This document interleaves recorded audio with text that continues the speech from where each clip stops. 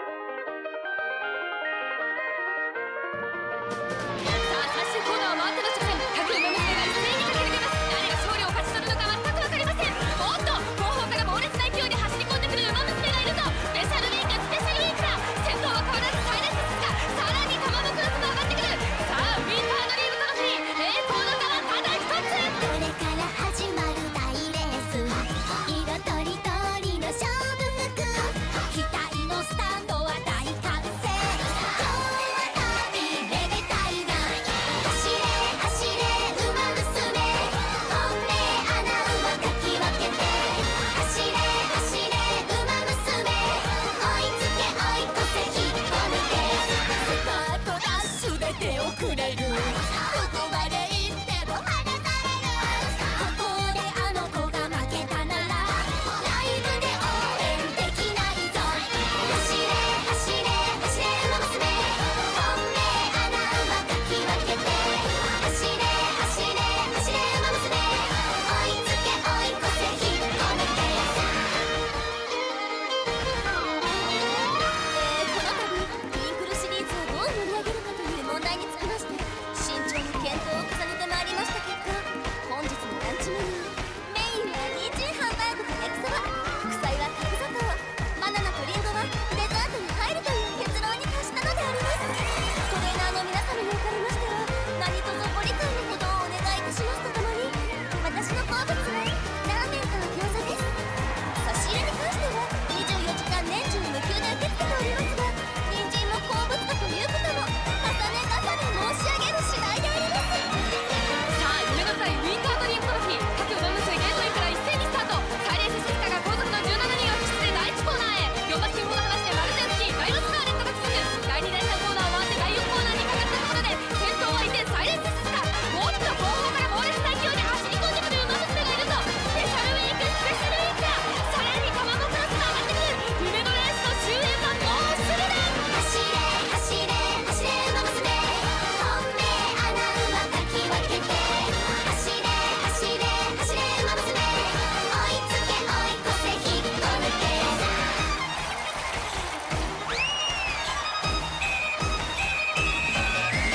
ところが奇跡か神がかり、先頭集団をも抜き、いつしかトップに躍り出て勝利のライブで盛り上がる。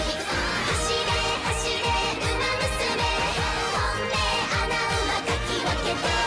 走れ走れ馬娘、追いつけ追い越せ引っこ抜け。走れ走れ走れ馬娘、本命穴馬かき分けて。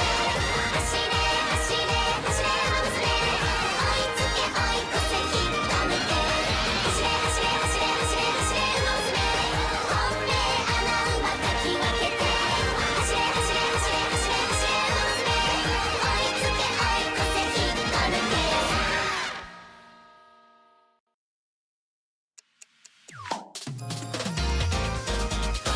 許せ1秒かけたらサマーガール、夢の道はストレート、視線誰にも譲れない Please get on me、 きっと始まるファンタスティックタイム。これはスポットライト、ララララララ I am the hero、 ララララララ君をちょうだい Please get on me、 きっと始まるファンタスティックタイム。みんな準備はいいですか？バーにうなずいてかけのもひたどうしよう上昇明るくきディスコさ太陽燃えて最高メイク負けられないコブもハードも駆け引きはののゲー開いたなら石の虎も走れ夏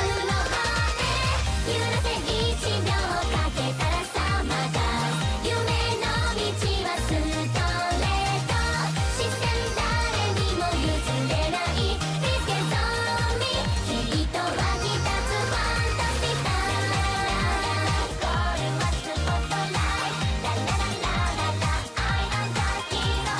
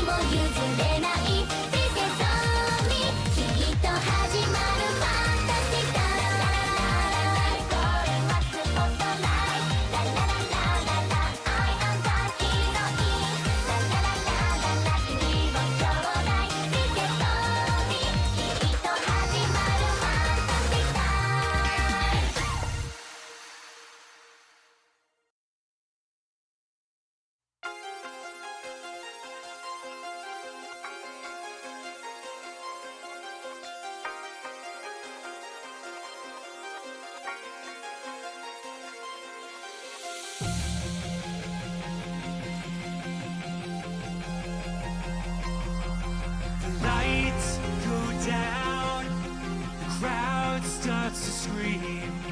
You can feel it in the air. Electric energy. We're revving up our engines, and the dam's about to burst. I've just got a couple of emails that I need to knock out fast. We're all backstage, about to start the show. Just gotta do a few things, then we're ready to go. So get ready to be ready, to get ready, 'cause we're almost about to rock.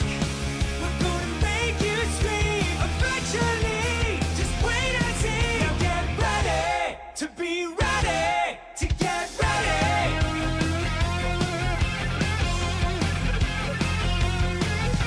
We'll be on stage in a second. Just a few things we gotta do. Gotta make the set list, wash the guitars, bathe the entire crew. Gonna play with all my Legos, then we'll eat some snacks. Drop Ninja Brian off of his Brazilian wax. Drink some gas so we can play real fast. And then you better hold on to all of your ass. We're gonna crush this show, just a few more steps. Nothing says rock like meticulous prep. So get ready to be ready, to get ready, 'cause we're almost about to rock. We're gonna chill your spine and blow your mind all into time. Now get ready to be ready, to get ready. Ladies and gentlemen, are you ready to get fucking destroyed? We are nearly prepared to begin preparations for our final sound check of the evening, so please file out of the auditorium while we reset the stage. Thank you. For those about to rock, please hang tight while I find my socks. Gonna crack your skull like an aftershock. Just gotta call my broker and sell some stock. So get ready to be ready, to get ready, 'cause we're almost about to rock. We're gonna melt your face through time and space at an appropriate pace. Get ready to be ready, to get ready. Now get ready to be ready, to get ready. Now be ready to be ready, to get ready.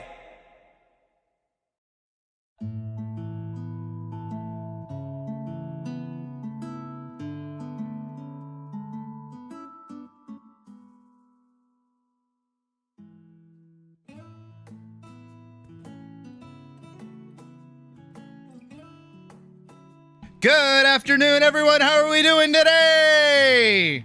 It is Thursday.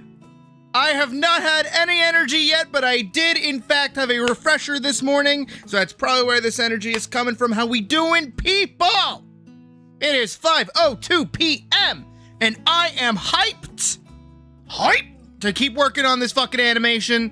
I am sad that I wasn't able to work on it yesterday, but it is time, as always, for the specialty, whatever the fuck you want to call this portion, the time, the day, the one, the only, the cat that takes forever to spawn in me, Sydney. Hi! How are you doing? How you guys doing? What's up? How it be?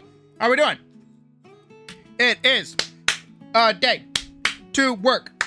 I have storyboards on a fucking towel again. I did a lot of work at work today. I did a lot of shit at work today. Here, you can hear it. That's my storyboards that I did today. Let's see. I've got 1, 2, 3, 4, 5, 6, 7, 8, 9, 10, 11, 12, 13, 14, 15, 16, 17, 18, 19, 20. And probably double that. Double that. So like what, 40 frames just ready to go? Was the Demon Slayer movie that... Oh, actually, should I talk about do we care about Demon Slayer spoilers? Because I got some shit to talk. And I feel bad because I know it's Puck's favorite series, so I can't rip it apart for her. But I can rip it apart for you guys if you don't mind. I should not throw that away. I kind of need that. Hi everybody, let's just go down. Hi Crane, welcome to the stream. I see it's your first time here. Hopefully you have a good time today. Doc, it's good to see you again. Hope you've been keeping well. You French rat. Vorkson, hi. Badger, glad to see that you got rat-a-tat-tat-tat-tat-tan. I know that you've been excited for that for a while, so that's good to see. That's good to see. All right, yeah, let's open stream by having me just like dog on literally my least favorite anime I think I've ever watched in my fucking life. And I know where my problems stem from. And I hate it. I hate that I know where these problems stem from. So let's do our bit. Let's do our bit really quick. Where I basically am a slightly higher quality pirate software. What I mean, French rat, you're French, and you're a rat. Should figure out how to say rat in French. Anyways, so yesterday we went to go see the Demon Slayer movie, and I didn't like it. And I didn't like it for all the same reasons that I just don't like Demon Slayer proper. And I'll do my best to explain it with some visuals here before we get right back into our classic animation that I already have open, and we'll be working on that up until round about 7:30ish, and then we'll swap over to Enshrouded for the rest of the night. Gonna be ending slightly early tonight because me and Puck have plans to hang out, unless she decides to stream later, because we're gonna try streaming at the same time today. Anyways, so we went to go see the Demon Slayer movie last night, and I'm caught up. Me and Puck are both caught up. Obviously, me and her watched it the whole way through together. Rah. That's literally how you say rat in French. Are you serious? It's just rah. It's just a rah. Un rah. That doesn't track. That doesn't make sense. How do you say mouse? How about that? How do you say mouse? If it's just moose, I'm going to swim across a pond and kill you. In Fortnite, in game, in Fortnite. So we went to go see Demon Slayer. How many more times can I say that? And trying to figure out the best way to start explaining it. I think my best thing is more of a cautionary tale for anyone that's like a writer, which I know we have a few. Step one, Suri. Okay, that makes more sense. That makes more sense to me. Tue Suri. There you go. So Demon Slayer likes to do this thing where it'll have a character, right? And we got our dude here. And our character will be facing some kind of like demon. Right? We'll have our evil demon. And they're like, "Yeah, I'm evil." Now the demon will literally be beating the shit out of our main character, right? And our character will be like, "Oh, man, I'm getting beat up so bad. Like, oh no, how am I ever gonna win?" And then they come up with like this strategy, and they're like, "Oh wait, I know this thing I can do." Or they either pull some kind of like technique or like strategy out their fucking butt, and then they turn around and they kill the demon. And then they go, "Oh, this sudden epiphany, I'll kill this demon." And then the demon the demon has one of two paths to go down, because the way that they kill demons is you cut off their head, right? That's what you do in Demon Slayer, is that you have to cut off the demon's head. Hold on, let me change music. We're gonna keep going with Last Stand for a minute while I explain this, right? So the demon has two choices when a Demon Slayer cuts off their head. One, they fucking die, or two, bullshit. They pull some bullshit out their ass, and they just refuse to die, right? Or the secret third option is a sad backstory, and then they get to pick if they go towards bullshit or if they die. And that's how all Demon Slayer fights go, right? Is like main character gets beat here. We'll do an even better diagram. Right? So we have our we'll copy paste our evil demon guy.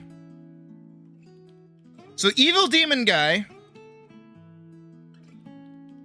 Oh, hold on.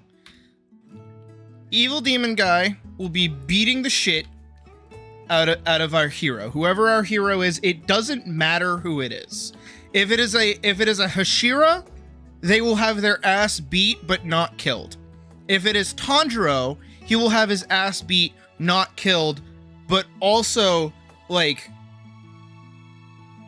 not have any like real ramifications for a hot minute. So, oh no, you know, I'm getting beat up. Oh no. Oh no, I'm getting beat up by the evil monster. Then they have the epiphany. And then they suddenly get like super powerful. This is all happening, by the way, during the fight.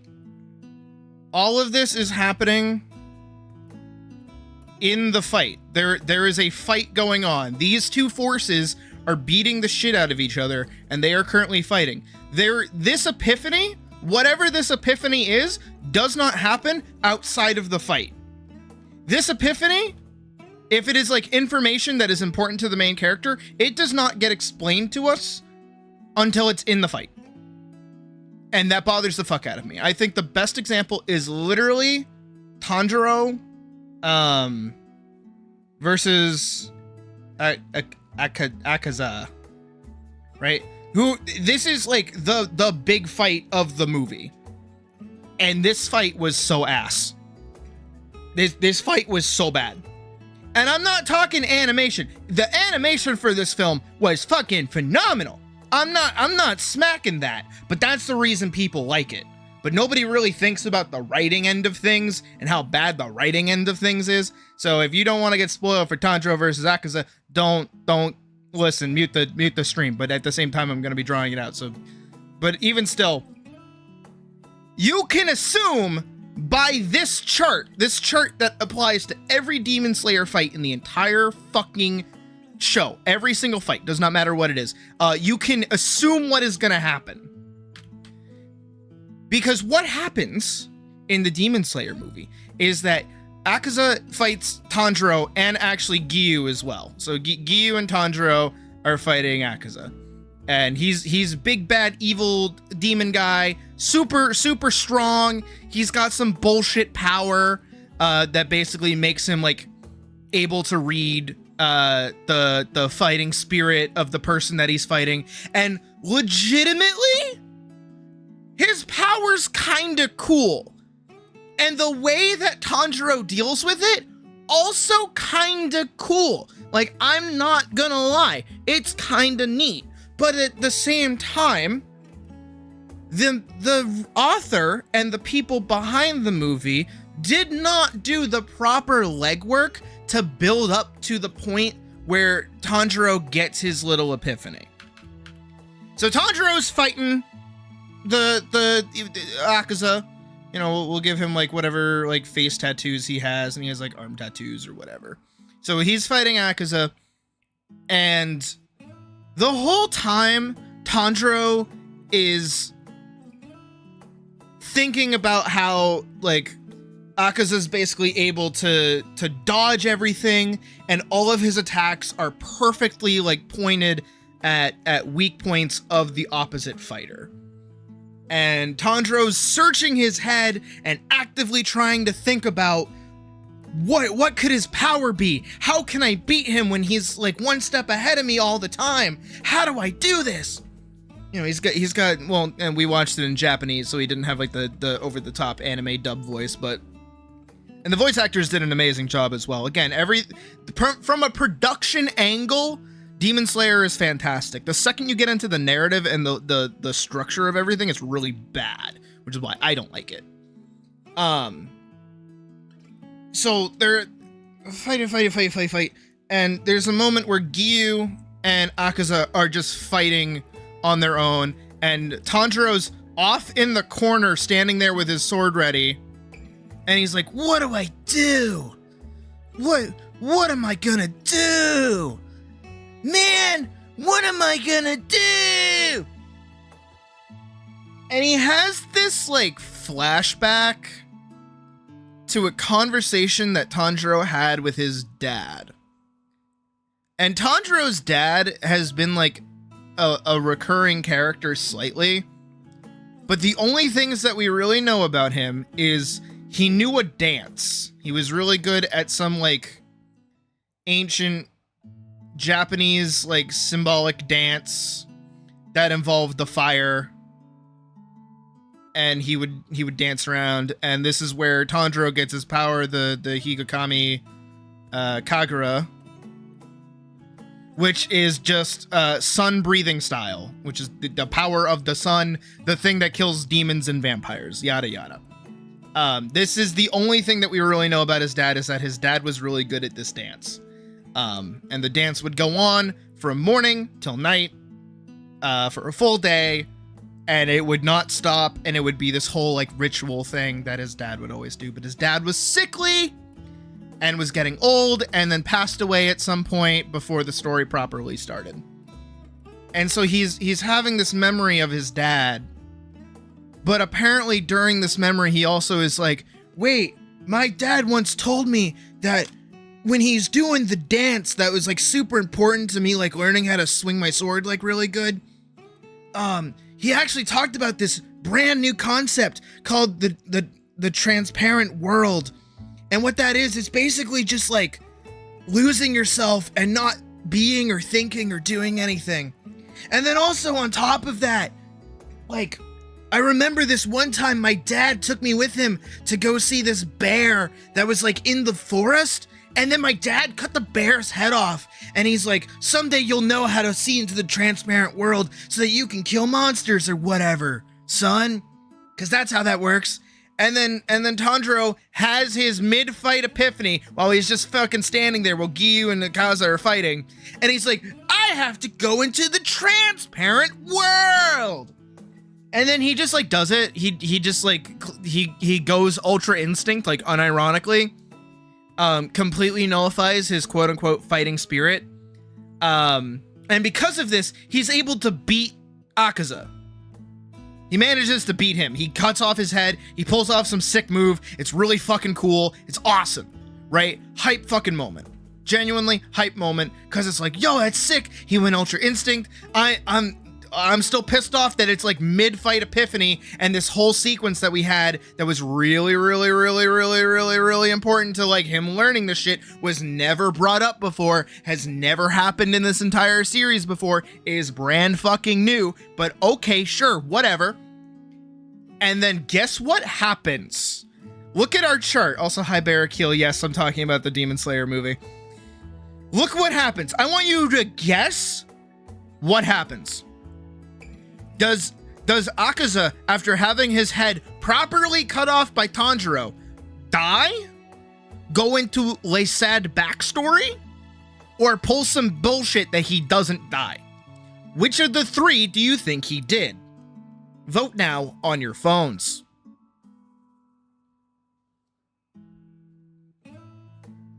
I should make this a poll. I should make this a poll. I won't, because you guys can just type in chat. Stream delay is a bitch. I'm gonna let you. I'm gonna let you guys answer for a second. Vorkson votes bullshit. Okay. That's one vote locked in.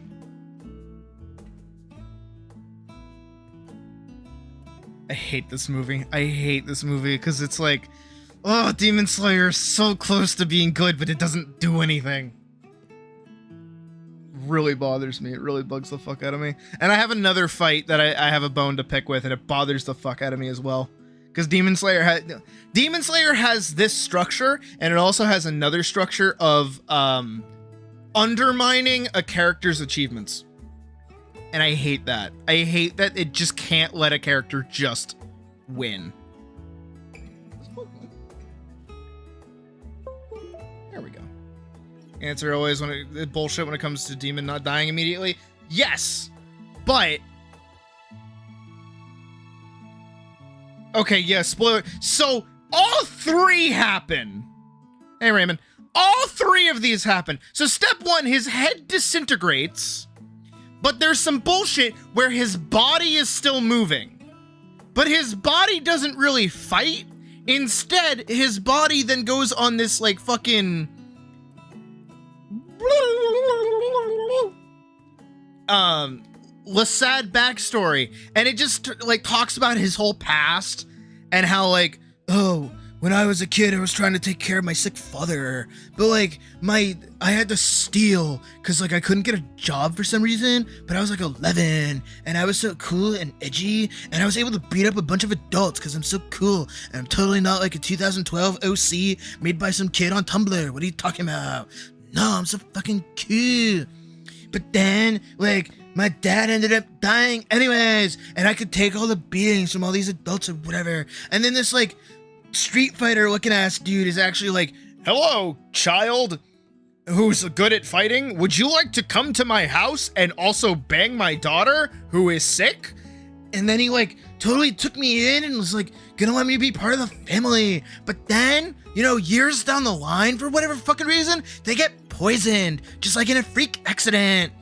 And then because they're poisoned, they both die. And then I get angry and I beat the shit out of a bunch of people. And then the military gets sent after me and I'm fighting them because I'm so cool and edgy and I'm every 16-year-old's wannabe dream character because I'm so cool and edgy.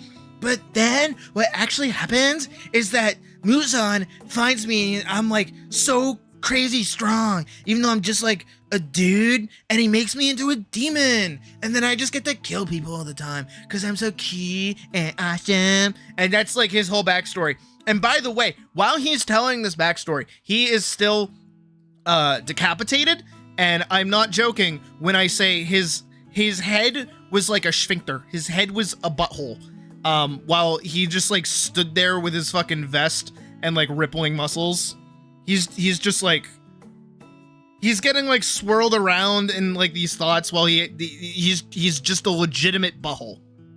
And then like his head kind of forms back, but it's still like still a little buttholey. And he's like, I'm so cool and awesome and edgy and awesome and key. And then like the daughter character from his backstory comes back and is like, let's stop fighting. Just fucking die, dude. So then he dies and he disintegrates. And then that's basically the end of the movie because that's the last fight. And there's going to be 3 of these motherfucking things. And look, again, the animation itself of the fight sequence is pretty great. The narrative of his backstory also pretty just okay. It is sad to be the sad, and that's kind of all it is. And that's why it bothers the fuck out of me, is like, it's not earned. None of what Demon Slayer does is ever earned, and this pattern, it still persists. It will always happen. Their character fight guy gets their shit beat, has epiphany, ends up cutting off the head, and then one of these things happens, and then it basically spins back in a circle, and we start all the way from the beginning again until the thing decides to die, basically. And it bothers me. It bugs the fuck out of me because it breaks like one of the main rules of a fight sequence, is like, you need the setup to happen ahead of time. You can't just mid-fight have like serve the ball and smack it. You can't do that. That's bad. That's genuinely bad writing. And the more that I see of the mangaka behind Demon Slayer and like the decisions that were made, it genuinely makes me realize that they are just, I feel very confident in saying this, they are just a bad writer. Where most of the decisions being made are them either being lazy or them not understanding their own source material. And it honestly feels, especially with how like I don't want to make assumptions, even though I just made a bunch of assumptions, but it genuinely feels like they have no love for the thing that they've made because of how far away they are from existing near it. You know what I mean?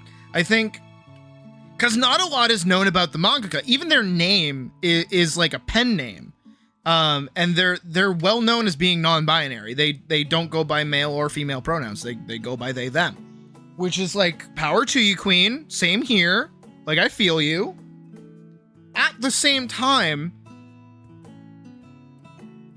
I don't feel the same amount of, like, love from them as I do, like, the voice actors. The voice actors have a whole podcast centered around Demon Slayer. You know, everybody loves this shit, but the second you get into the writing, it gets really bad. And again, it comes down to this sequence here. And Demon Slayer also likes to do this thing where it kind of teases the ability to say something, and then it just kind of doesn't. It feels like a loose collection of, like, original character backstories, where it's, like, literally made by a child. When you want to stay a week in Japan, you saw so many anime, manga of My Hero Academia and Demon Slayer and many more. Can't fucking read or speak Japanese. Don't worry, I can't read it or speak it either. I did try when I was younger. I did try to learn it, but I settled on learning French and then I promptly forgot French. But it's just, I think Demon Slayer is a fantastic catalyst and, like, example of what not to do writing-wise, but what to do character-wise, which might sound really weird, but it's because Demon Slayer is this perfect, like, creation to make OCs. And it's, like, the perfect example of how to... It's the Ruby effect, basically, where it's like you give people these really cool, flashy abilities to fight whatever they want to fight. And it's like, people eat that up, regardless of how good or bad it is. If it looks cool. Remember exactly one phrase from taking French for 3 years in high school. What do I know that's French? I mean, what do you want me to say? Because, I mean, like, I can try, like, I know basic shit. I forget. I did it back in high school. That was like 7 years ago. You're Irish but speak Celtic, which is the Irish language. Yeah. I mean, that's cool that you can speak Celt anything. Bonjour. Je m'appelle Sydney Belladonna. Comment allez-vous? Tu parles un anglais?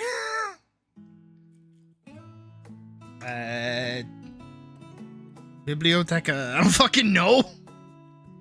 When I was in France, when I walked up to people, I'd go like, tu parles anglais? And they'd go, yeah. And I'd be like, okay, thank God. My mom got pissed at me because I kept asking people that. And I'm like, it's polite to ask if they speak English. S'il vous plaît. Yeah, isn't that just please? I'm so glad Doc muted this portion of the stream. He'd kill me. Merda. Putain. Those are the only 2 swear words that I know. What else? Ponde. I know that because Claire Obscure. Claire Obscure. Yeah, that's another one. Dans ce monde. That's a line from A World Without Danger from Code Lyoko.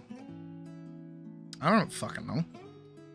Anyways, point is, this fight was dumb. I hated this fight. And then Demon Slayer has this other thing that it likes to do where it likes to undermine a character's abilities. It happens in episode 12 and that thing pissed me off. So everybody pretty much knows about episode 12 of Demon Slayer season 1, where it's when Tanjiro does like his first fire attack. And it's fucking really cool and it's awesome. And he manages to kill like a low ranking high power demon basically. Except he doesn't.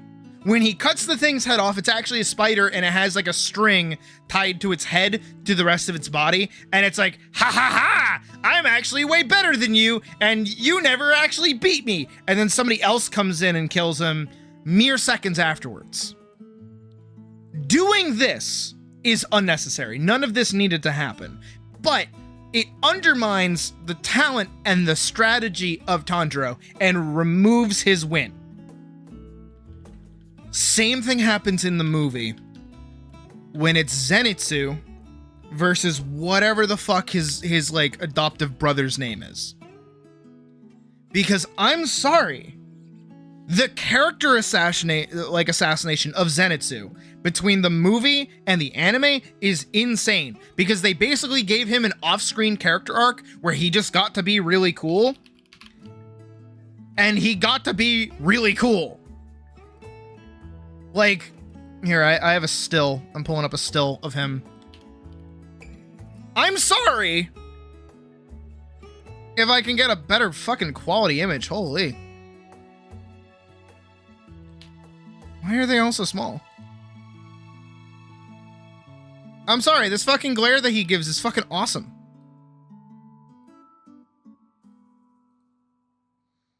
Like, I think he looks really fucking cool. Thing is that, like,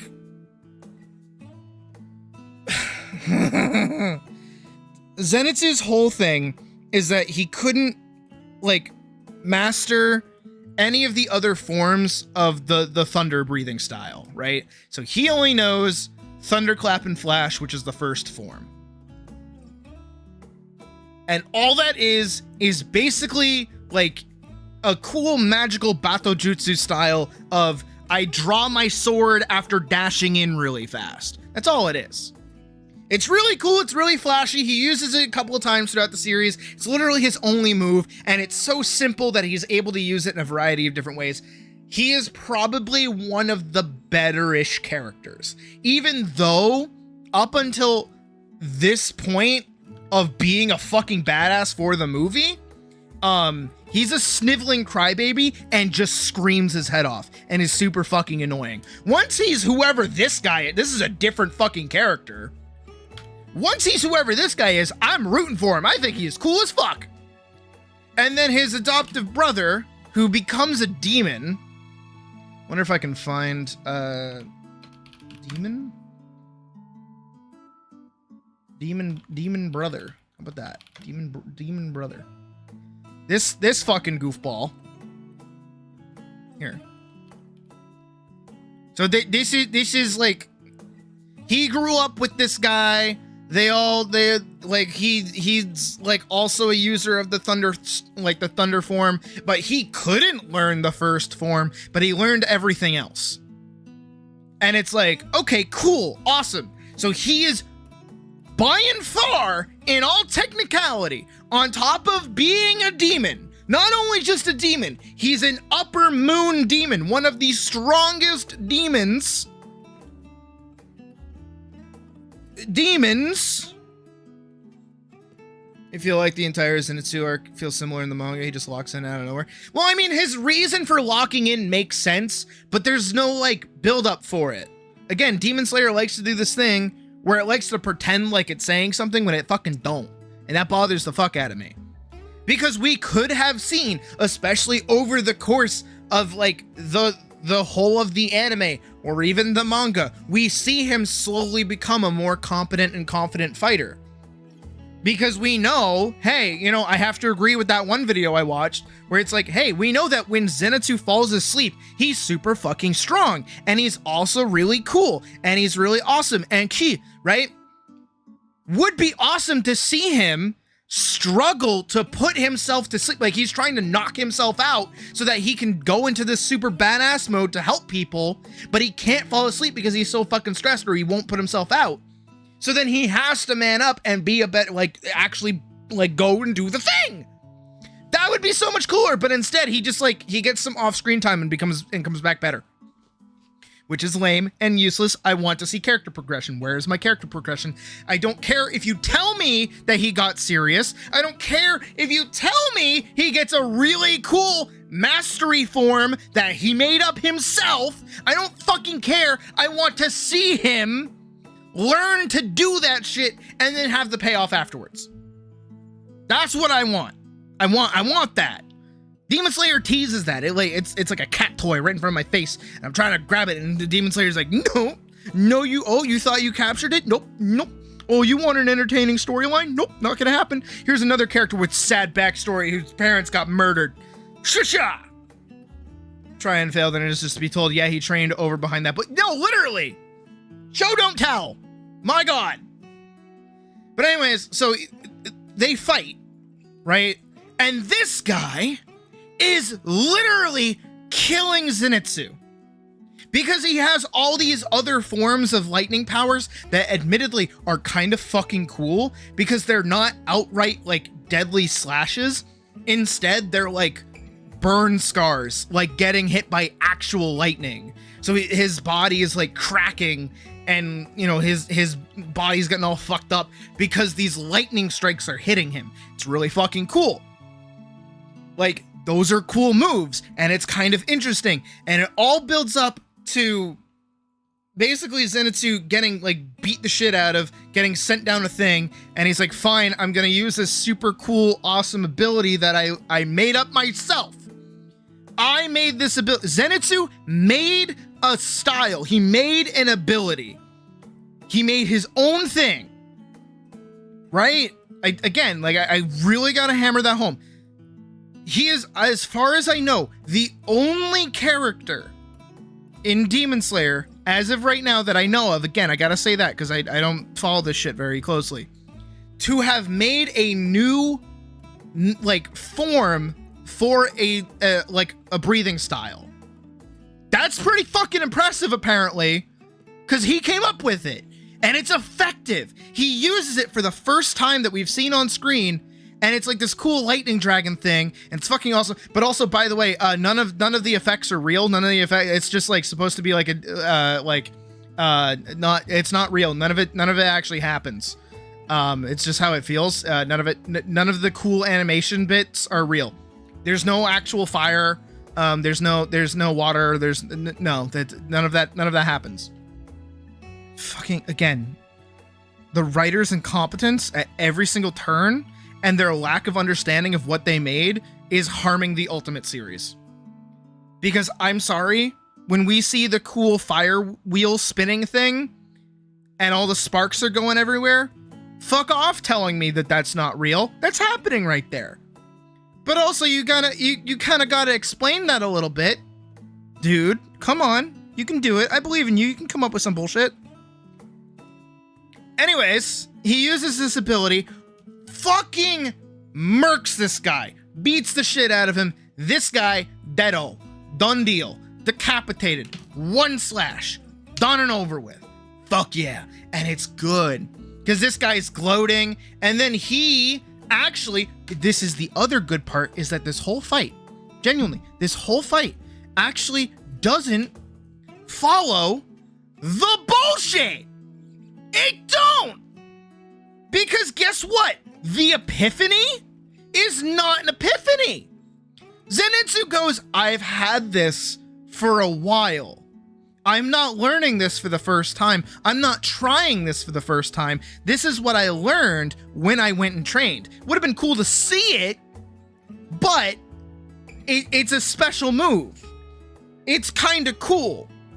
It's the equivalent of when Ippo learns the Dempsey role in Hajime no Ippo. That's basically what this whole scene is.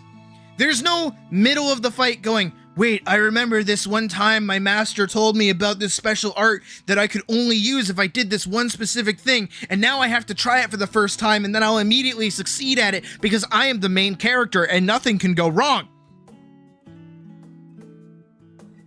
He says, okay, I guess I have to use it, and then he uses it and it works. There is no epiphany here. And when he manages to kill the goober is dead. There's no bullshit. He doesn't summon a second body. His head isn't attached by some fucking thread. He doesn't have some kind of condition for his death. He is just one-tapped and done. But Zenitsu did take damage during the fight. And while Zenitsu and him are falling,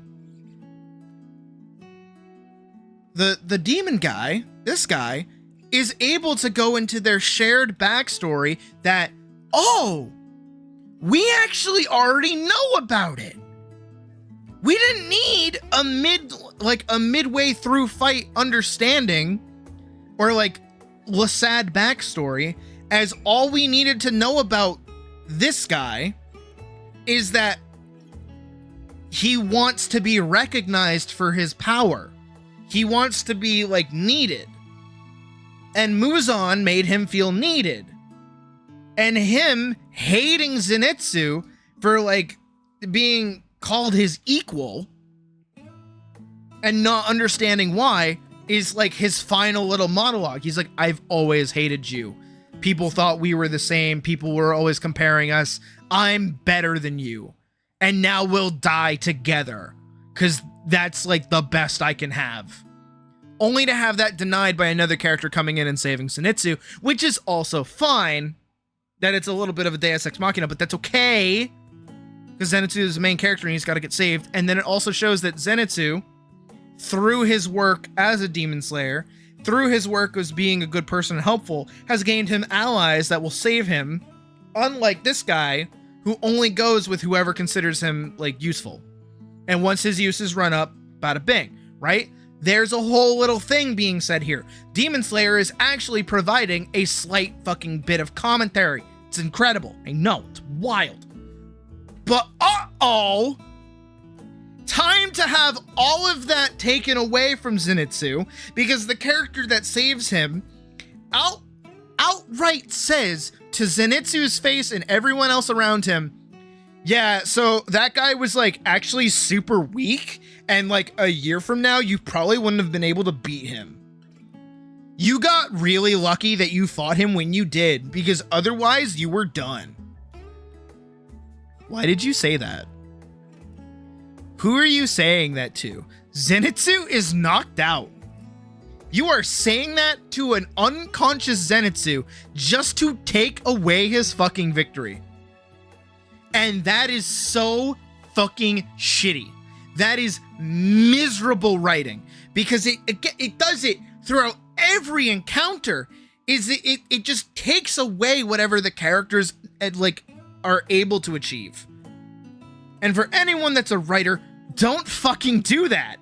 Don't undermine your character's successes. Allow them to have a success. Allow them to win. Otherwise, you end up with people that feel like... You end up with characters that feel like Mark from Invincible. Or fucking, who else is it? There's another character that gets their shit kicked in all the time to basically set up as being the wall. I forget who it is. There's another character that does it. Basically, you know that trope in like stories and media where like you have the super strong guy, and because he's super strong, it feels like he should be the one to just kind of solve everything pretty quickly. But to establish that, uh-oh, this new threat is actually super strong, they get their shit rocked. The Immortal actually is a good example from Invincible. The Immortal always has to fucking die because he's able to die and come back, but it also shows how strong whatever thing they're fighting is. Right? That's how that works. But what ends up happening is that if you do that over the span of enough times and you don't give that character enough wins, they feel like a joke. Do you get gatekept if you can't afford the Patreon? No, you can join the Discord for free. And I don't really post anything to the Patreon that's like not available at like other places. I think there's only one post that I did that was like for paid members, and that was just like an early preview of something that I was doing for stream. So you're fine. And usually any gaming content, if people already have the game, they have access to it. The only thing that you're paying for in gaming content wise is the Minecraft server. And then it's just to cover costs of running it because it is kind of expensive. So you're fine. But yeah, don't do that. Don't do that shit. Fucking, how do you join? Through Patreon, free member. Go find the free post that I made that you can read, and then it has a link.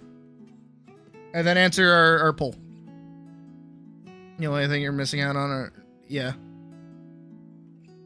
Hey, Badger? Hey, Badger? Badger?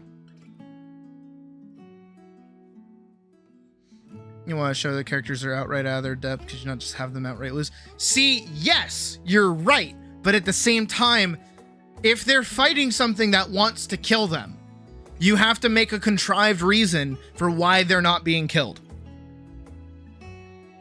That's what actually happens in Demon Slayer. Wait, Bearkill, are you not already in the server? What?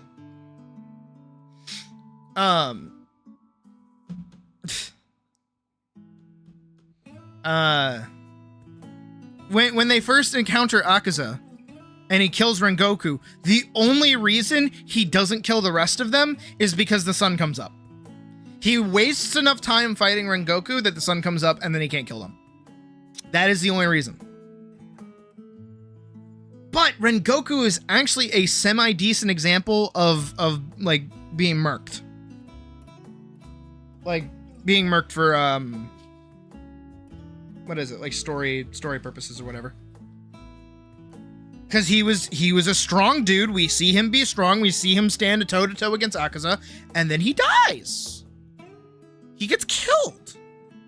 And then because apparently Tanjiro had such a deep connection with Rengoku, this now suddenly means that Tanjiro has his fucking motivation to go fight Akaza. So then in the movie, when they fight, there's a little bit of tension there. But that's beside the point. Ultimately, what I'm trying to say is if you want characters to have interesting fights, right? And you want them to have like a little more emotional stake than just flashy fights. I know I say, as we're mapping out a fight sequence today, if you want something more than flashy fights, your fight needs to serve a purpose. And I've talked about this before. Fights are... This is why I don't like Battle Shonen, because 90% of the time it is just fighting for the sake of fighting. Everything else is thought up afterwards. Ruby is a great example of this. And I love Ruby because the fights are fun. The fights are really fun, and they're really cool, and they're really stylish, and they hit that like early 2000s Final Fantasy AMV Devil May Cry kind of shit. And I fuck with that. I like that a lot. I respect that. Second it lost it, it had no idea where it was going anymore. 9 times out of 10, a fight is far more interesting if you know all of the stakes going into it. And the stakes kind of need to be a bit higher than main character die. That becomes a little more interesting. If the only thing is that the main character's life is being threatened, we don't care. Because what does that actually do for the narrative? Well, if I'm watching a video and I'm about a minute into the video and the fight is still going, and then the video is 10 minutes long, and then there's an episode 2 with the main character's face like right in the thumbnail, I assume that during this fight sequence, the character is not going to die. Because obviously there's more going on than this. So what does whatever fight sequence between minute and minute 10 actually entail? What actually happens there? And there's a few different things that you can do. Like in my case, you can, because it's like probably episode 1, you can set up your character. You can put them in a position where whatever it is that they're fighting requires them to use at least a good chunk of their toolkit. If they have magic, if they have extra weapons, if they have some kind of movement ability, if they have some kind of gimmick that's tied to their character, you can set up your character in a fight sequence, regardless of how long it is or how long it goes on for. Getting introduced to a character's fighting style is like getting introduced to the character themselves. You get like a little bit of intro to them, you get to learn about them, you get to see some cool fights happen, you get to see like where their hangups are, what their flaws are, what they can work on, how far they have yet to go, how far they've come, stuff like that. So this really good example of what you can do for a character, but you can only do it once or twice. You can't do this over and over and over again for the same character because we've already been introduced to them. If the only threat to the character is death, and the only thing the fight is doing is to establish the character, and you've done that 3 times, I know at this point it's boring. I'm tired of this. It's no longer interesting. I'm not engaged. I'm not worried about anything. There's no stress to the fight. There's no tension. I'm just watching a guy fling swords around and do whatever. Eventually the flashiness kind of gets boring. The other thing you can do is goal-oriented. Of course, every fight has a goal, but I mean more so in the sense of I need to go somewhere. I need to meet with person. I need to avoid this thing. I need to whatever. Where the fight isn't really the important bit. It's whatever they're trying to get to, and the fight is preventing them from getting to it. This becomes a little more interesting because you can directly foil whatever is set up about the character. I think actually a fantastic example would be technically what would be a matchup between like Elise and Vorksen's character, whose name I forget actually. My bad, Vorksen. But I know that Vorksen's character, who I could probably go look up because I have art of them, they use smoke bombs, they use poison gas, they use gas. Their whole thing is like espionage and sitting far away and not letting whoever they're fighting get close to them. If I wanted to do an interesting fight sequence, I would put Elise in a enclosed space that's like a straight hallway. But this straight hallway is now filled with poison smoke. And Vorksen's character is all the way over here. And he's like, ha ha ha. You want to get out of the tunnel? You can't do that, because there's something coming this way, because I'm evil, apparently. And also, I have blocked this place with poison gas. How are you going to get out of this? This question becomes the intrigue. How are they going to get out of the situation? What are they going to do? How are they going to think about it? What's the solution to this problem? And this is JoJo. This is every fight in JoJo, and this is why JoJo's really good. Because the real question behind JoJo in every fucking fight is, how is Jotaro gonna punch the bad guy? How is Jotaro gonna get to the point that he can punch the bad guy in the face? That's all that is. So JoJo is a good example of goal fighting. Another fight type that I can't really think of off the top of my head. There is another one. There's another example because goal kind of covers a lot of shit. I'm gonna call it climactic. This is after the long narrative of 2 characters having done this part. We've set up both characters through fights. We now have both of them facing each other down with the express goal of one of them dying. There can be another goal behind this. Like maybe character A over here is like, I'm trying to save this boy, and then character B over here is like, my entire you know, my entire like unit of soldiers is dead, and it's only you who are left, and if I kill you, I get the boy, and then I will get money for the boy. But I also just want to fight someone who's really strong. So now it's a duel to the death. They have to fight.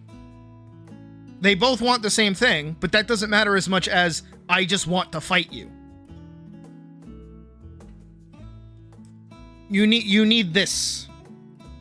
You don't need this as much. You just mostly need this. You need both characters to be set up. And this is a direct reference to my advertisement for this weekend on Saturday when we will be watching Sword of the Stranger, which is literally this, the movie. Because it's my favorite movie, and it's a great example of exactly what I've been talking about. And so the reason I fucking want to watch it is because it's my Demon Slayer.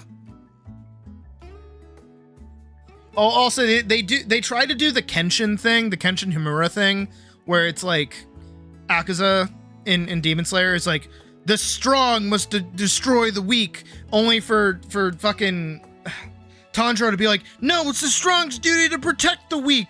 And I'm like, Kenshin did this in the 90s. We already did this. It's already done. We did it. It's good. It's Kenshin versus Shishio. It's fucking Kenshin versus the voice of Spike Spiegel. We've already done this. It's already happened. You don't need to do it again. Don't pretend to steal a moral from another thing that you did not spend an entire arc building up. That is the entire point of Kenshin. Rurouni Kenshin is that Kenshin is a samurai character who's like, I don't want to kill people anymore because I realize it's bad. So I'm going to use my sword powers to not kill people, but also defend the people that I care about and live in this new era. Only for his past to keep drudging up and be like, but actually you're like super strong. So like you should rule with me because I'm super cool and awesome and key.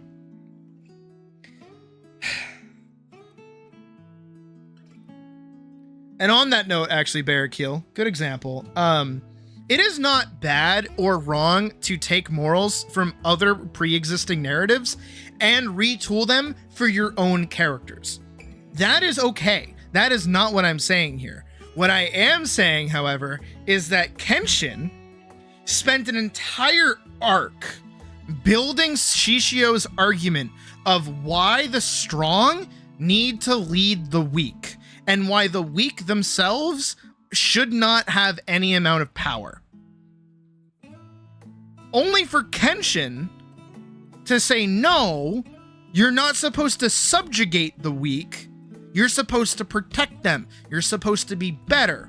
And these clashing ideals, it builds up to a climactic fight where the two characters fight. And it's a clashing of their ideals. There's another fight type. It's called when ideals clash. That's far more interesting because it's no longer just a fight between two characters and which is stronger. It is who believes in their cause more.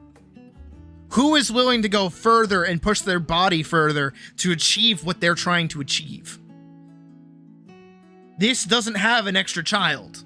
The child's gone. Nobody gives a shit about the kid. Now it's two characters and they're like, well, I believe donuts should not have sprinkles on them. Well, I believe all donuts should have sprinkles on them. And then they fight. And then whoever like loves donuts more and finds the power of donut ship ends up winning. You know, that's engaging. That's more fun. That's more of a narrative than just like two characters being like, I have sword. I also have sword. Let's smash sword together. And eventually one of us will walk away or not, maybe. Technically, even Dragon Ball has this, of all things. And like this is one of the few reasons why I actually really like Dragon Ball, is that they kind of get up to hijinks. Yeah, the start of the story is that Raditz shows up and is like, Kakarot, you're my brother. Let's go destroy planets together or whatever the fuck. And then fucking Goku's like, no, fuck off, go die. And then he's like, well, now I'm going to kill you. And then, Piccolo kills Goku and Raditz. And then, because Raditz is dead and also part of Vegeta's clan, or whatever, Vegeta's like, shit, now we have to go to Earth because they managed to kill Raditz, who's worth like 3 Cybermen. Fuck. So then they go, and then they're like fighting, and then Goku has to show up, but he shows up like a little bit late. And he's like, no, you're not gonna kill anyone anymore, Vegeta. And then it's like, they fight or whatever. And then they kill Piccolo. And because they kill Piccolo, the Dragon Balls don't work no more. And because of all the losses that they incurred during the fight with the Saiyans, they have to go to Planet Namek to go get the Super Dragon Balls to go wish everybody back on Earth. So that's why they go into space and they go to Namek in the first place. But Vegeta was working for Frieza, who now knows about the Dragon Balls and also goes to the Namekian planet searching for the Dragon Balls. And then they're all trying to get the Dragon Balls. And it's almost like that becomes the goal. The fights now are over the Dragon Balls. All of these characters come together to fight over the Dragon Balls. That is their ultimate goal. And then it's a climactic fight towards the end because we recognize that Frieza is the one that destroyed the Saiyans' planet. Goku has a direct conflict with them because basically Superman backstory. And that's way more interesting than anything else that a lot of modern anime fucking do. Nowadays, it's just tournament arc after tournament arc after tournament arc. Even Yu Yu Hakusho, that was majority fucking tournament arcs, actually had really good tournament arcs that made sense. When it came to the Dark Tournament, it fucking made sense. Toguro was like, hey, Yusuke, you're like really strong. Come to this tournament and we can fight for real, loser. And then Yusuke's like, all right, I'll fight you or whatever. It's cool. It's sure, yeah, whatever. And then they have their little team, and then they just like they have a fun like tournament, and like they all have to get to the point where they fight Toguro, because that's the big bad evil guy. And then there's all this like tournament like shit going on in the background. I think, though, talking more about fights, literally my favorite anime to do fights ever, and I know this sounds weird because it makes sense, but it's stupid, is actually the one that I mentioned earlier, Hajime no Ippo, which is a boxing anime. I've talked about it a lot before. I brought it up a lot before because it's literally a life-changing anime for me. It's literally one of my favorites. Literally one of my favorite anime ever. But that anime does this thing where it's a boxing anime. It's not a mystery who the fight is against. Like, Ippo immediately knows who he's going to be fighting. He learns about them. He watches their previous fights. He sees their strategy. He takes the time to understand who they are, and even sometimes meets them before they end up fighting properly, and gets to have like either some kind of like belief conflict or interaction, or just be able to talk to them. And then we also see it from the other side, that the opponent is able to watch Ippo's fights. Sometimes some of the opponents are actually really scared of Ippo because his method of fighting directly contradicts what they want to be doing. So both sides are actively, and we, the audience, are aware of them trying to strategize around the other person. And then on top of that, during the fight, things are changing because suddenly the plan that Ippo had isn't working as well, or the plan that the opponent had isn't working as well. And that's way fucking awesome. That's way cooler than anything I see a lot of anime do. Because they're afforded that because they're a sports anime. If you haven't watched Hajime no Ippo before, go watch it. Genuinely start at episode 1, work your way through it. Get at least up until the Nationals Championship. I don't think it was a World Championship. I think it was the Nationals, where it's like Ippo versus Sendo. That shit is goated, dude. Sendo is so fucking cool. And that's the other thing, is that a lot of the times you'll maybe like the other fighter more than you like Ippo. And it's fun. Oh my god, that anime is so much fun. Anyways, we should probably do our job. Because I've been rambling this whole fucking time. But there's some free writing info for you guys if anyone's interested in learning how to write interesting fights. Is that you can't just have two people whacking swords against each other, you gotta give it a reason to happen. There's no reason to get invested. If there's no reason to get invested, why am I watching? Bibbidi boo. Anyways, we can hop on over here. I also want to check that. Alrighty.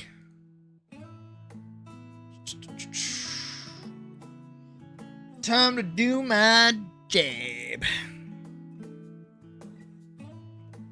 For as limited time as I really have here. Alright, I've got my little shitty fucking, as pointed out earlier, paper towel with all my notes on it. We will... Shit, fuck. Come on. Get propped up. There we go. Alright, let's get some more interesting music going on.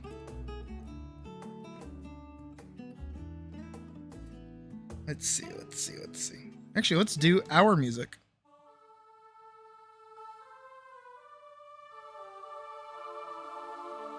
Alright. So I do have a good chunk of this already mapped out and kind of what I want to be doing.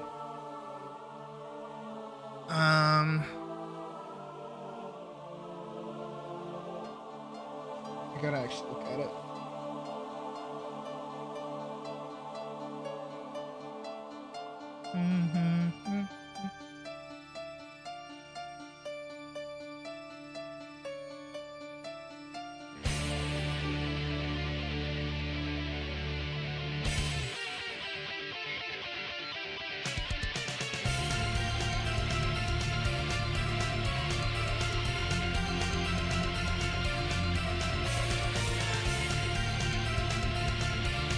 Also, because I just educated a bunch of people on how to write fights.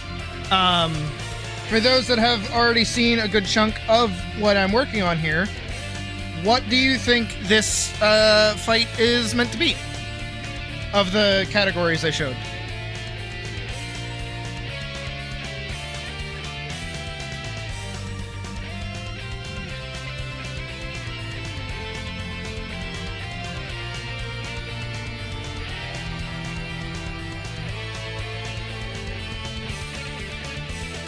I mean, that's the music, yeah.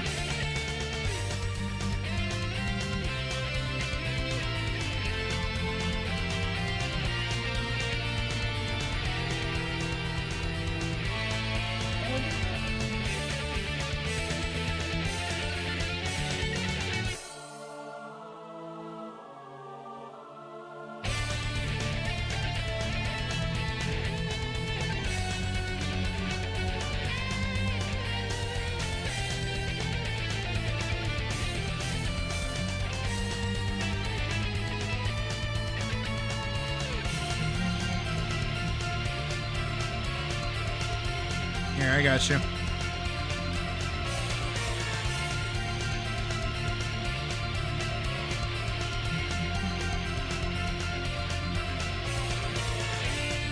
Two more.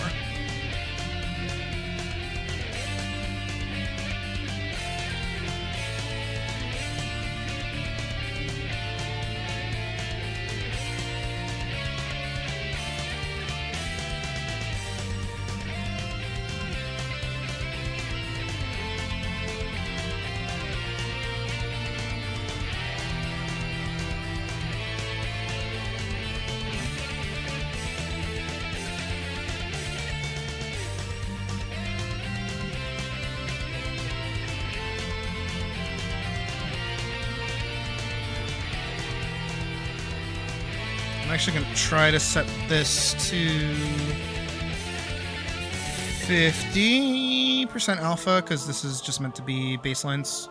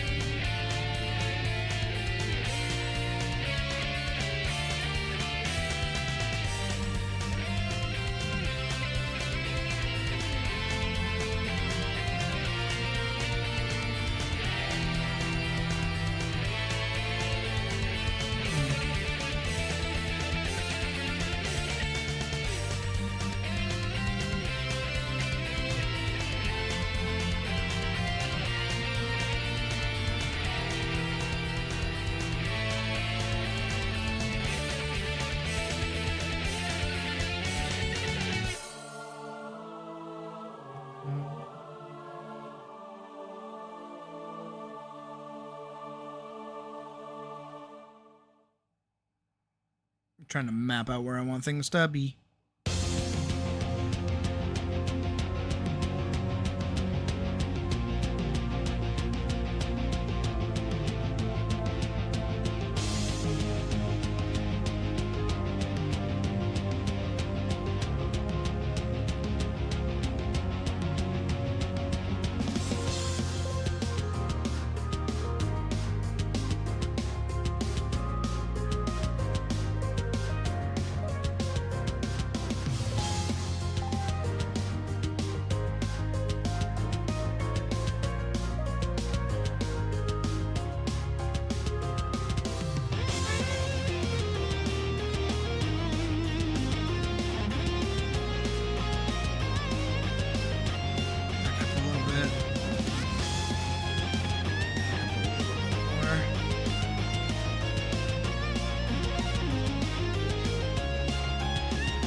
And she's kind of like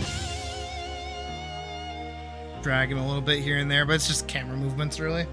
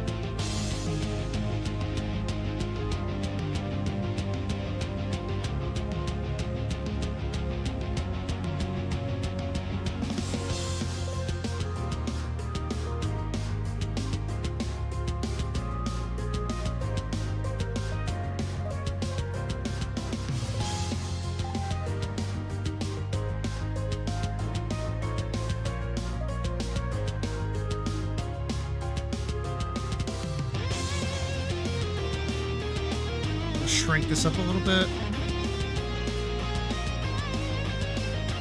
And expose because she is like a little... No, I can't do that.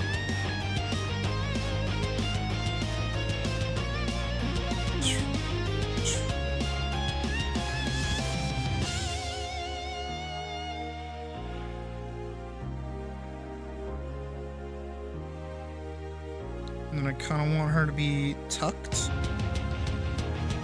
down here like this. Now she's basically back in the same pose, but now she's like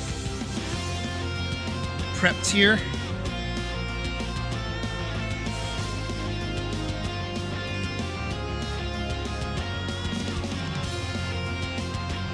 How's the YouTube algorithm been treating me? Fine.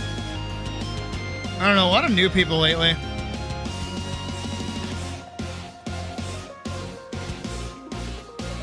Which is good. That's a good thing. It's not a bad thing. Just I don't know where people are coming from.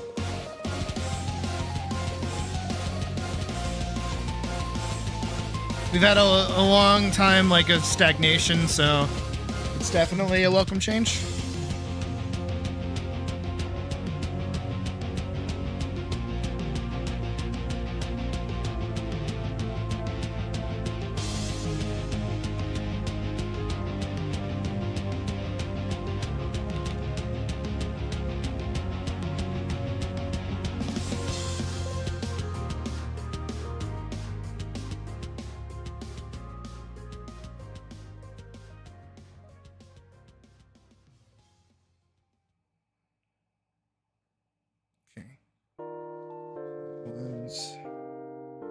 That one, then she gets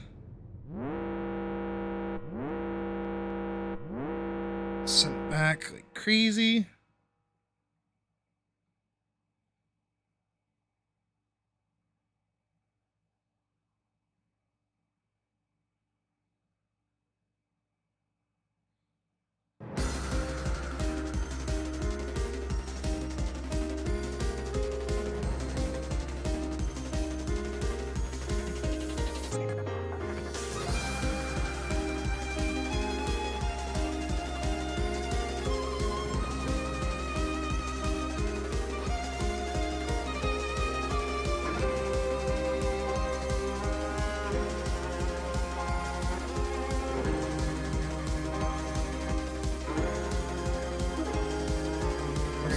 foot slip back here. This foot land.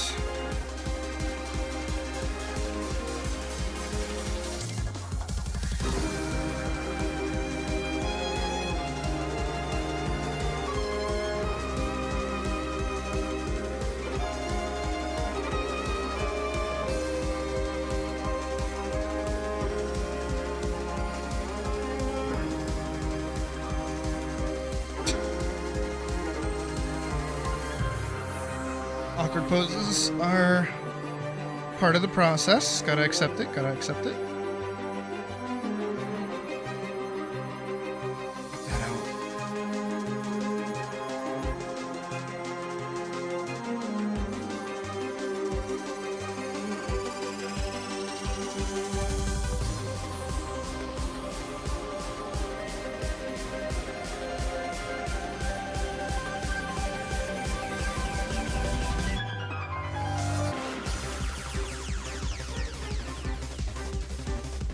Off this foot.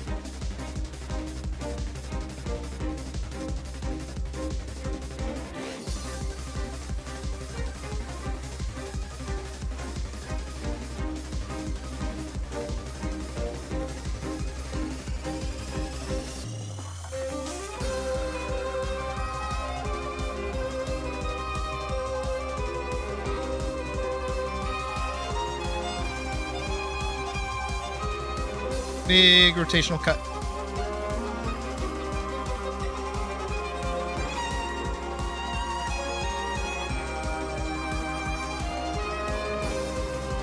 Curious to see that so far. It's acceptable.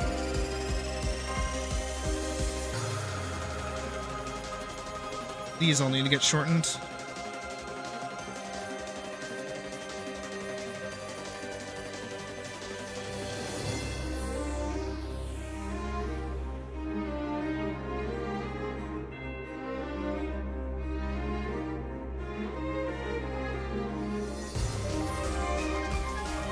This into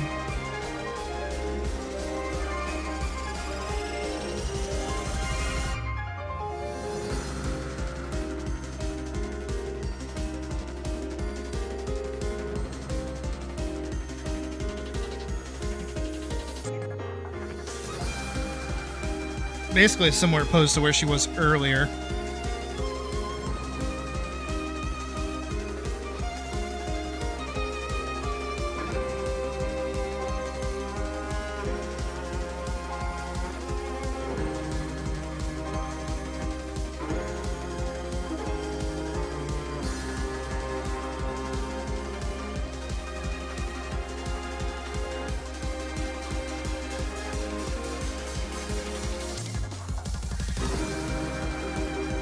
Good.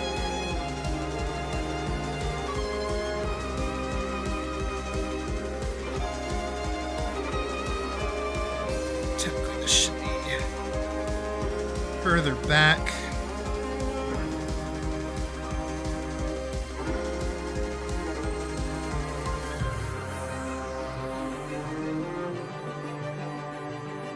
Because then we kind of follow the smoke for a second.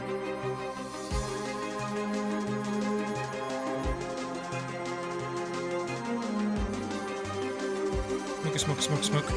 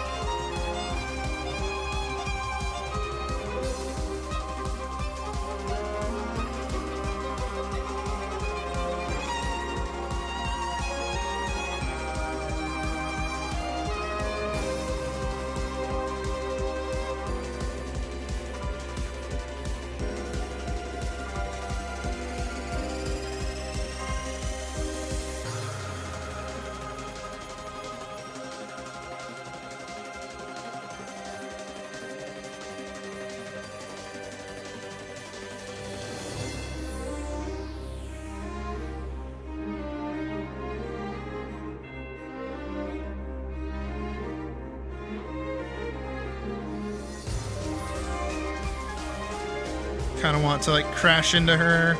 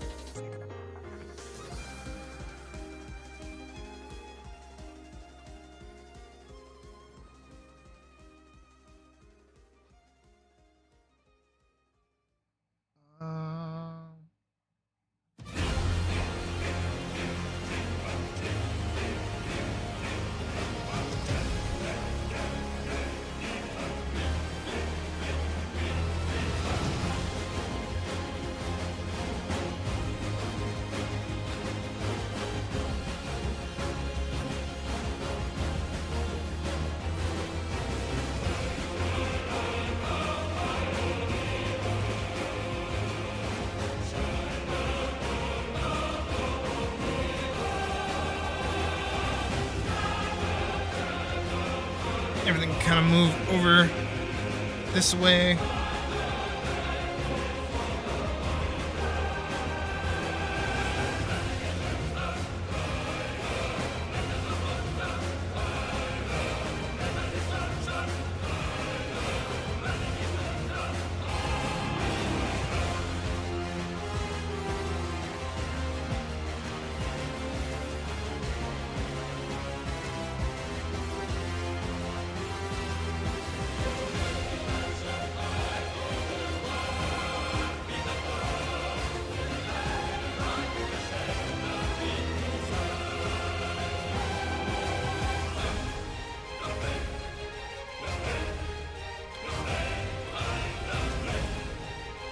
To all kind of gather over here.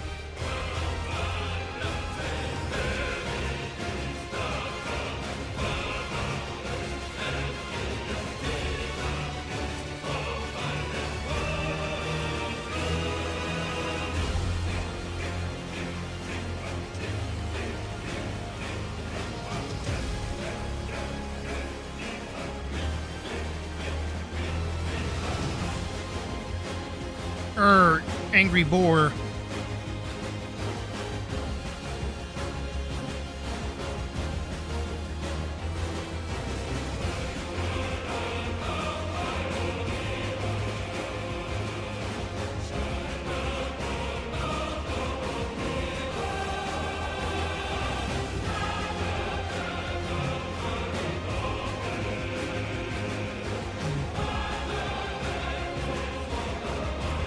So all together.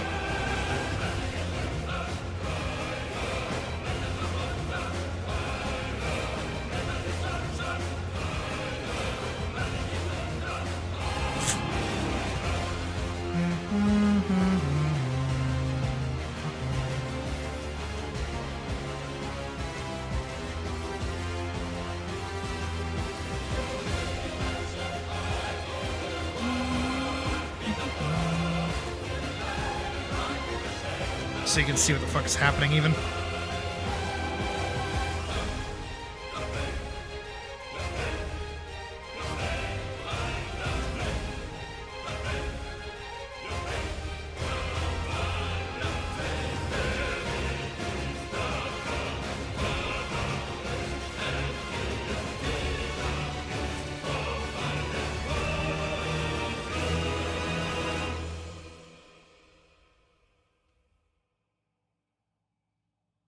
The camera will move more, and the background will also help, so you just gotta trust the process.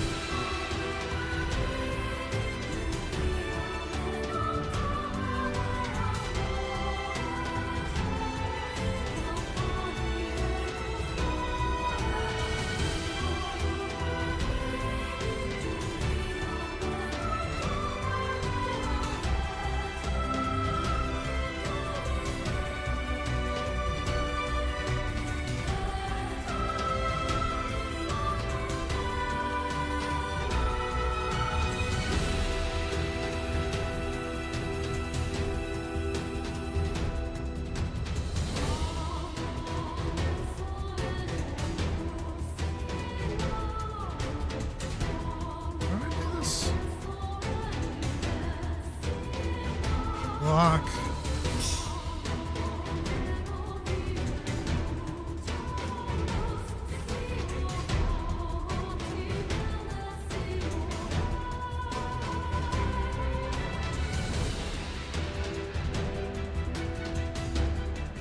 Kind of want her to be like a little off balance here.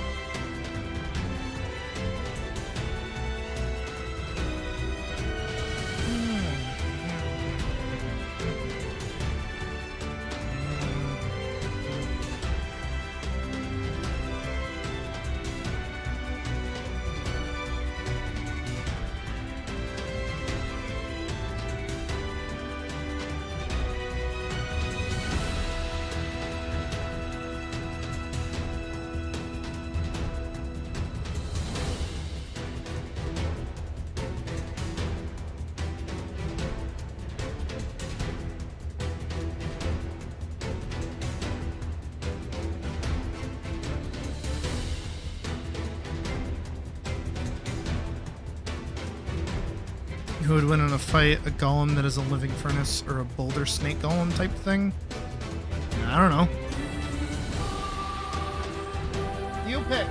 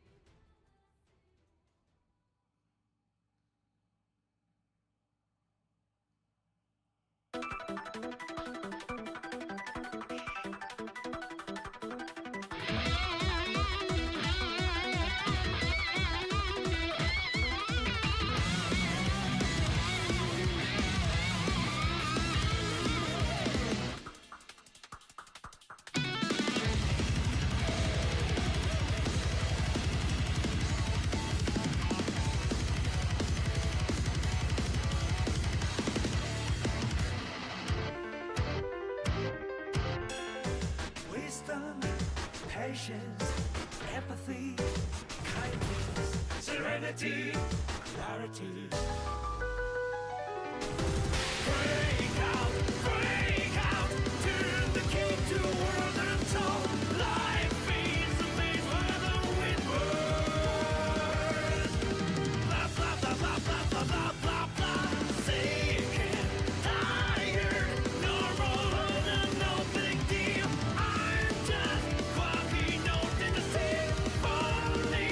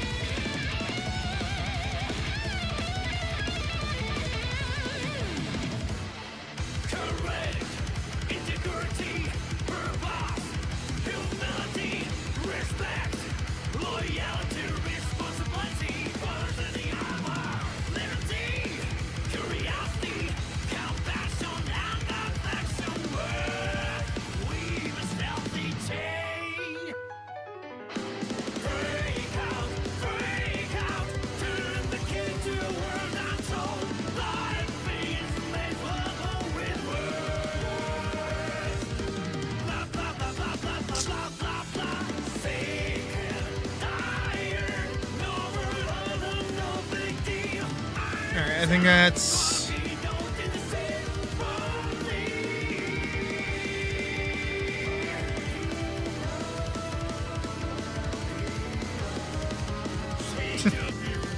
It does just kind of turn into like a slideshow.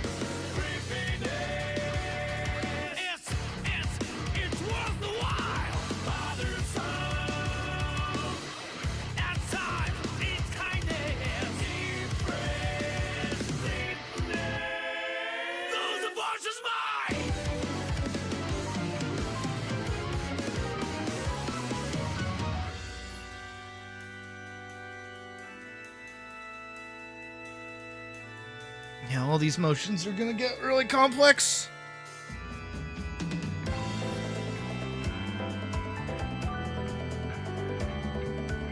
Alright, so right here, it's gonna go under.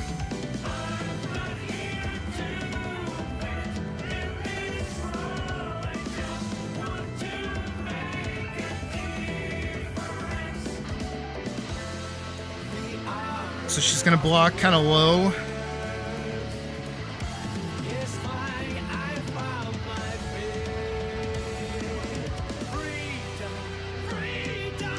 And its tusks are gonna come straight through.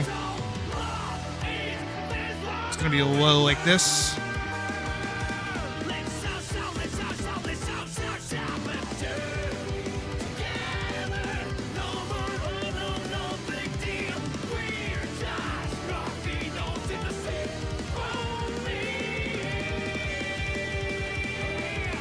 And then I want it to like rear up.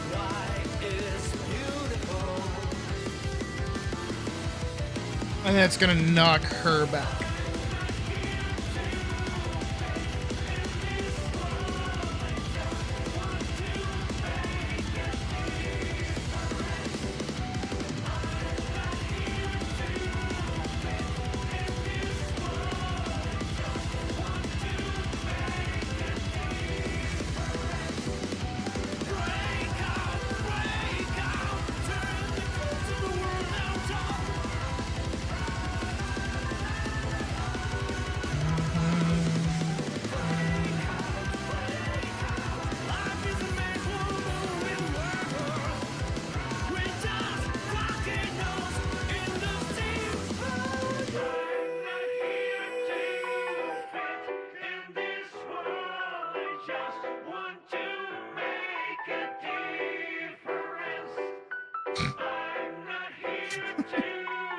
I need my reference back.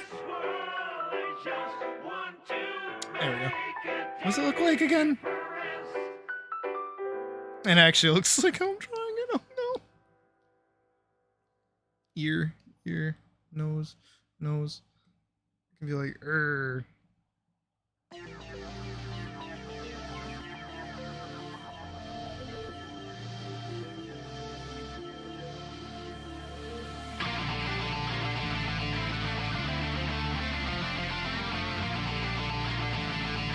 Why does it fucking look like...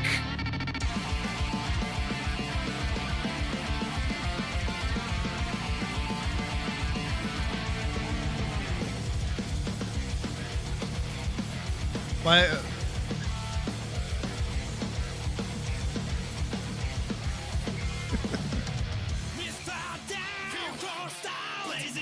That gets to stay there. That's gonna stay there on that frame. I don't mind.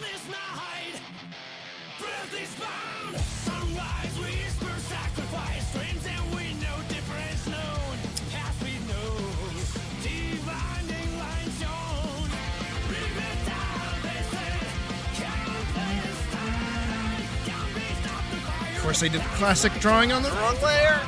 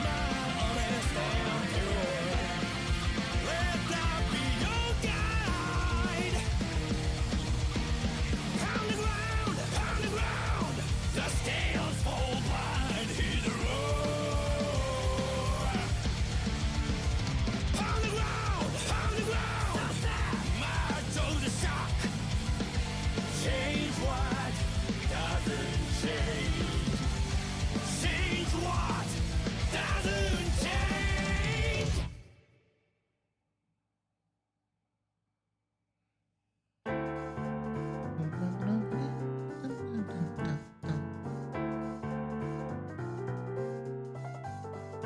It took me 10 years to find the answer to something I forgot about it in 2 seconds. That's about it.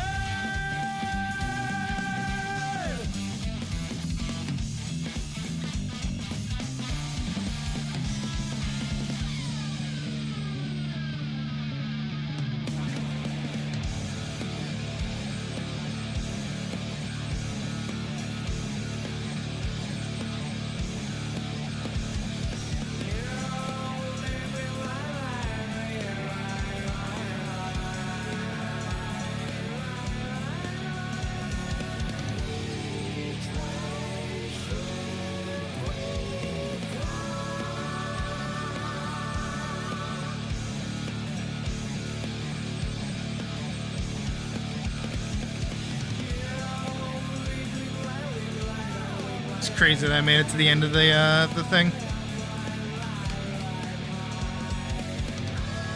And that's 60 seconds right there. Actually, I want to see it all together really quick.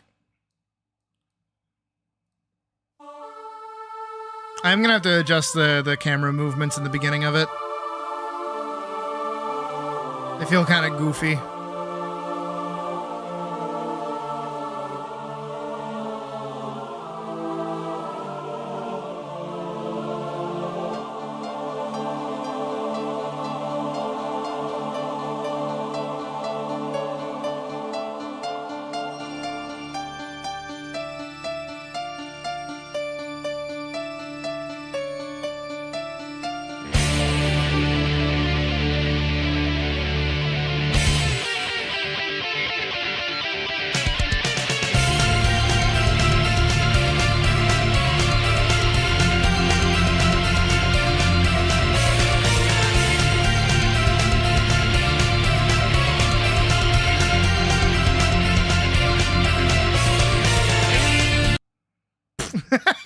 And of course it ends towards the end there.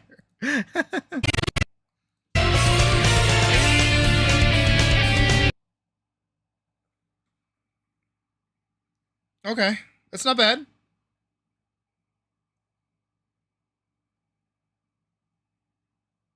That's not bad. That's actually pretty good.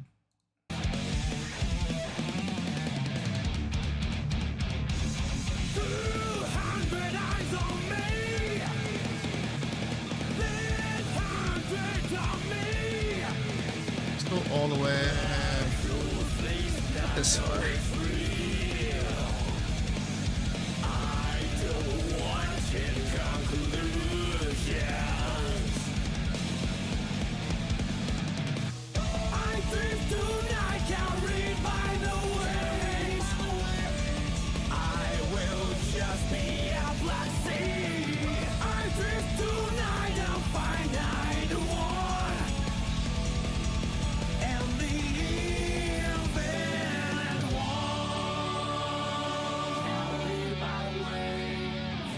It took me 10 years to find the answers something I forgot. Well, I'm glad you think so, Nowhere. I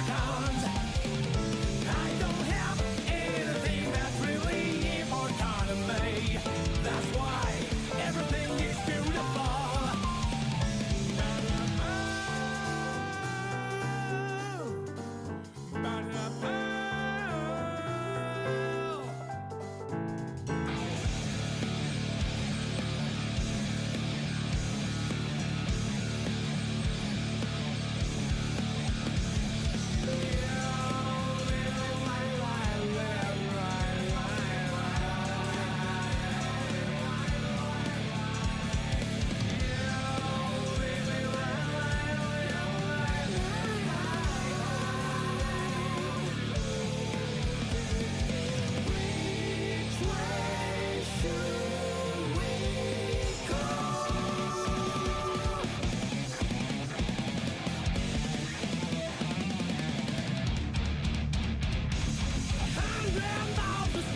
on me, and then army will be born.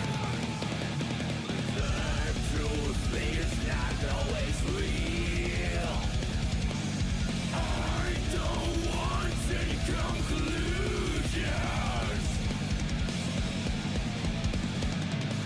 I'm drift tonight, carried by the waves. I will just be out. I just wanted her to do that, like, really bad. I drift tonight, I'll find either one.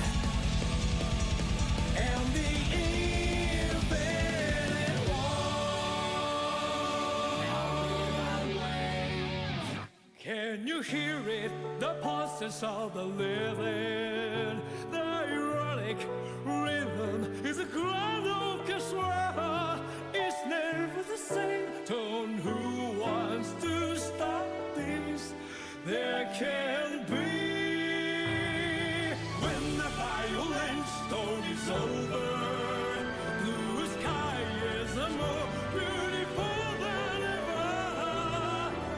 You see, I am that, I will that. Should hold on this frame for it too.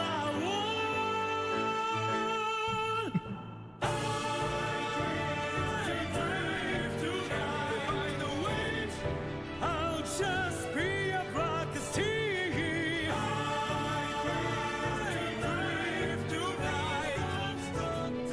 Please don't stop the flow. I drift tonight with wandering trust. I will be a vast universe. I drift tonight, a finite one. The finite one and the She's doing like a folder arc, basically.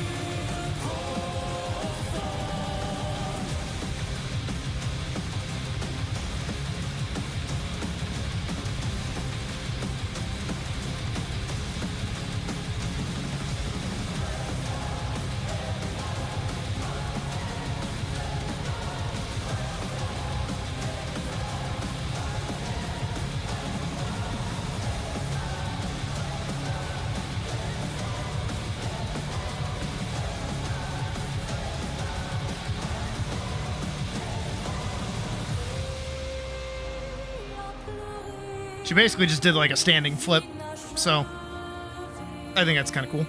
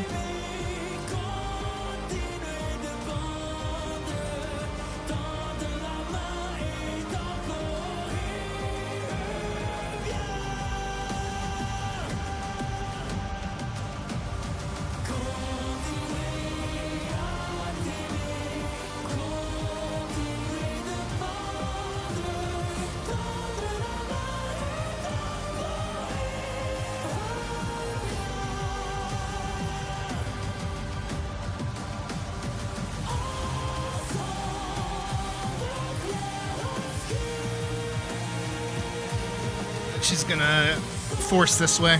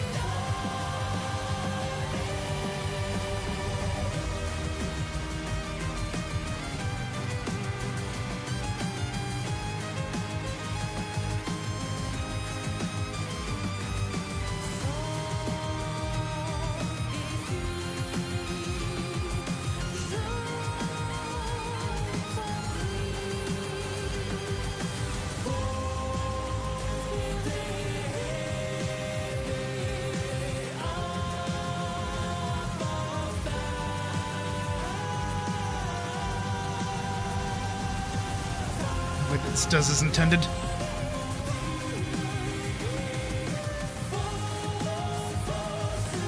Yep.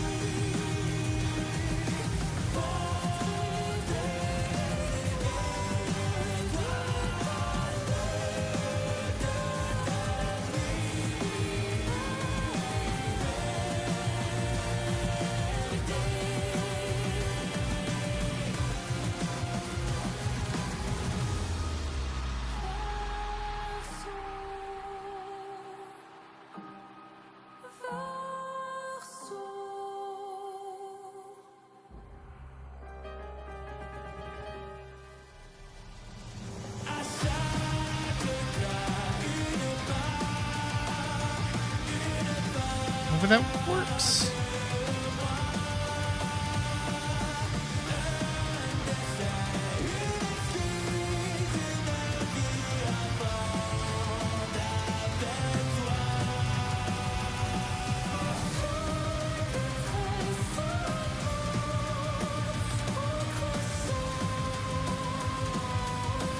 Yeah, it works.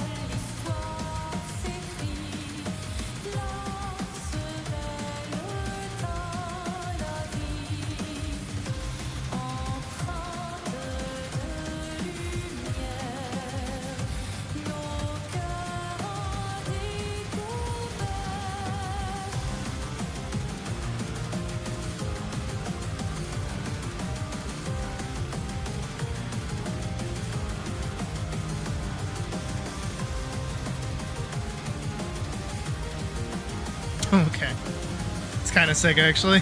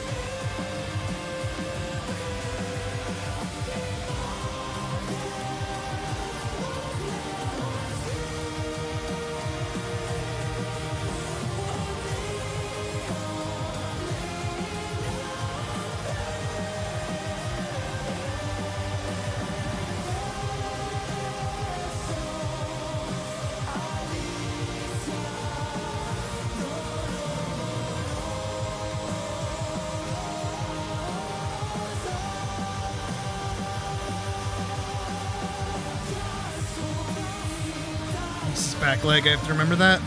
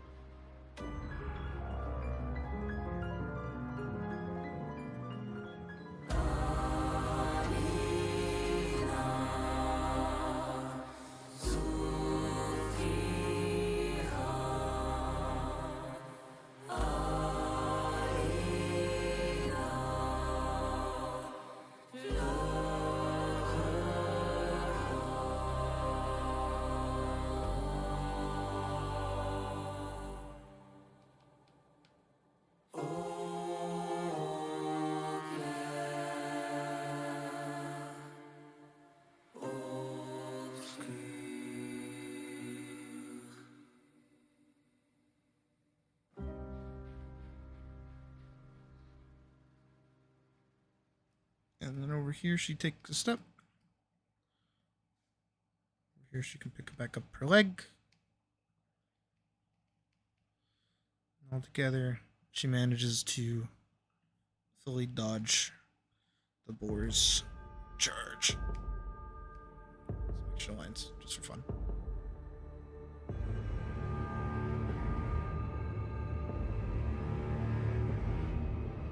Might look a little jank, but we'll give it a shot.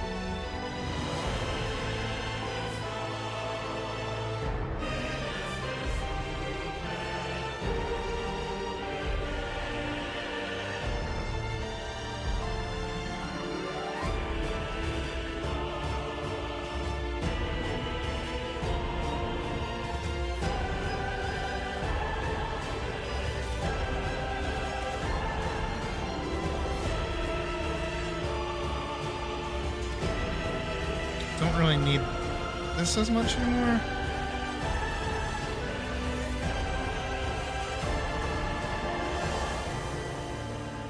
We might rework this scene. I think I have something better in mind, but for now, this'll do its job.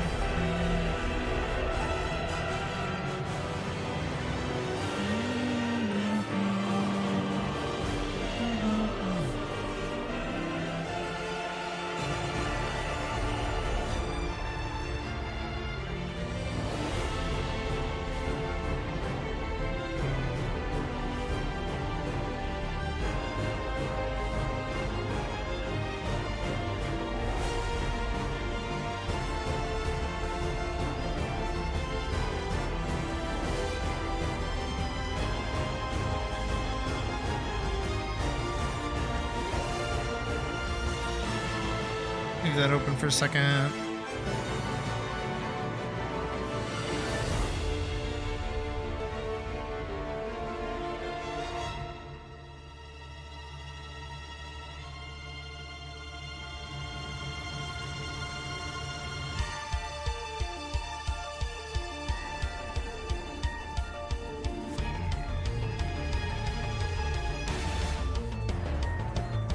Or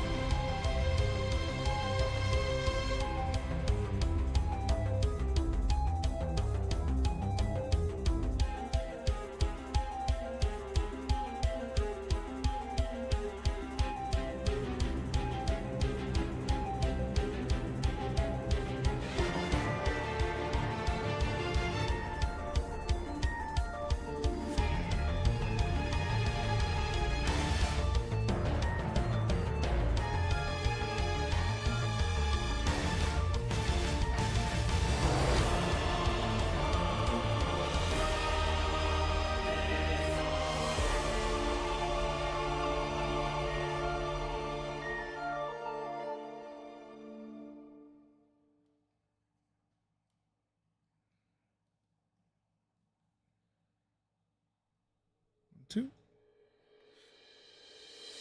I can go over there. 1, 2. Here. 2.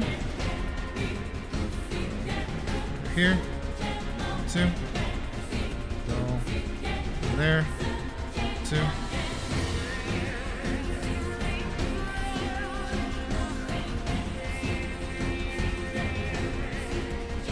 Oh my god.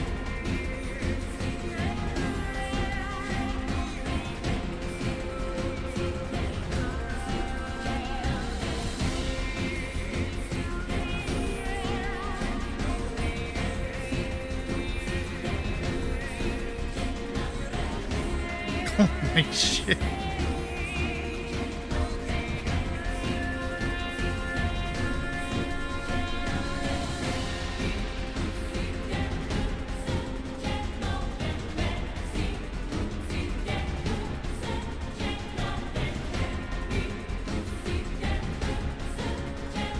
Shit. See?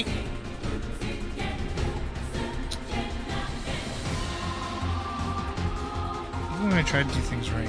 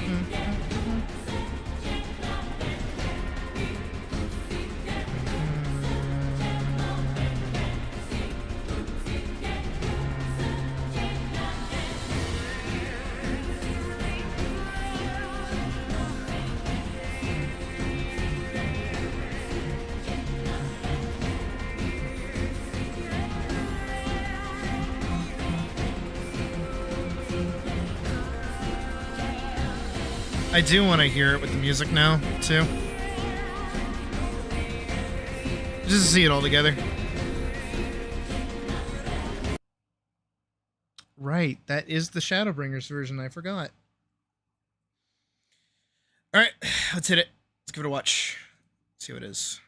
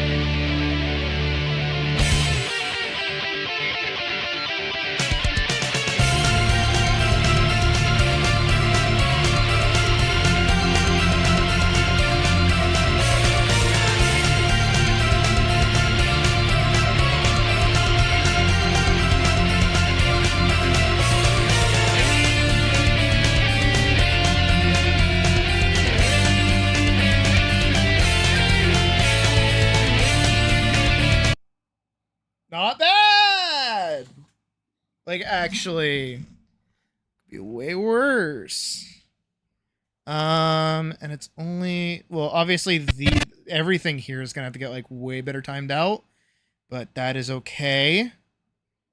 And then I have like a few more sections to go through, and then the fight's done. So that's cool.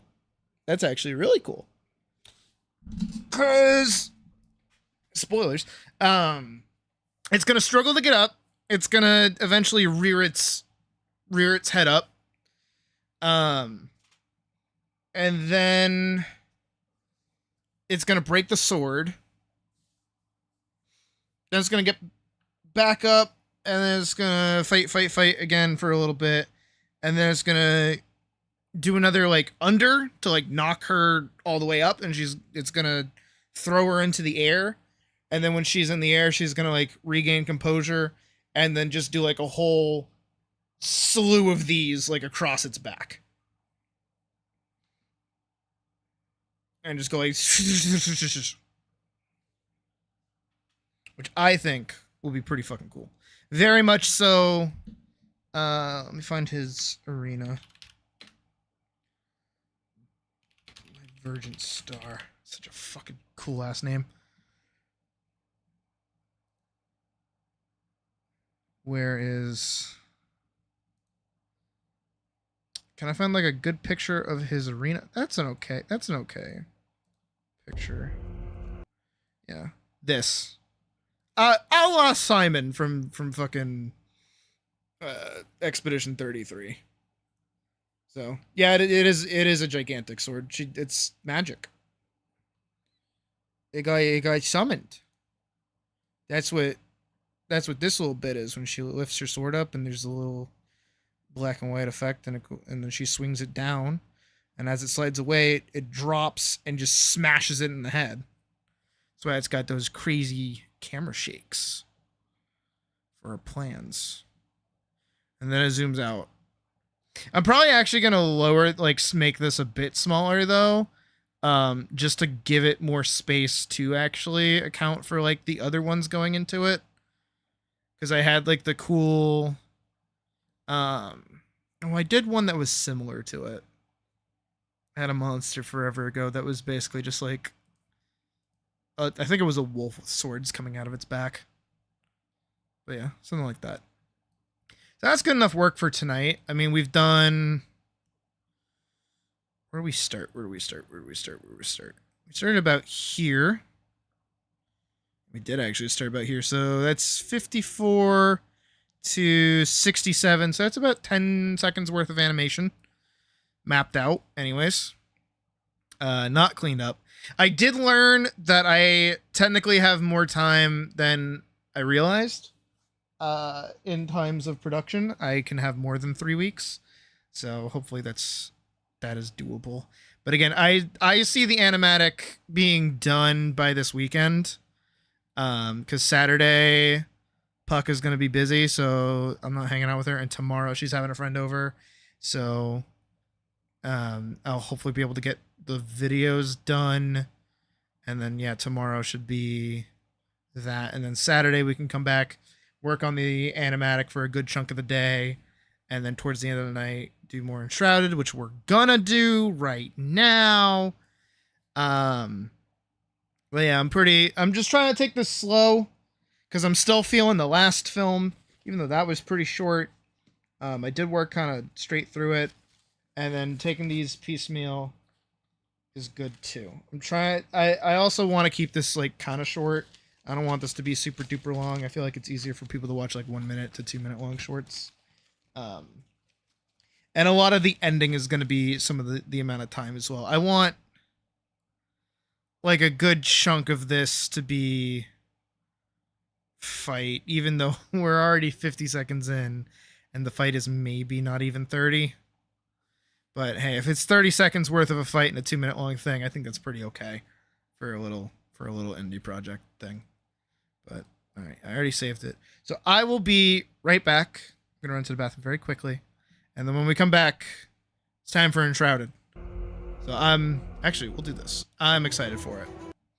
So give me 2 seconds. We'll be right back.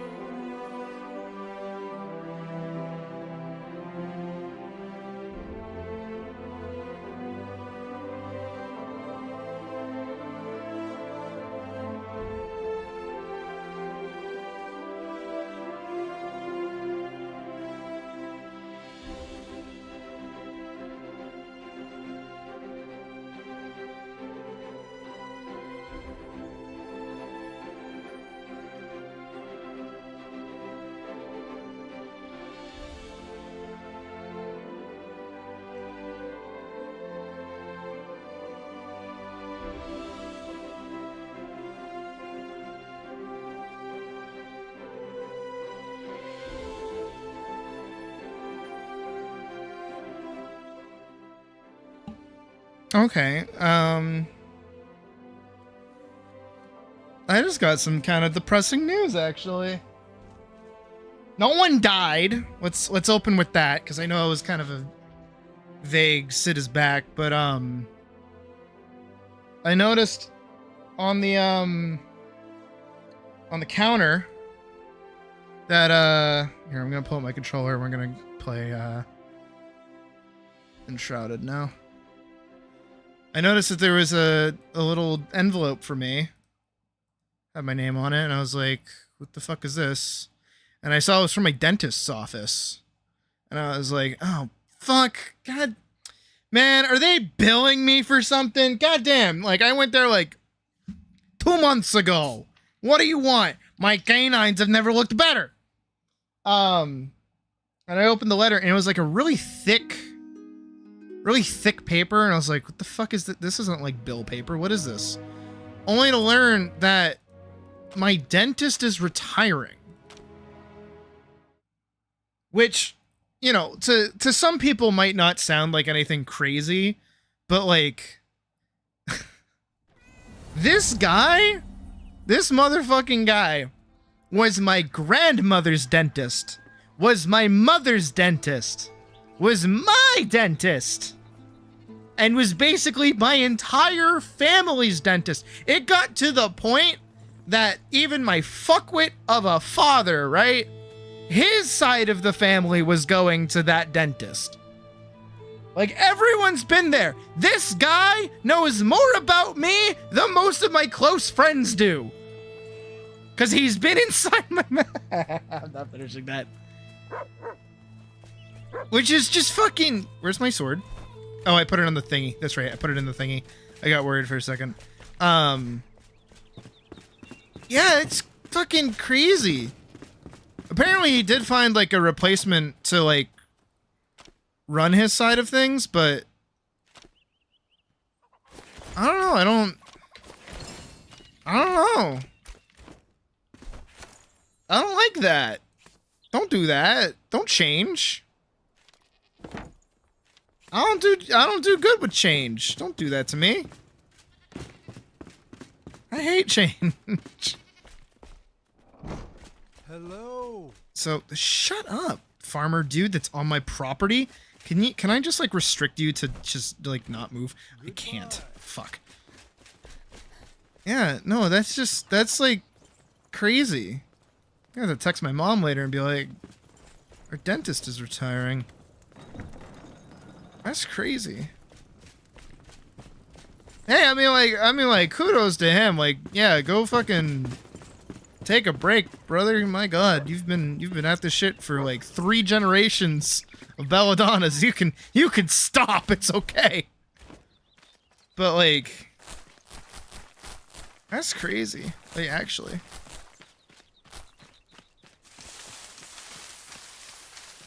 So that was my little adventure as I stepped away for a moment. Oh yeah, flax. Oh yeah. Oh yeah, that's some good flax right there. Oh yeah. That is what I am speaking about. Hello. What I am gonna have to go do is get more salt though. I definitely need a lot more salt, I'm realizing. For just cooking and everything else in between.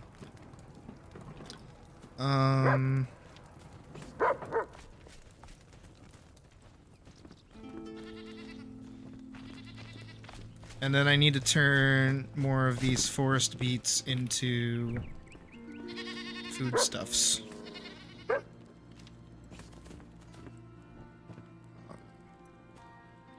Where did I put them? Oh, there they are. Yeah.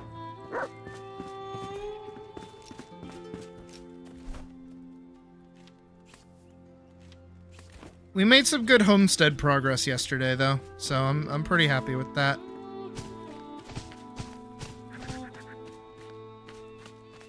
Like, I like our little farm plots that we have now. I like my new house that I built. I definitely did not entirely go to work today and then think about how I could have done that better and then realize I could have just done that better. And now I'm not gonna fix it because I don't wanna. You can't tell me what to do. I definitely need like another bronze brazier like out front. I think that would look pretty cool. But that means I need more tin ore, which I don't really have access to ATM, so we'll have to figure that out. Plus, I want to go on more adventures. I haven't gone on very many adventures. My current want for adventure is going up here to the Melody to go get the Bard NPC, because I think that would be really fun, especially with all the music notes that I've been getting lately.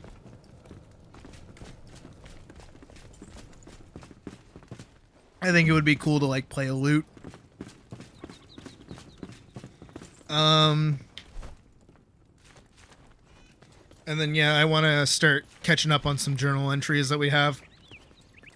We have the Black Cauldron. We have whatever the fuck this is. Farmer confirms that the Sun Temple in Brittlebush is indeed haunted. Ectoplasm. Yeah. Oh, yeah, we have to go get stuff for the collector as well. We have a lot of things to get done, but I want to make sure I'm like as strong as I can be before I start adventuring out too far. While things kind of fire off, I'm gonna go grab salt, because I'm pretty sure there was a salt mine over here. Scavenger camp with mine shaft. I think this is actually it. Wait. Oh, fuck. I realize my bag is like super duper full, but that's okay. Milk. Corn cob. Okay. So, corn cob. Alright, I get it. Okay, flatbread is technically better than corn cob. Got it. And I do need to get, fuck, what is it? The thingy, the thing, but the thing that lets me, do I not have meat? Oh, I do have meat.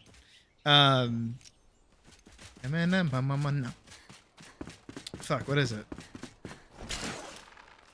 Oh.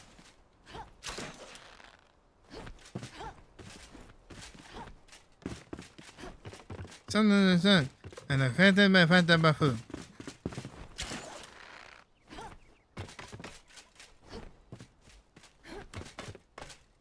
Hand thingy. Hand grindstone. That's it. That's the word I was looking for.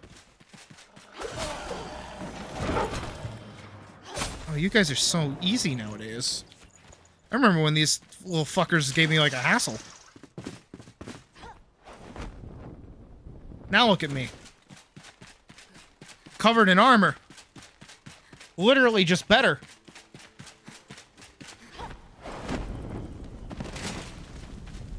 Hello.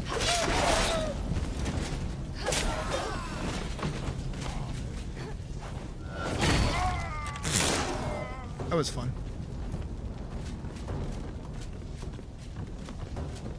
I'm coming.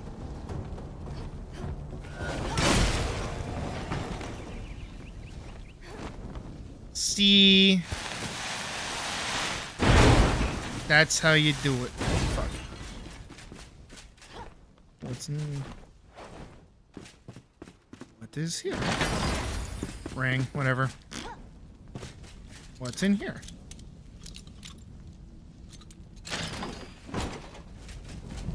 I thought there was a salt mine somewhere.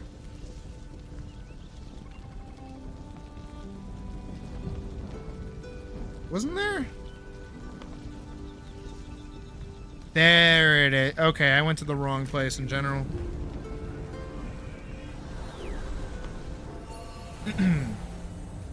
I want the salt mine, which is over here.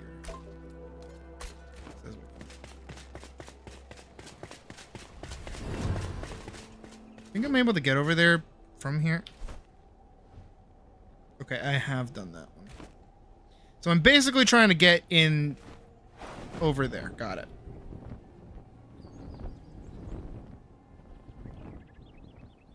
Fucking wee.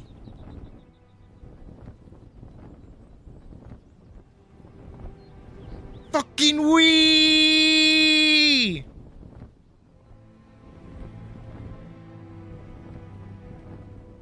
shit. I might actually make it. Fucking wee! Oh my god. Fucking wee!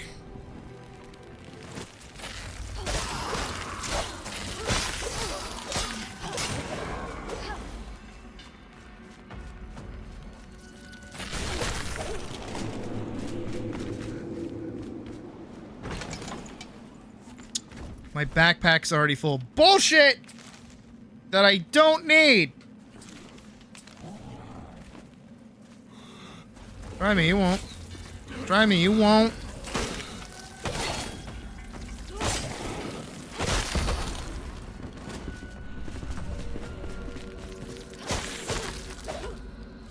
Ooh, what's in here? Hunter's bow. The salt. Yes. And here's skittering.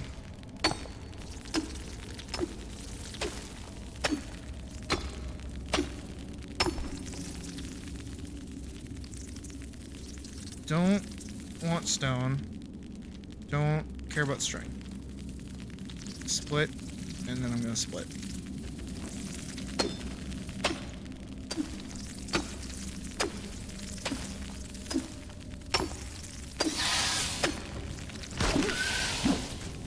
Whoa!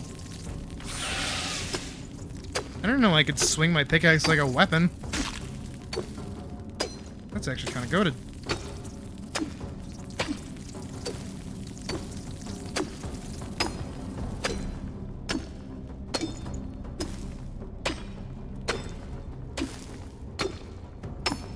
Okay. I wish I had my glow-in-the-dark ring. But alas, I do not. I do have torch though.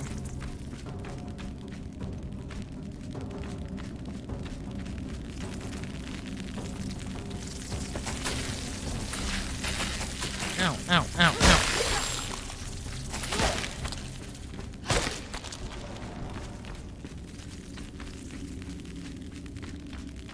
I mean, it's more so just the way I've been using the pickaxe this whole time.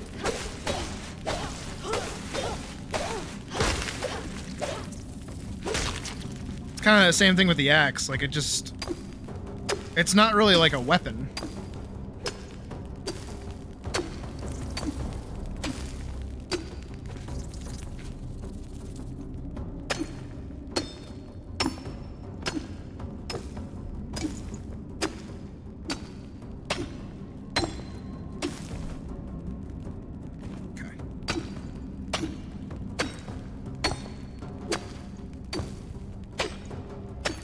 Getting plenty of salt.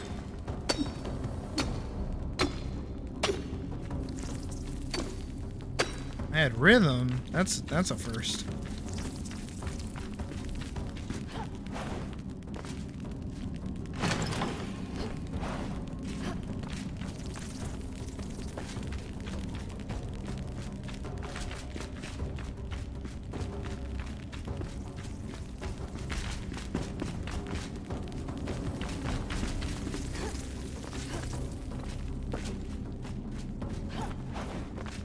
I feel like the amount of salt I got is pretty good.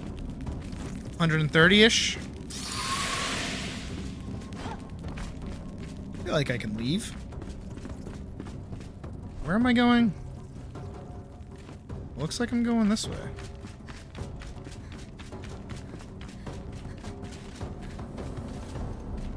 Am I in fact going this way?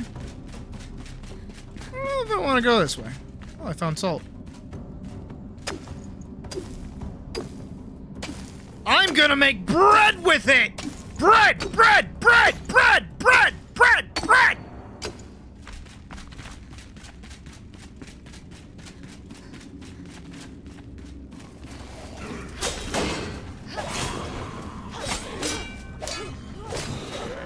Yes. A world that doesn't scale with me. Instead, I just have to go to more dangerous locations, which means that getting, like, earlier progress materials is super fucking easy.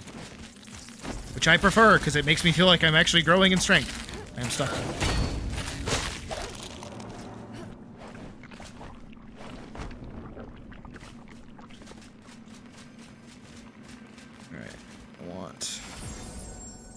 eat that. I will also eat that. Where the fuck am I going? You should throw a fucking beach party! Oh, well, you can't say that.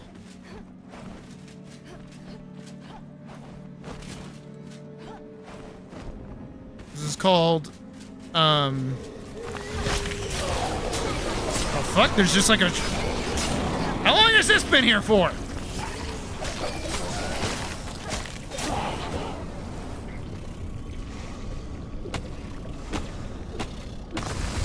Okay. All right.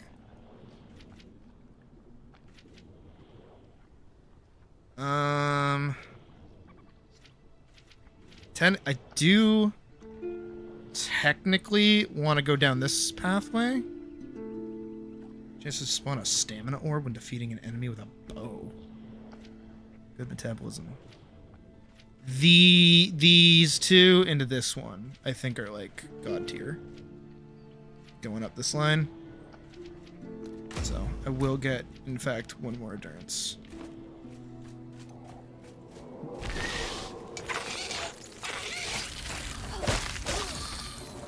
I don't know how I feel right now, because I know that, like, I technically did just, like, wrap up a whole tree. Like, a whole skill tree. But, I don't know how I feel about the skill point economy. At the moment. At the moment. ATM. Because, I mean, I have 56 skill points in use. I have a lot of good skills already. Some of them I want more than others. Like, just getting, like, 5 more minutes of well-rested sounds awesome. But, like... yeah, like, I want to go down this tree, but I also want to go down the athlete tree. Like, I should be going down this way. I also should be going down the tank way, so I can eat more damage. Like, I'm basically this whole side from Survivor down to tank. All of this magic shit I don't really care about too much.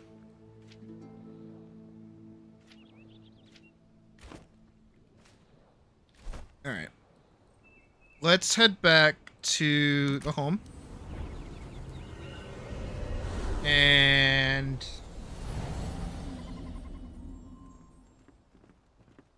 from what you've seen of the wiki, do you mind if... I don't care, go for it.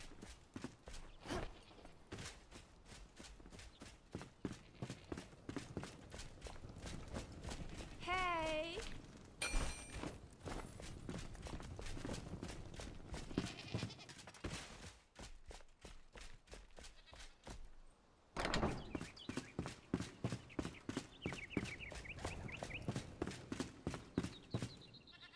I like my little house.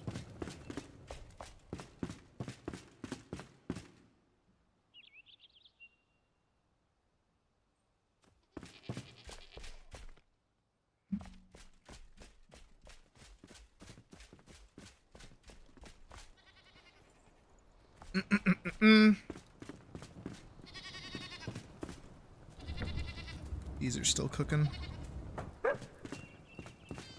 I can make bread with it. Bread. Like, actually make bread with it. I do need more flour, though. I thought I had more. Hand grinder. When do I get you? I want one. Because I want my bread.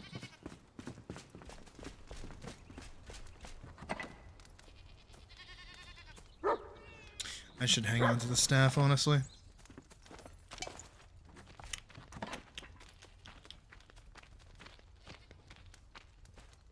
Robos, Springland's dirt.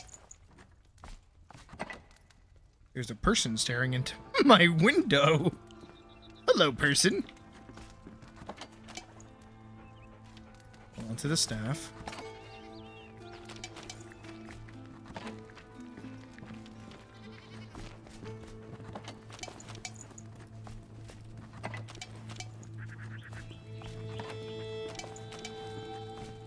Oh, that's right. I did get a shelf. I totally forgot. I have another jug.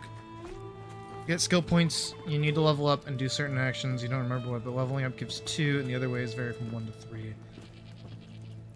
All skills in the game require 1 through 4 points. Oh, well, yeah. I just mean, like, I don't know if I can get everything if I wanted to in the game. Like, I don't know if I can do every tree in the game. I won't be disappointed if I can't, but I'm just not certain how it works closer to the end of the actual game. I also don't know what, like, the max level in the game is either.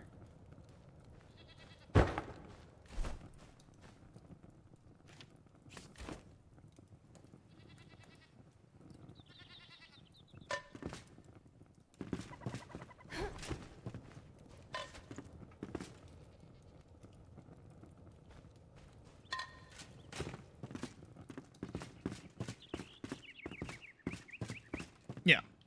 Well, because, the destroying the thingies, the roots, the shroud roots, those give you skill points the first time you do them. And then anytime you find a, what is it? When you find, not a gem forge, a flame sanctum. Whenever you activate a flame sanctum, you also get them too. There might be more conditionally, but yeah, besides leveling, those are the other ways that I know of.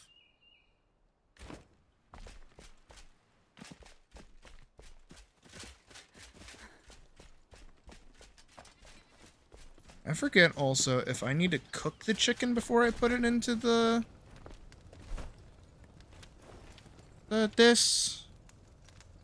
I do need raw bird meat, and I need 3 forest beets to make 5 chicken soups. So I should not be cooking all of my chicken. Did I do that complete? I may... Oops. Oops! And then, okay, perfect.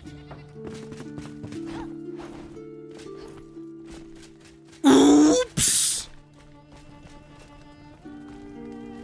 Make me some chicken stew. Fuck yeah. That is what I'm talking about. Oh yeah, that is what I'm fucking talking about. Oh, and then for endurance, because there's dexterity and then there's endurance, so I can make rooibos tea.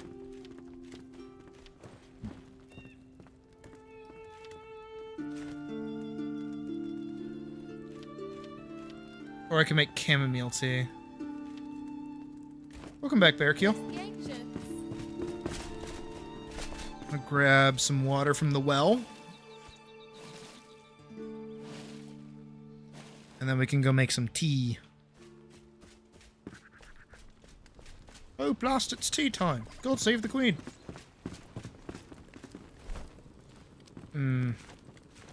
What am I using right now? I'm using milk, which is endurance and stamina recharge. Yeah, so this is probably for the best. Other than the health regen.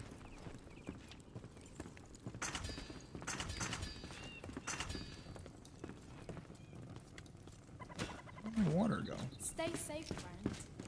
I had way more water than that. I know I did.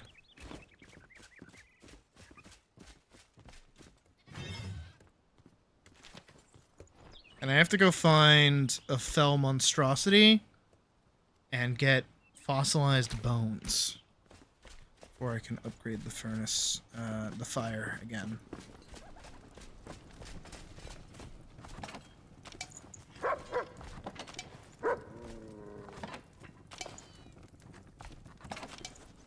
It's definitely on my list of things to get done.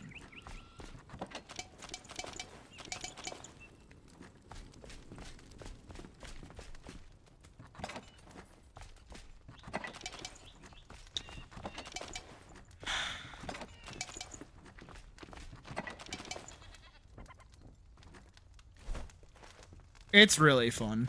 I adore this game. So I Yeah, I agree with that.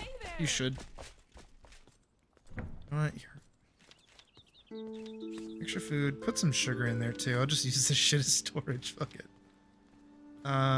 Actually, I should get more leather cooking, I think. And more dried fur. I should dry more fur.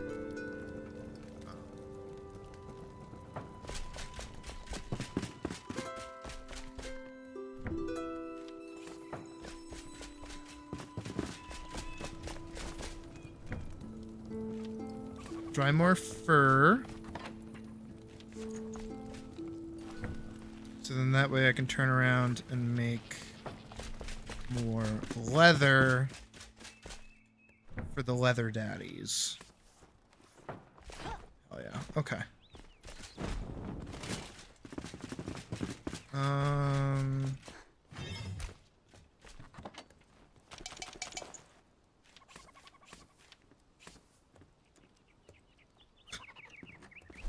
I will salvage that.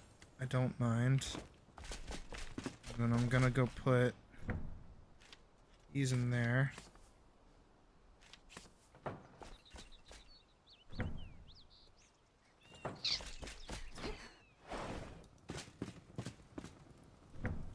And these in there. Those in there too. And the bird. Just using whatever I can for storage, really. Okay.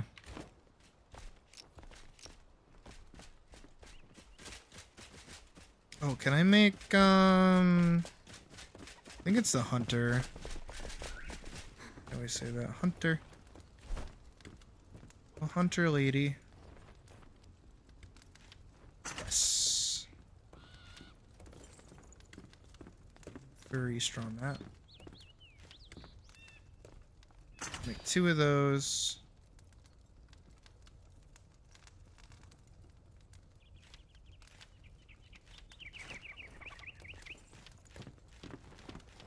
Okay, there's actually a difference between those. I'll go put these down in the house for some extra comfort.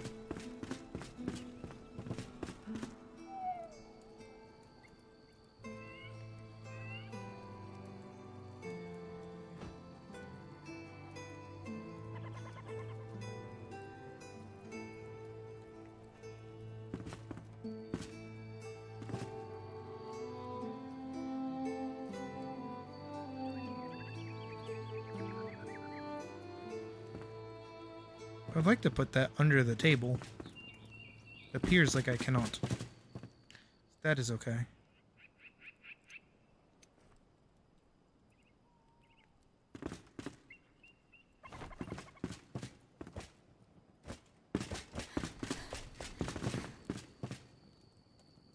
Oh, that's right. I do not yet have a bed in here.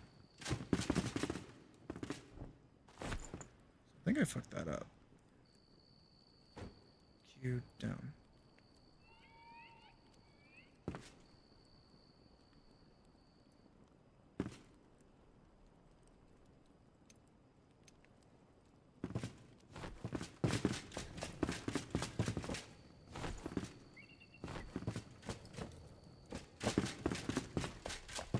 I need a bed.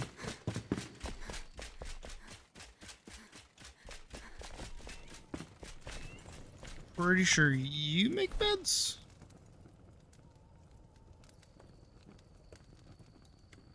You make beds. You do make beds. Holy shit, I'm missing stuff for beds. 6 dried fur, wood planks, snails, string. Okay, well,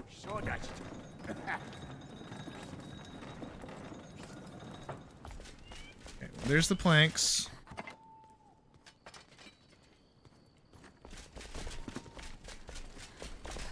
Blacksmithy. Nails. String. Looking good. And dried fur from them over here. Got 4. Working on the 5.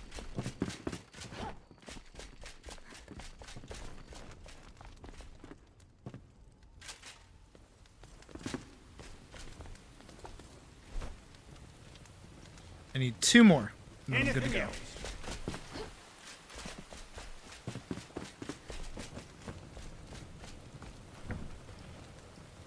Okay.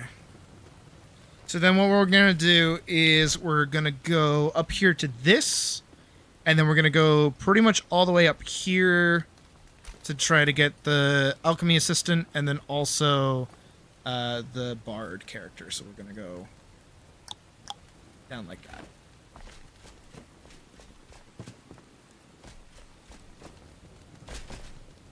I just have to wait on 2 more of these so I can make a comfy bed.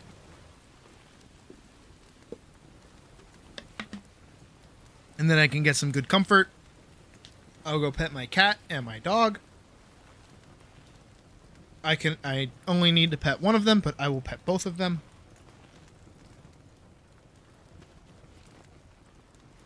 And then we go north.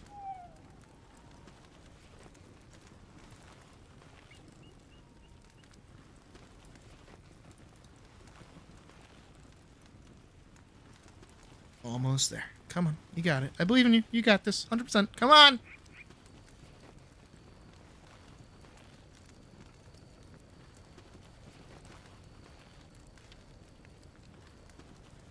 Bada bang, bada a, bada boo. That's what it's all about.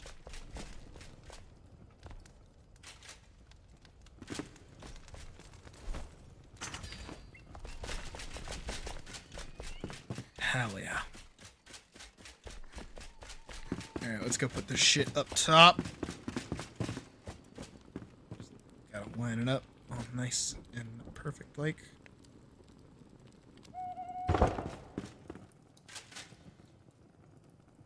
What do you mean? What do you mean I don't have my warmth? What do you mean I don't have warmth? What the fuck?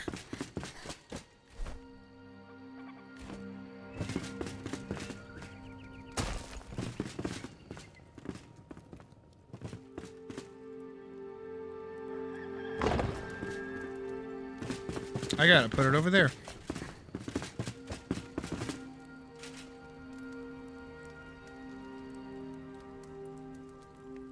What do you mean I don't have warmth? I got a fucking bronze brazier right above my fucking head.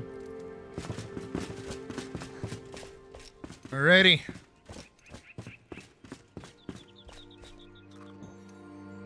It's time for a grand adventure. To the north! To the north! To the north!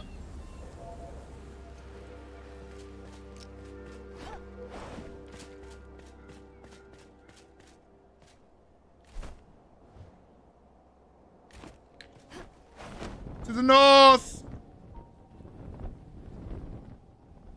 What kind of blows is that technically I'm gonna land before I even need to like do anything else.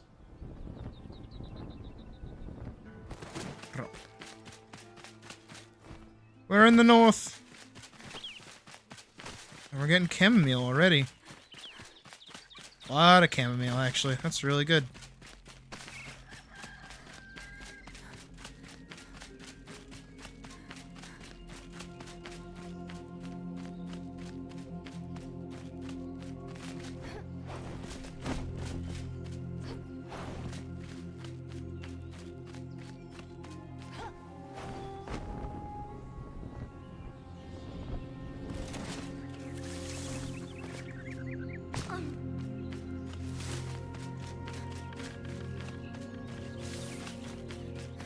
Getting some flax.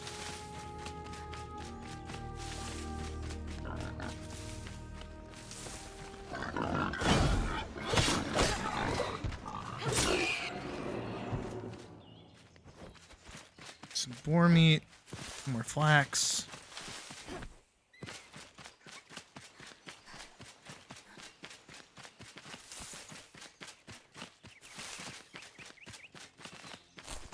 Beet. Forest beet. I like me some forest beet. I think this is copper, yeah.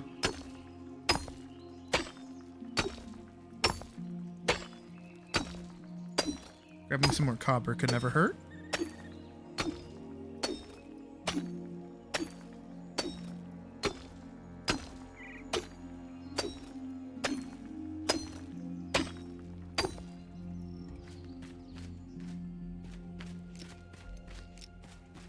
Let's keep exploring.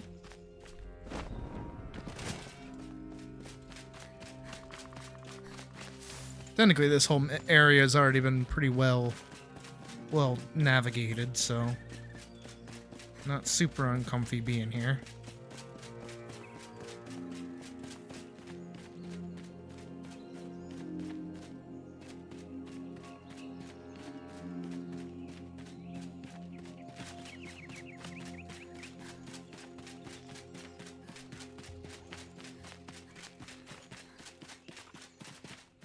Ooh, well, there's the fucking shroud, I guess.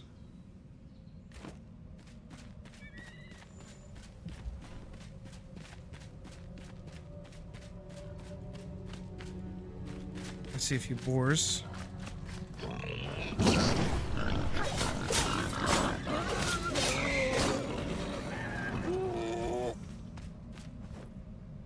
Nice.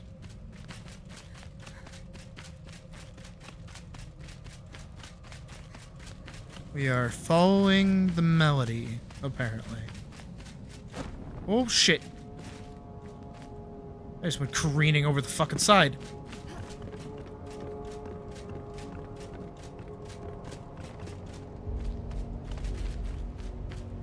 What is that? Just amber, okay. Nothing super duper important.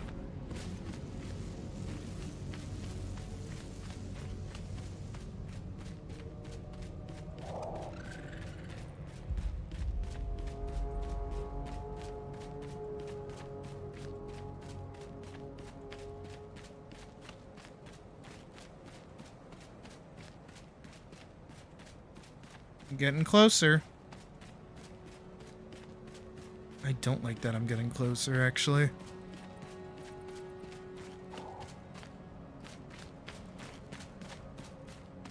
Search this area, huh?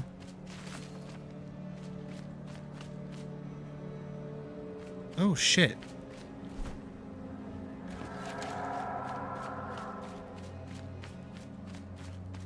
That's fucking far.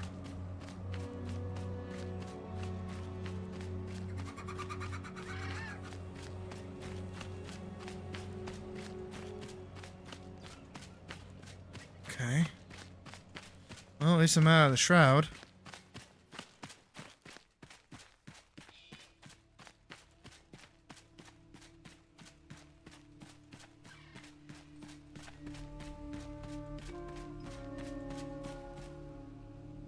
This area's different.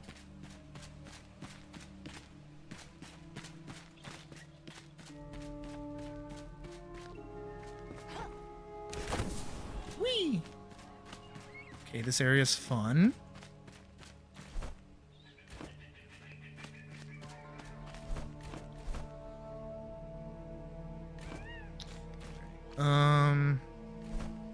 Limit test.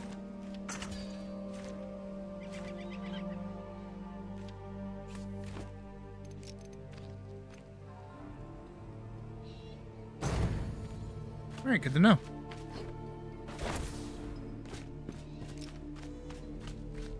And now I have a teleport point up here.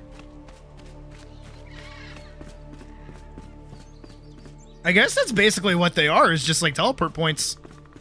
I don't really need to worry about like location or anything. I can just put them down as long as they're like safe.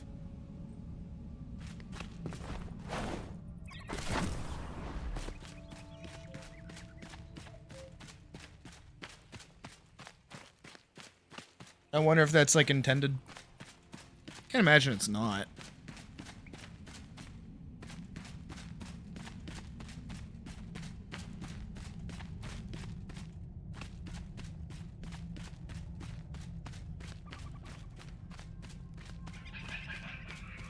Okay, this area is kind of cool.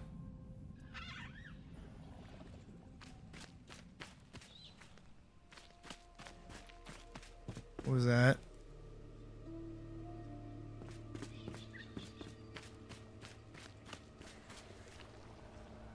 What is that?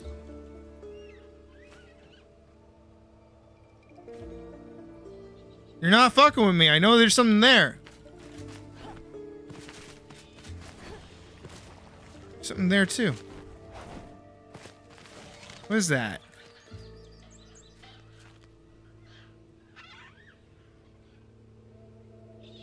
Hop back out.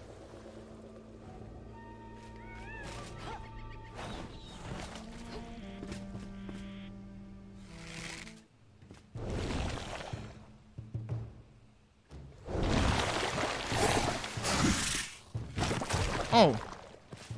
Okay, yeah. Invisible projectiles, right.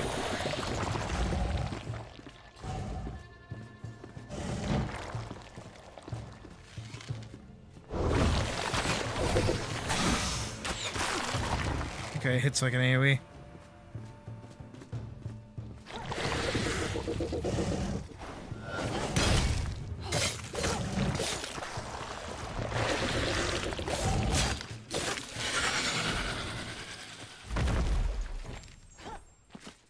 Reptile leather. Okay, cool. That's so fucking cool.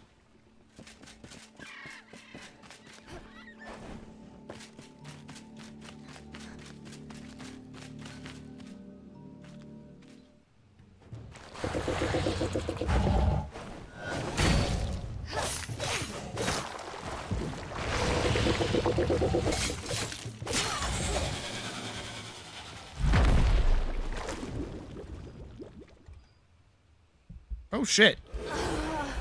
Oh fuck.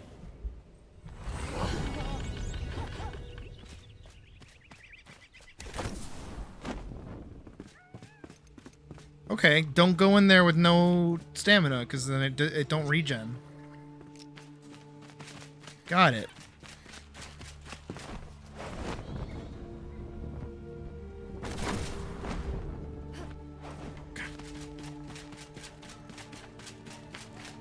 I want my stuff back.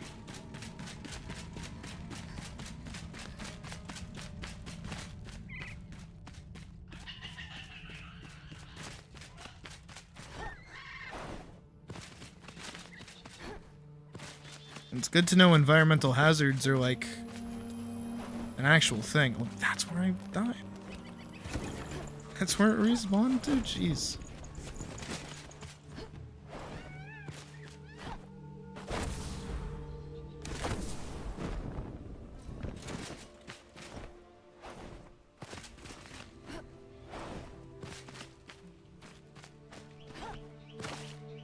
Didn't I kill it over here?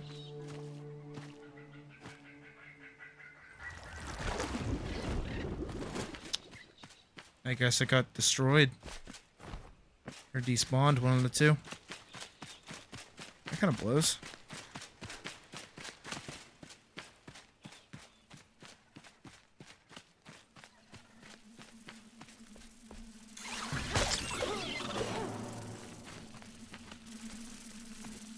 Okay. That sounds like a lot of them. Over here.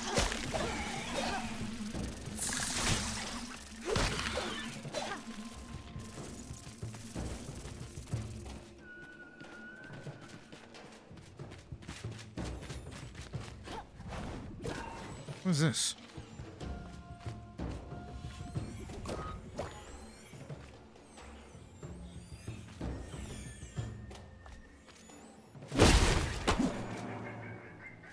What was that? Let me slain. What even was it? I looked like it was stuck.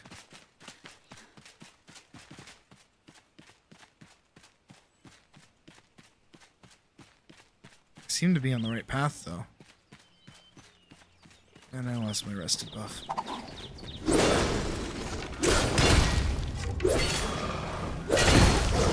Okay, shit here is only level 15 though. Ow, ow. Can shit fuck off? Ow! What's your problem? Why are you so loud?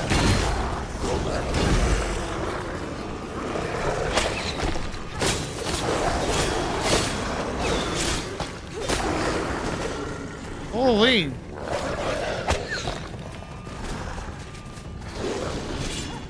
I gotta kill this guy.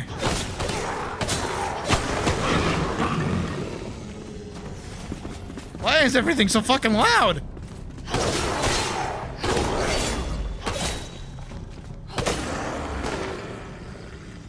Jesus.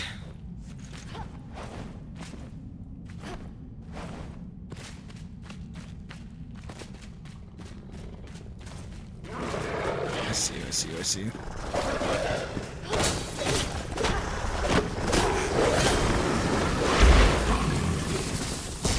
They got lightning now?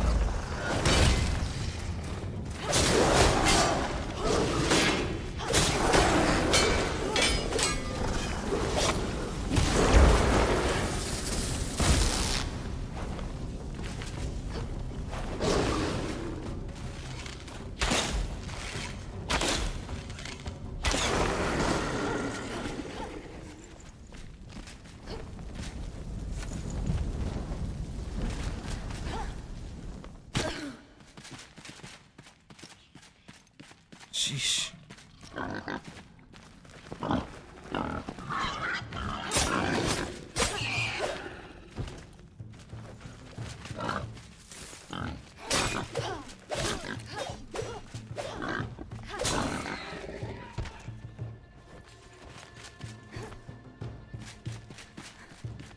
All right, frying pan fire, that whole shebang. One of those things.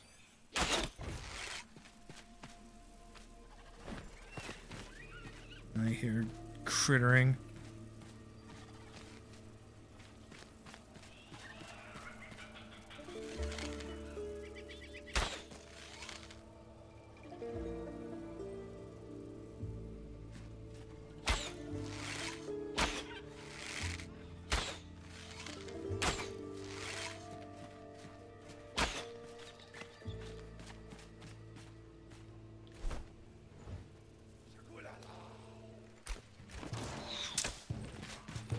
Immediately into scavengers.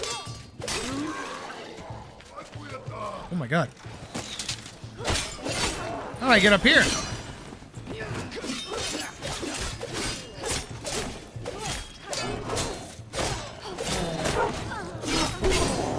Oh fuck. Nope. Nope. Don't mind me. See you later.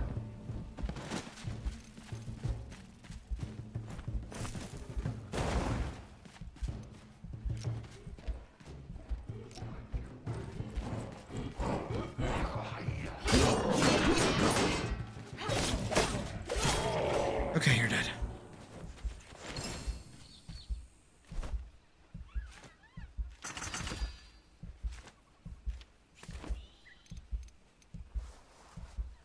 Heal with the bandage.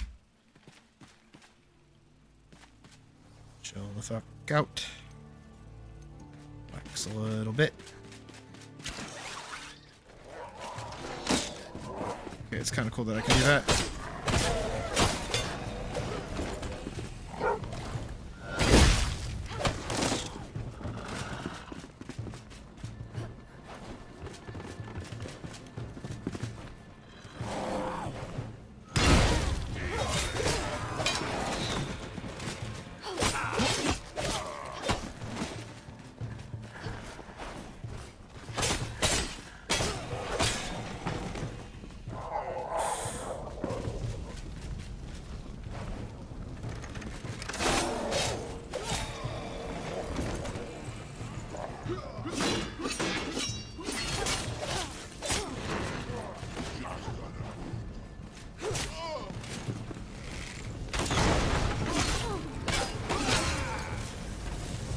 Let me up.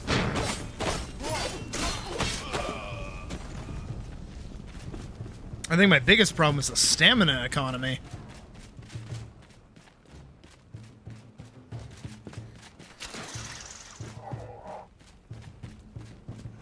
feel like so many actions require a lot of stamina.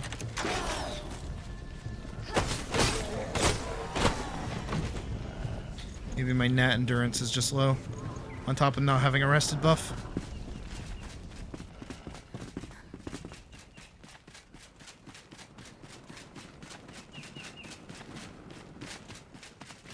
Like a way out of here. That isn't just death.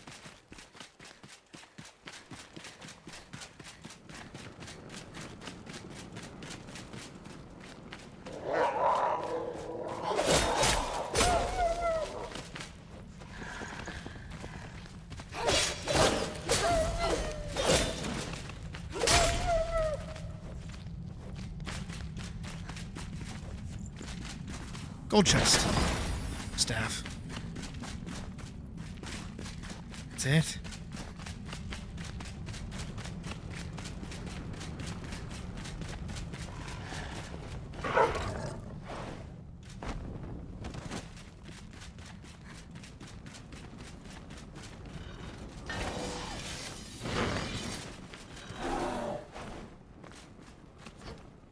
Wait, where is this goofball? He is up there. Okay.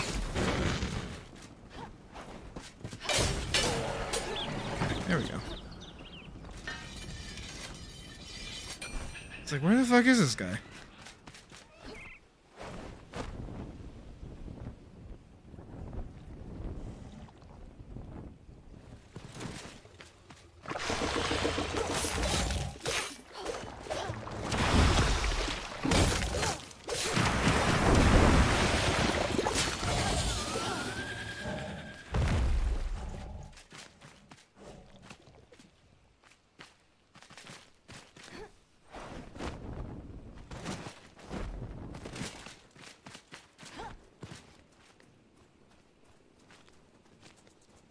That guy is definitely dead.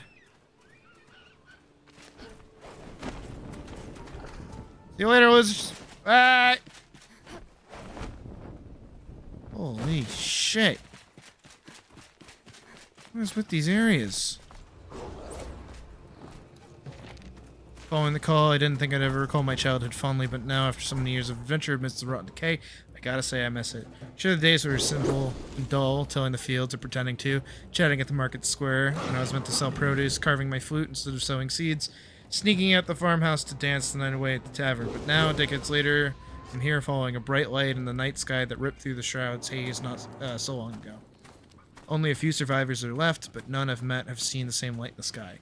Hopefully they don't take my vision as another one of Val's valiant tales to tell by the campfire. From Valerie. She was here semi-recently. But I'm supposed to be going more this way, it seems. This whole area is so confusing.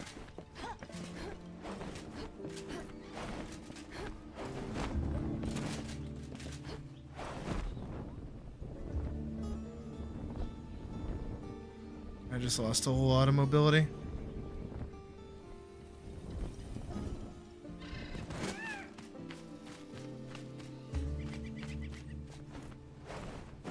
Oh hey, another one of those towers.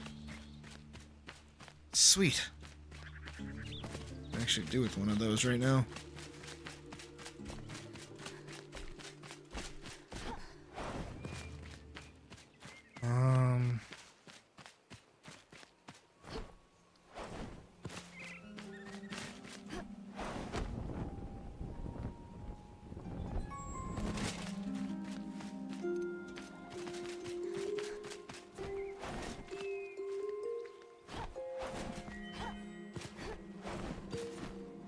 As intended.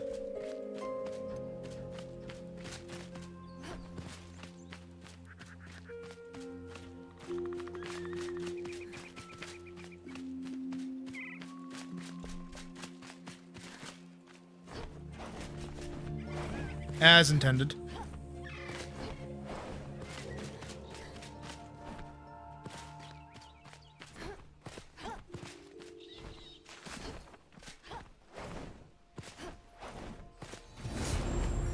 I leveled up.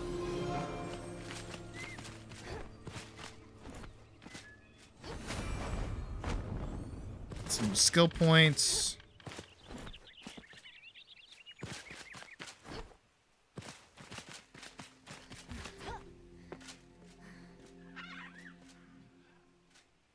feel like once my stamina's back up, I can... Yeah. Again, as intended.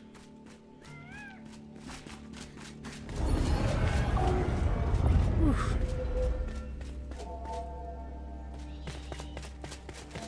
Scroll. I've never known such beauty. No brushstroke, no melody, and no setting sun can compare to the beauty of this untamed wilderness. The lush green of the vines reminds me of my home before the drought.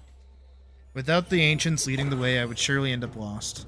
I'm thankful for their guidance, but my heart aches for all the folks I left behind. Alas, this mission is important. It is our calling to scatter the cinder vessels around Embervale for every soul who cannot reach the spring lands in time after all. The ancients want to send a signal to the worthy when the deed is done, but I wonder what they mean. Even when walking side by side, they are still eager to keep their secrets. From Queen Jezebel.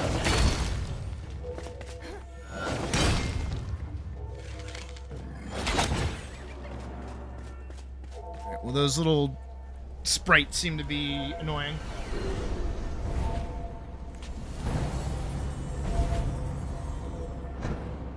Alright, time to deal with this thing's traps.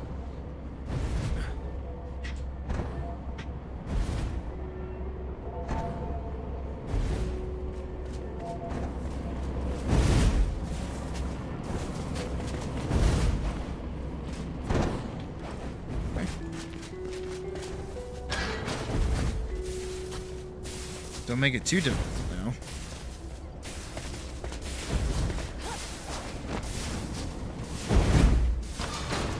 Don't make it too difficult now.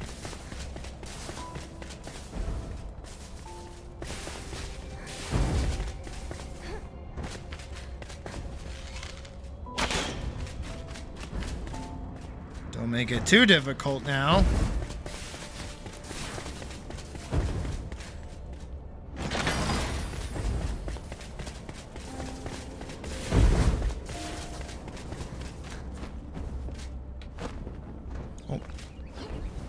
Eating my words.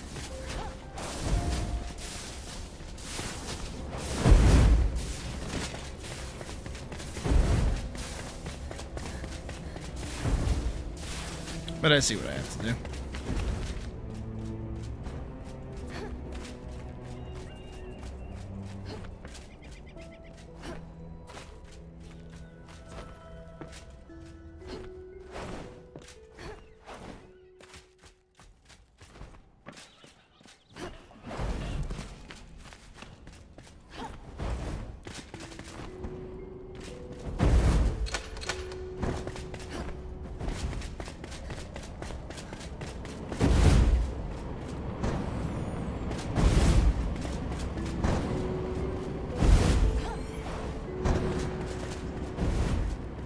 Don't make it too difficult now.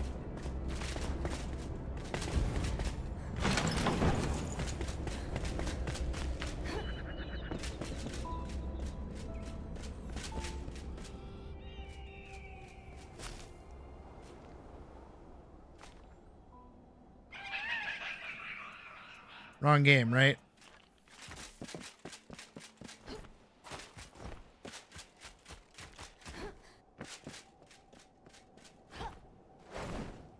So quiet over here.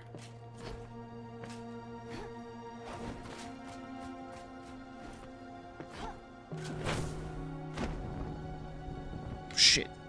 Oh, fuck me!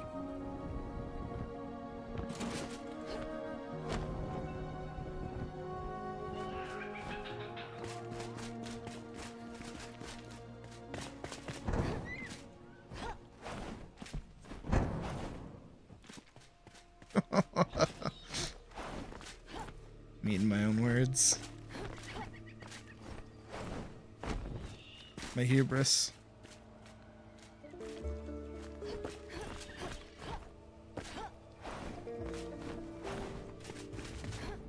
Okay. Oh, god damn it.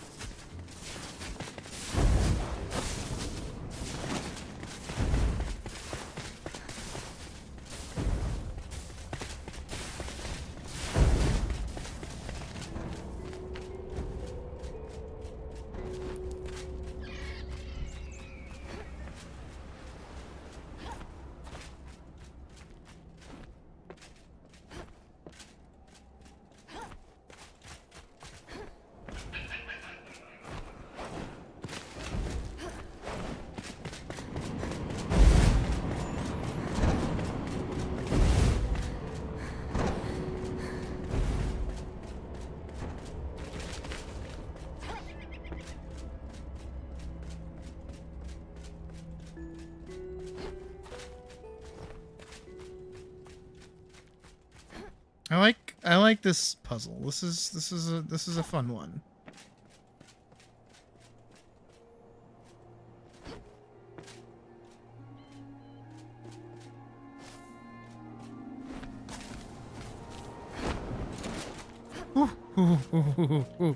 Hee hee hee hee. 1 to 2 to 3. Okay, there we go.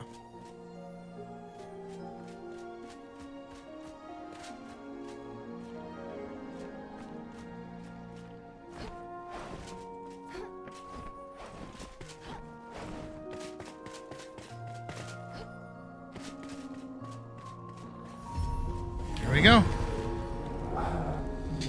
New light reaches out, my bright eyes see beyond the horizon, past the ever-winding roots of the Revelwood. My keen ears hear whispers from below, a soft voice dances in the breeze like wind chimes. Travel across the sea of our lost civilization and free the trapped songbird below it. Below it? Reach the sunken city. My god.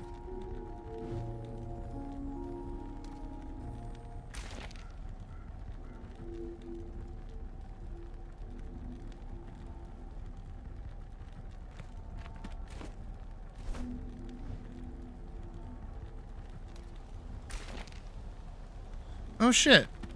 Okay, well, we have this as a TP point now, so we can come back. Glad I hunted that. I put that down though. Jeez, thumbs.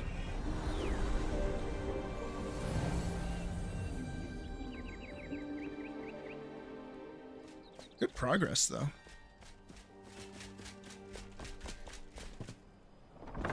Ah. My nice cozy house. Time to rest in my nice cozy house.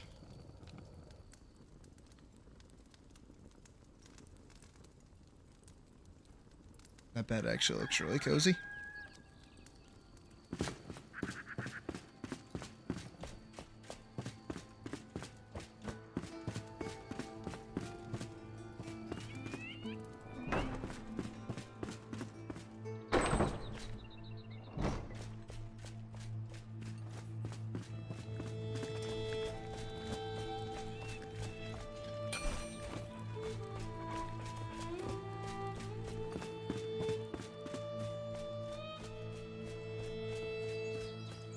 Let me see if I can't talk to Balth and get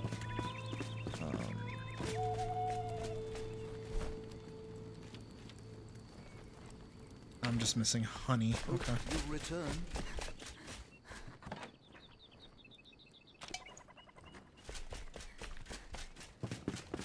I have to have honey somewhere. Wax. Honey. Knew I had some. It's probably better saved for food, but even still.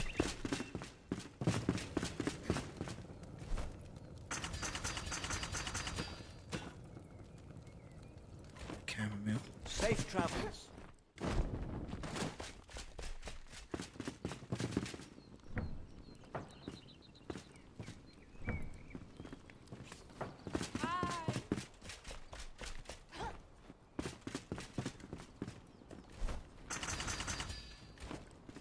Glad to help.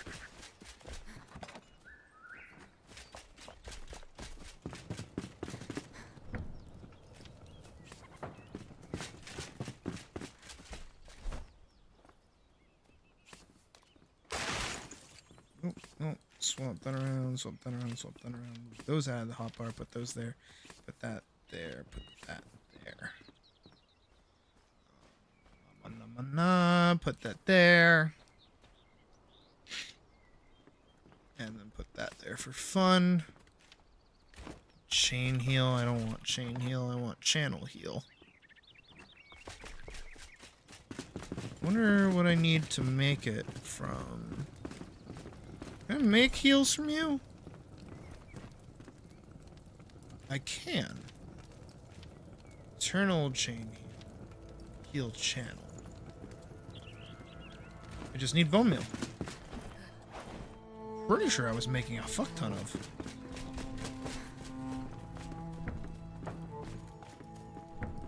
Oh yeah. And we're yeah. Oh. Hi, dog.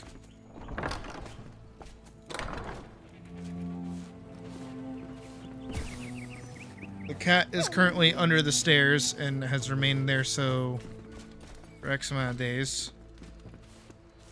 You should know that you can like go back upstairs.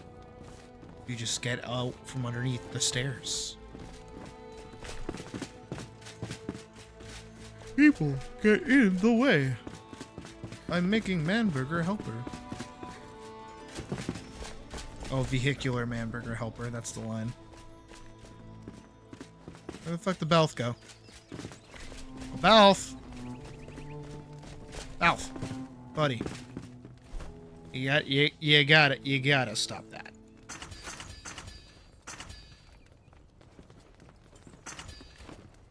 You're welcome. Cat wants the name Harry? Fuck no, I don't want the name Harry.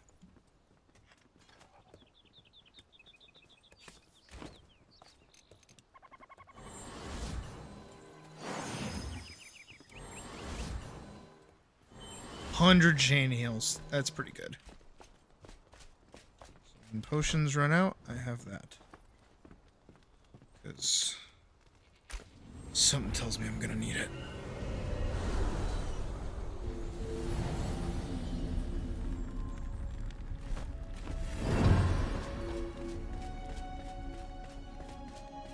Oh, Harry Potter. Oh, I get it. That took me a second.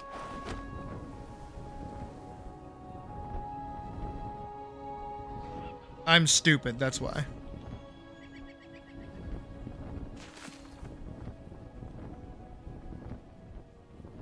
Let me just to search for it.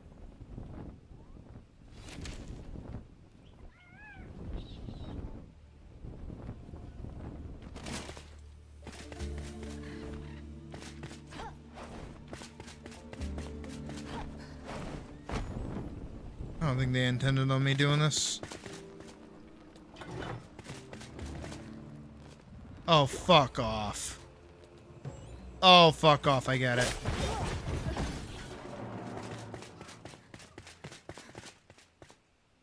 Oh, fuck right the hell off.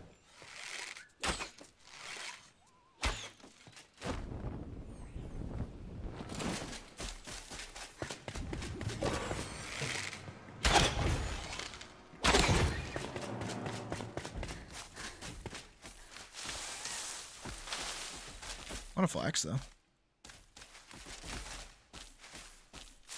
That I can't seem to pick up. Hello? Purple plant? Okay.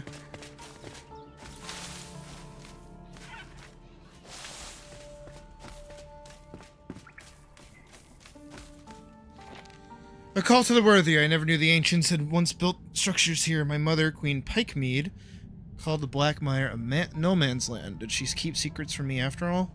We placed a vessel inside the main building and learned what it means to send a signal to the worthy. The ancients formed a circle and stretched their hands towards the firmaments. One spoke in a foreign tongue as the starry constellation in the night sky changed. First the stars began to twinkle, then twitch. I thought I saw the sky fracture into 1,000 pieces, all glittering above, reflecting the light of my own eyes like a kaleidoscope. Fucking Doctor Strange? Clear refraction of all, symmetrical and divine, the light overwhelmed my vision as my head started to spin, and I fell to the ground where I later awoke. Perhaps these are secrets both my mother and I must keep. Queen Jessamina.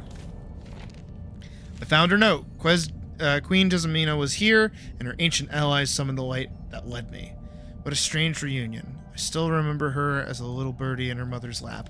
Her frail hands could barely hold my lyre. She cried when she broke the middlemost string. I forgave her. She wanted to be friends forever, and to seal that promise with blood. What a strange kindle-waste custom, I thought. But why not adopt it?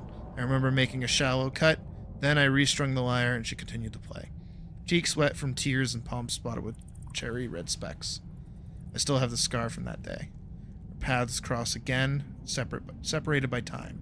Her goal is mine, and my scar is hers. I trust that my journey won't end when I enter that vessel. There are so many more adventures to be had after all. Weird.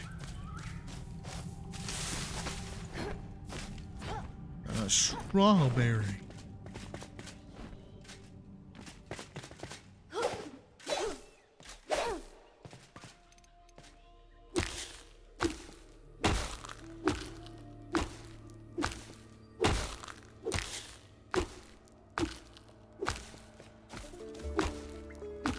don't know if I'm doing this right.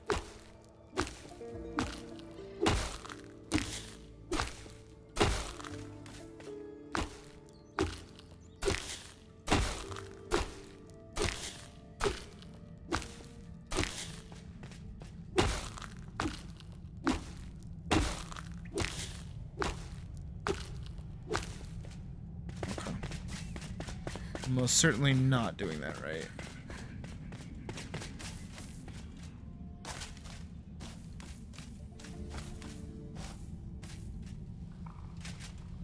Okay, what a weird little bed, I guess. Puzzles.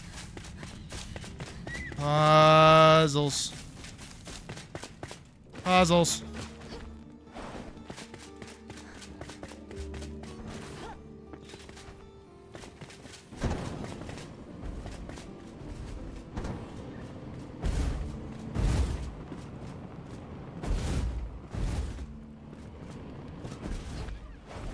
Puzzles!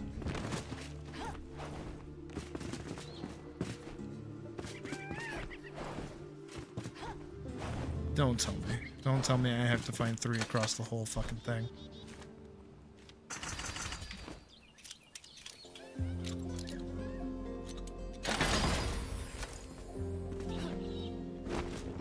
Fuck. Shit.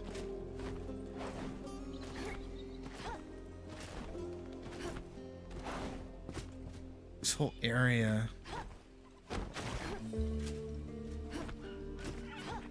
It's very Absolver, so I kind of like it, actually.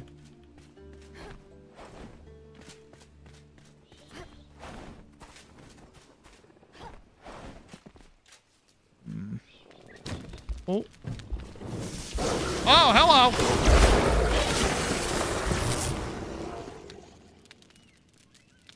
Merry Christmas?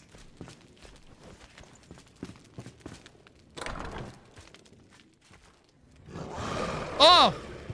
My bad.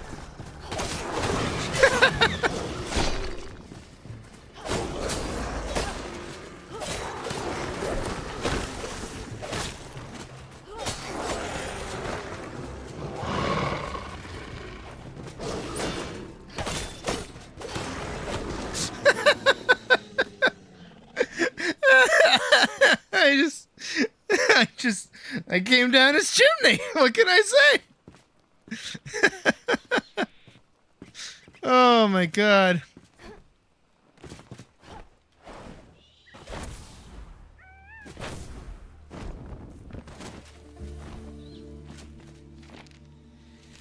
The strange joy of Ulrich. Ulrich had a strange way of seeing things. Where I saw danger, he saw wonder, especially with those damn plants. The vicious vines. Venomous things full of poison, shooting God knows what at anything that moves. He dragged me all the way out here, grinning like a kid. Said he'd never seen so many in one place. Told me to watch. Then he let one hit him right on the head. Laughed it off like it was nothing. I thought he was crazy, but he looked fine. Better than fine, like he gained something from it. I was going to try it too, really it was. Couldn't bring myself to. Maybe I'm just a coward. I gotta let myself get hit by poison flower?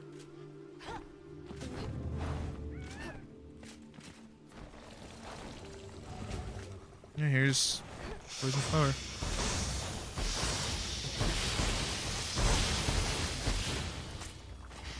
I'm poisoned.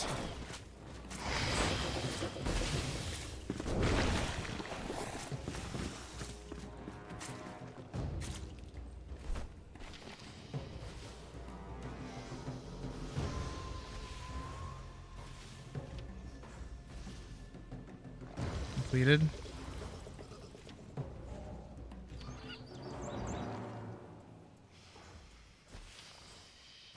More than poison. Gained a note about Ulrich, who was obsessed with strange spinning plants known as the venomous vines. While others kept their distance, he stepped closer, close enough to get hit. He must have gained something from it. His friend didn't understand, but maybe you will seek out the vicious vines. Oh, I got a green, like, eye color from that. Okay.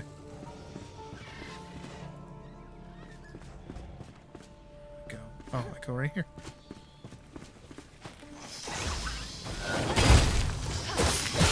Let me out, let me out, let me out.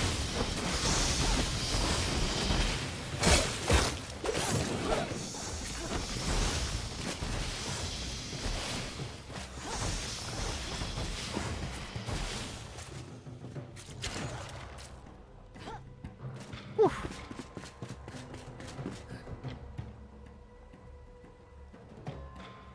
I assume...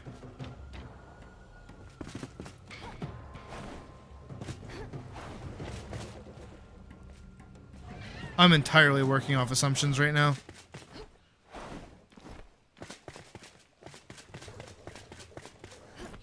I don't got much else really carrying me at the moment.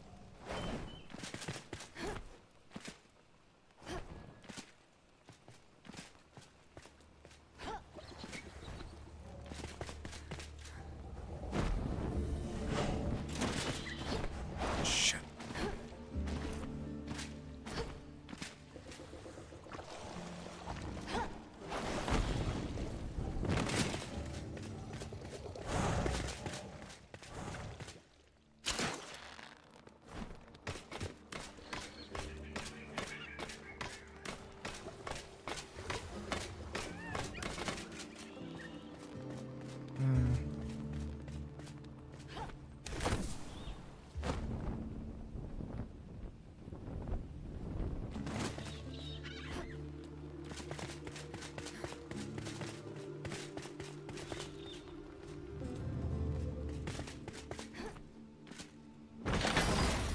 Wizard hat.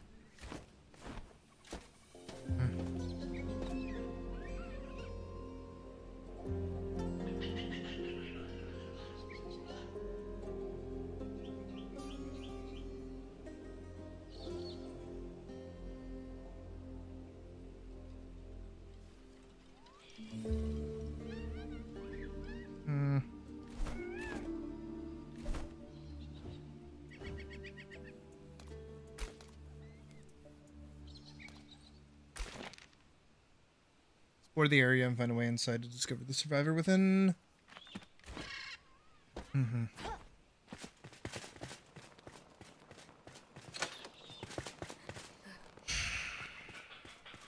Okay.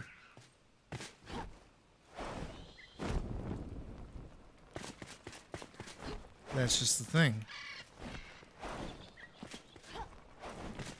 I need to find 3 more buttons. Kind of hoping that they're at least in somewhat of a similar vein. First one.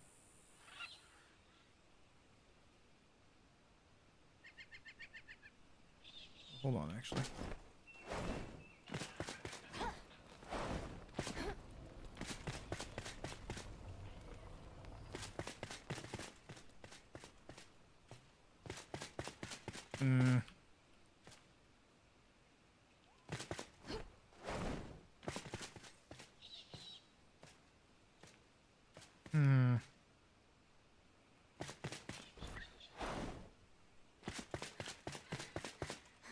Usually, when it comes to something like this, do tell you what the other ones are.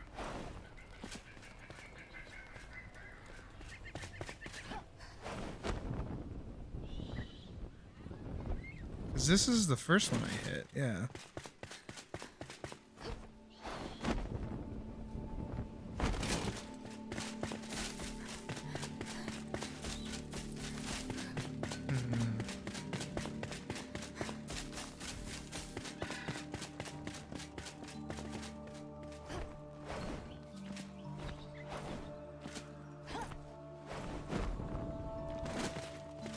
There's also... Oh, shit. Fuck.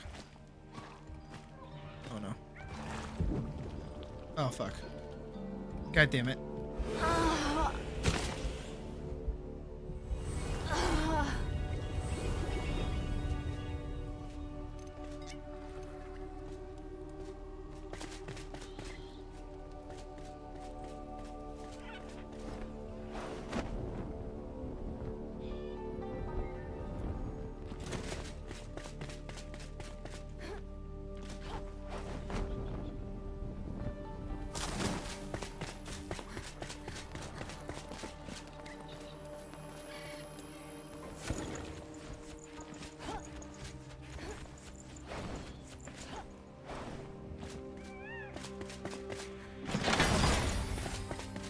Ring of flame. That's cool. Fuck. Well, goodbye. Again. I think I didn't eat. What a waste of food. I died so soon after respawning, I just went right back to where I was. Alright. Let's eat our food.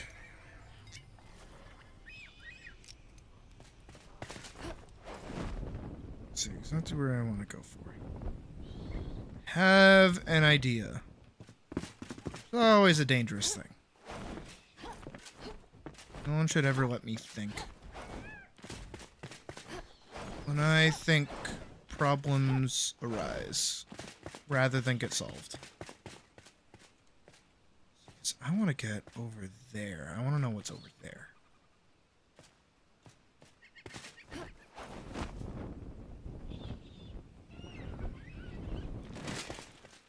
Ooh. Anything? Anything at all?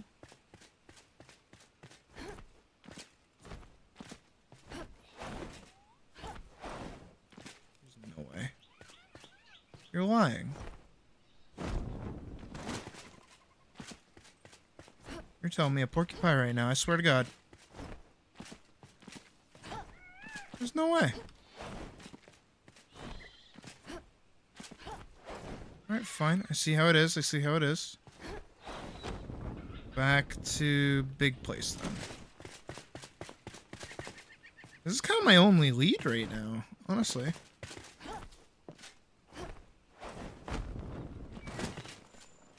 The only location that's had a button, a singular button.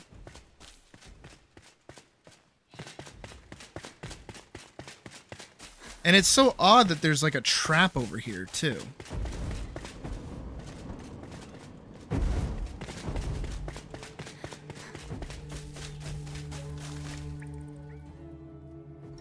Oh, this whole area is kind of just ruffling my jimmies a little bit.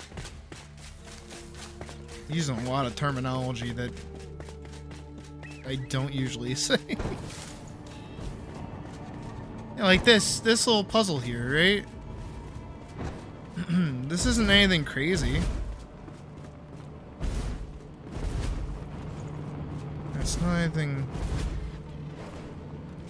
nutty. Doesn't really go anywhere. There's that to over here, but over here doesn't really do much. I feel like I'm looking for another pedestal thingy.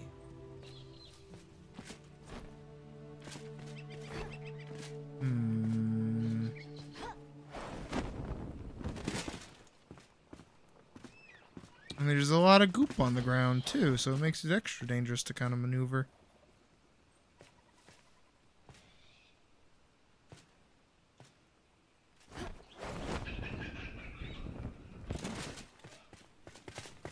Like, there's so many specific modes of transportation, or like areas you can go towards, that I feel like everything's a little on purpose.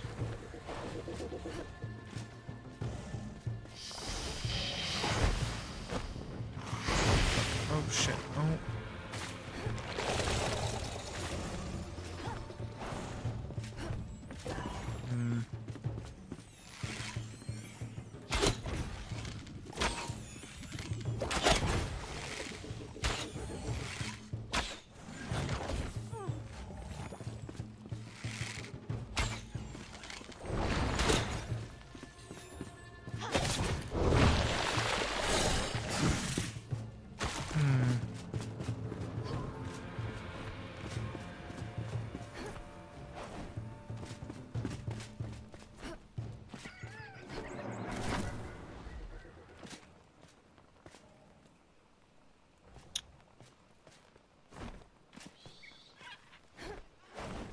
Only half of the day?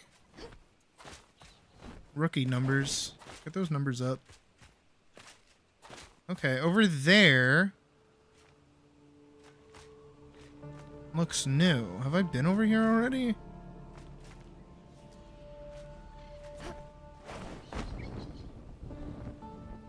I feel like I've been over here.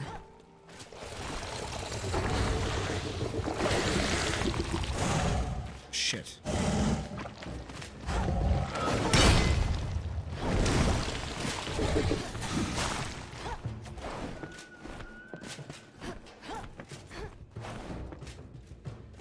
Okay.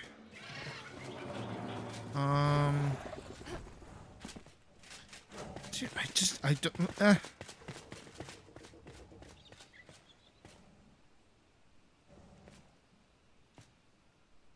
This might honestly be the one time in this game that I like look up a guide.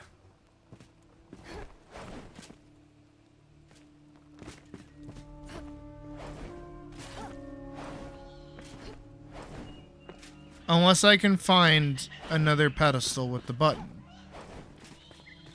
Which I've yet to do. That's the thing.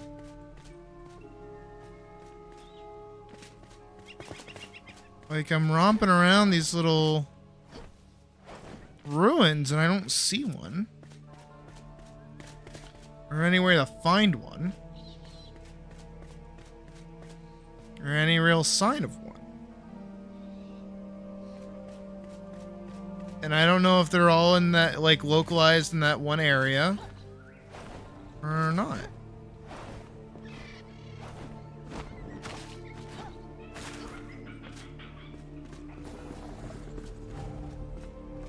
Wait.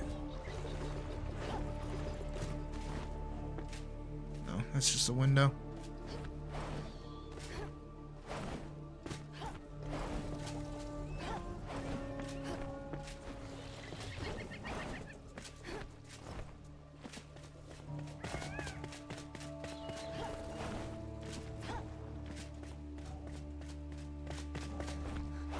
Like, I want to... No, this is where I was before.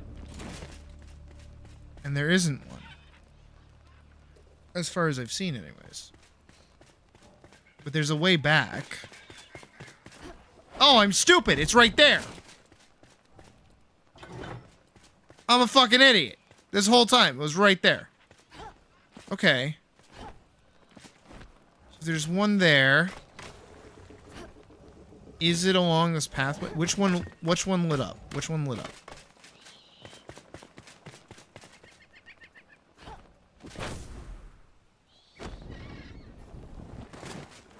What do you mean? Okay. So the middle one. The middle one's still not open. So that was technically, what, the first one?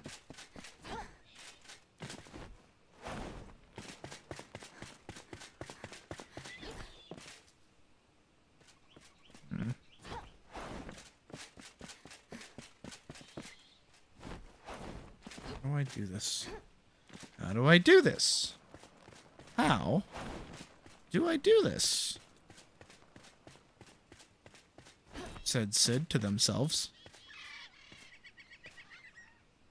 Okay, so I got one from over there and it was by that big tower.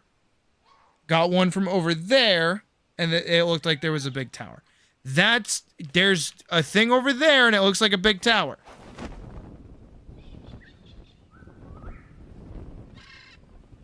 We're gonna run at the big tower. Okay.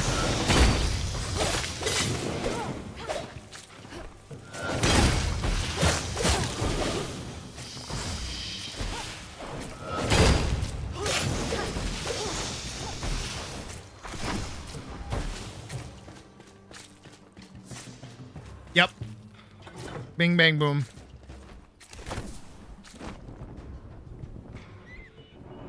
There we go, we did it. All of that for just me being a silly fucking little goose. I should make a specific model for when I'm being a silly goose that just that turns me into a goose. It turned me into a goose, Morty. Funniest thing I've ever seen.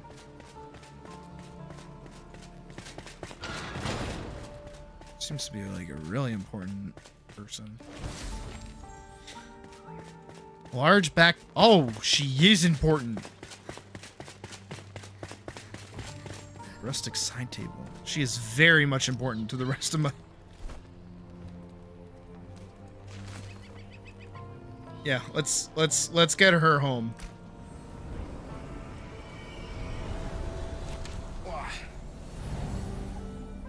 Let's put her in the community house.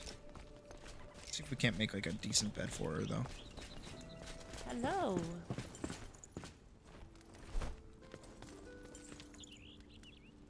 A rustic bed. Measure twice, cut once. A rustic bed. Is that what we call being homeless?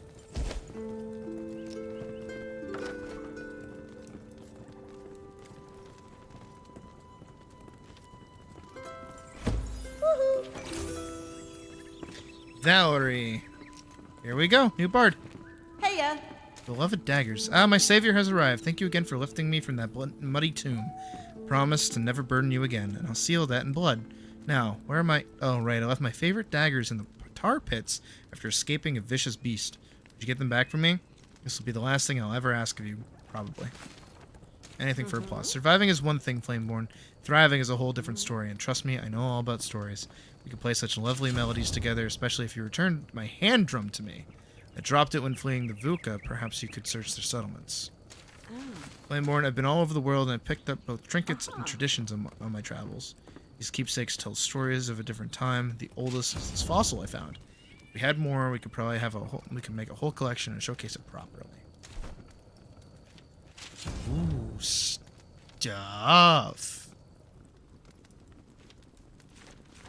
So with 5 leather, which I'm pretty sure I already have, and 5 linen, which I most definitely already have. Explorer coat. Ooh. That might look cute. Decorative items. I can make a loot. I see Never stop dancing. only benefits since I got her, so awesome. And a large backpack will make my life so much easier. Just more slots for me to fill. Honestly, that makes me really happy.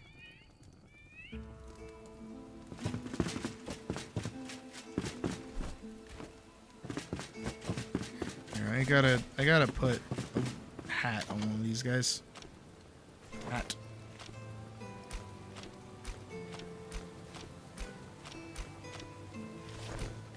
I have that in my inventory.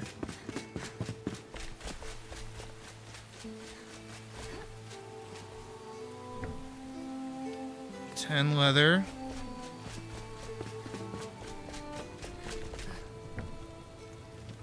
All of that.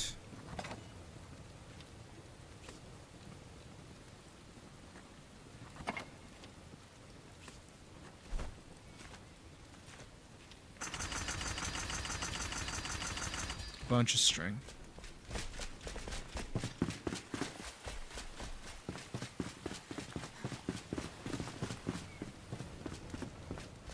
Where is she?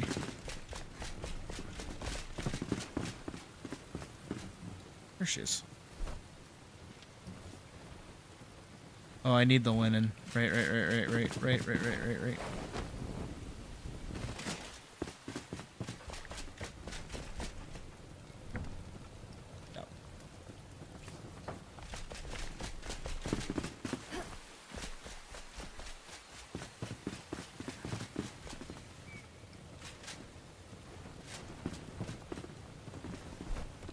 Okie dokie. So we're gonna make large backpack.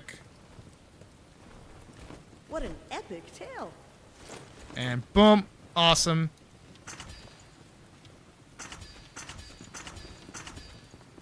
I don't want the hat. Ah, my beauty past compare. These jewels bright, I wear. Ooh.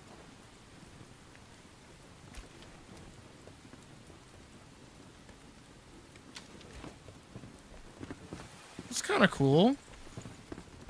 Kinda.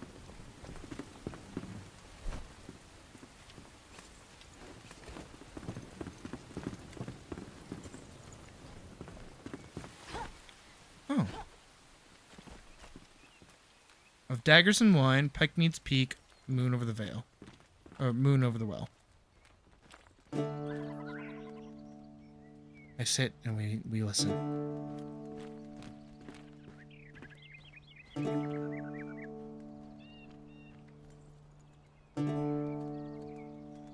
Very good.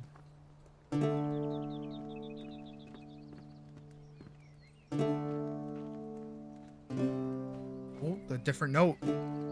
Oh, back to the other note.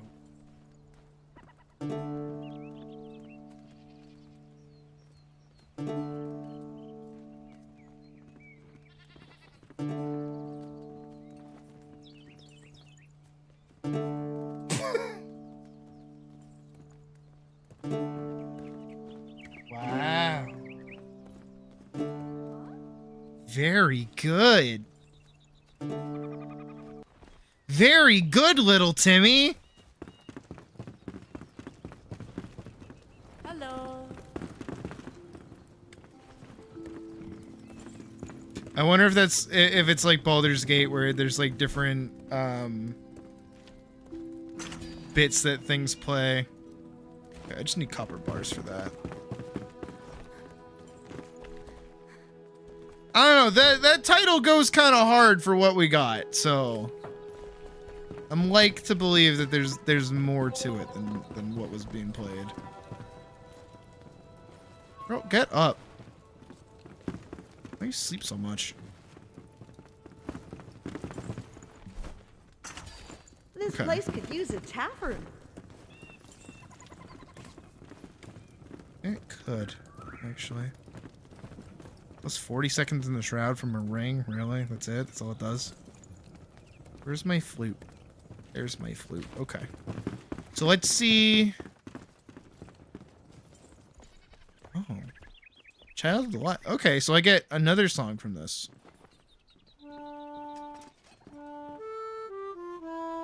Hello.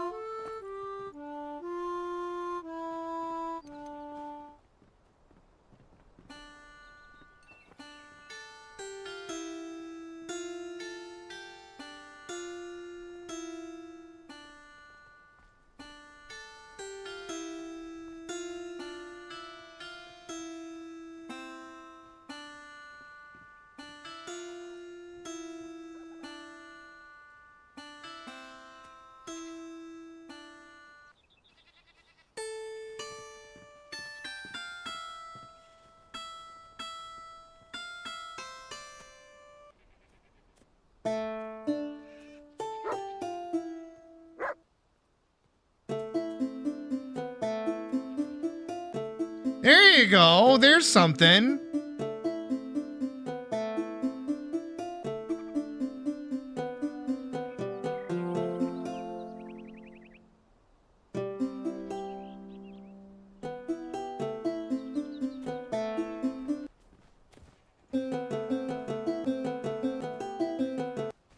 I like how I can very clearly hear the MIDI system that it uses.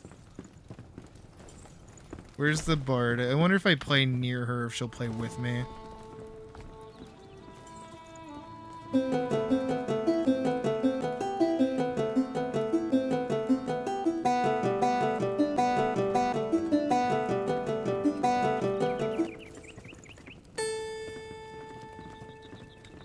Oh.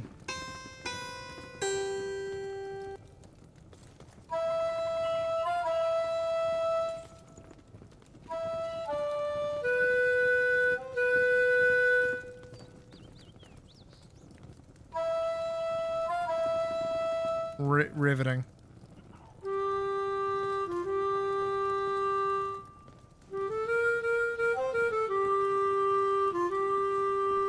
I don't I don't think my fingers are supposed to bend like that.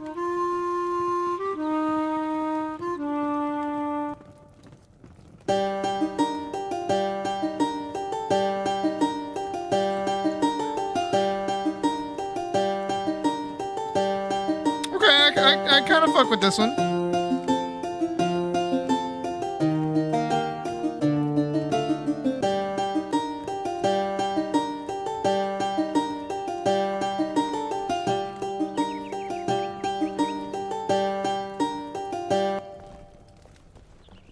Okay. Okay. I know there's one right over here.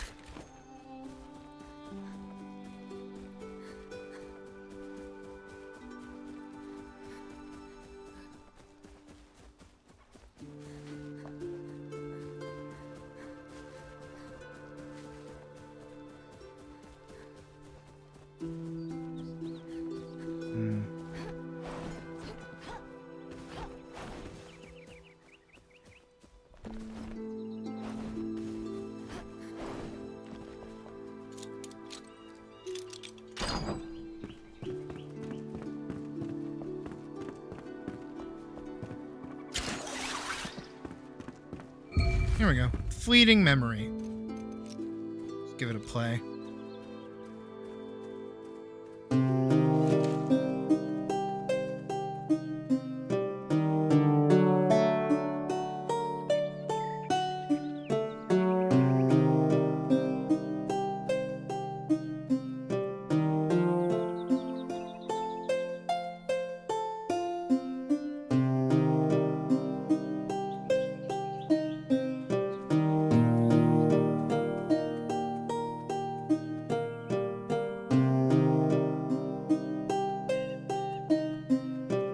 Wait.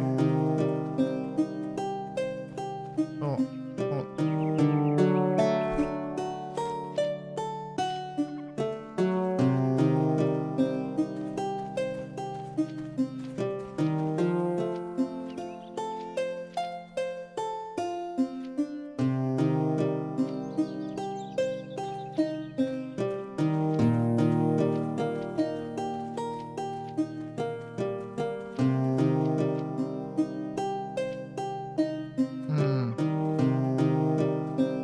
There's a...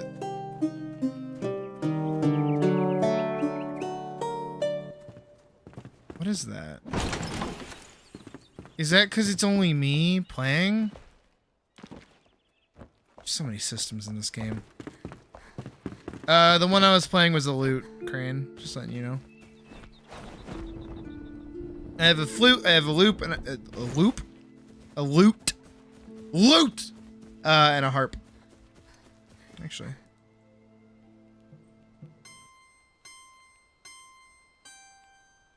Riveting.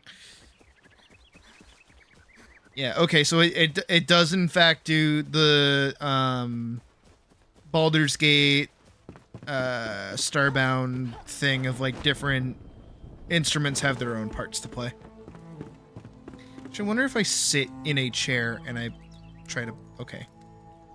That's an oversight. 0 out of 10. 0 out of 10. I can't play music while sitting in a regular chair. I have to sit on the floor to play music.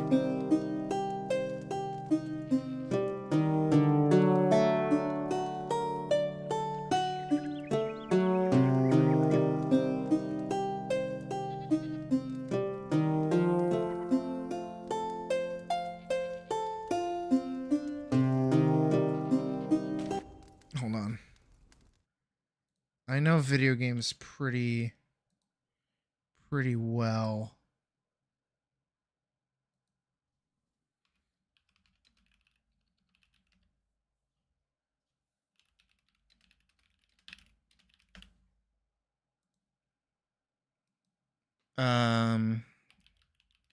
Hang on.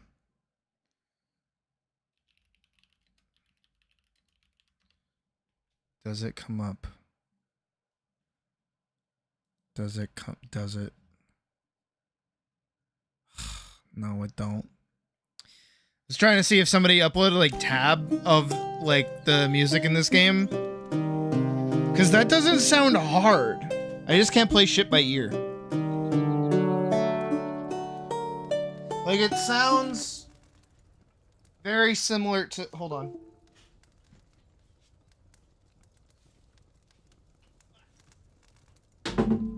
It's probably out of tune. But that's okay. That I think it adds to it. Hold on. It sounds very similar to my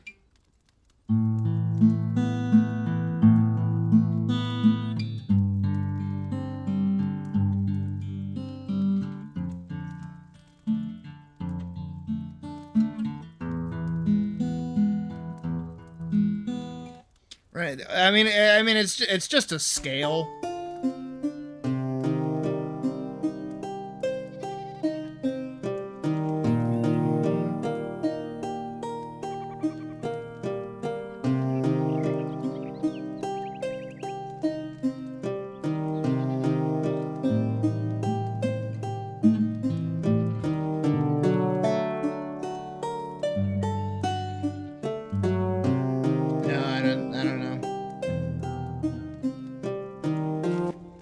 Again, like my brain says I could play that if I knew what it was. Cause it's I mean there's definitely like chord changes happening as it goes like, cause again it's scale.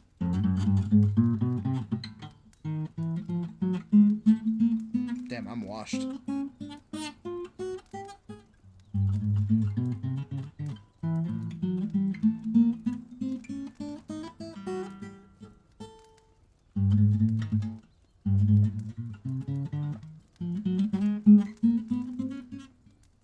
Fuck.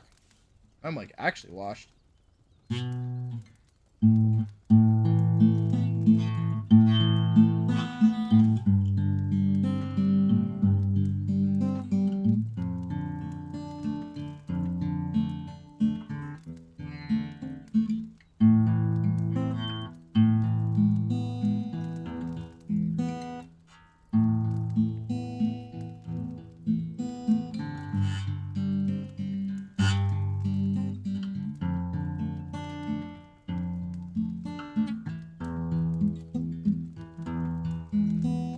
Fuck.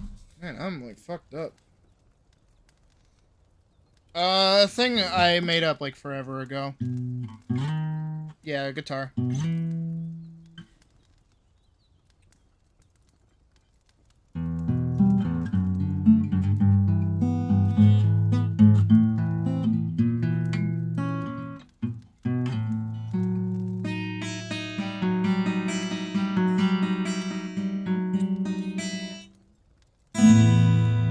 Good, I can still do that. As long as I can still play Berserk, I'm okay. Oh no, I'm washed.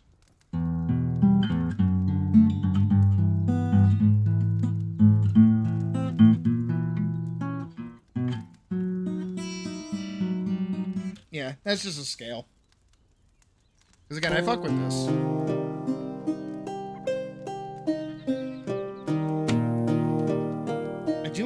Somebody uploaded the notes for it though, because I'd play that in a heartbeat.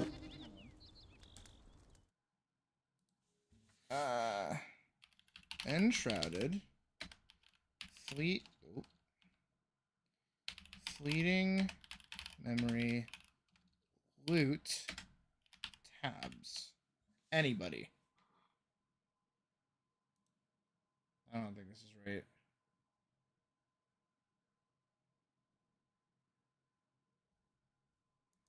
Wait, is it right? Wait, what? Stairway to Heaven tab. What? What? That's not what I was looking for at all.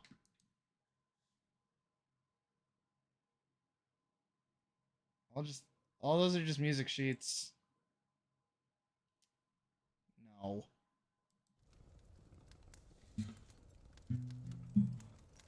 Cat tear.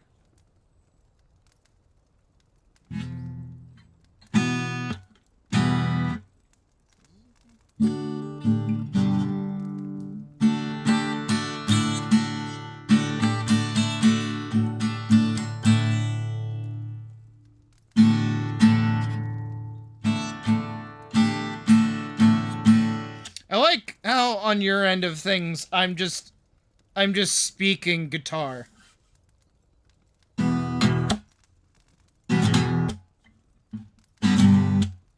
on, what fucking note was it? No. What the fuck is it?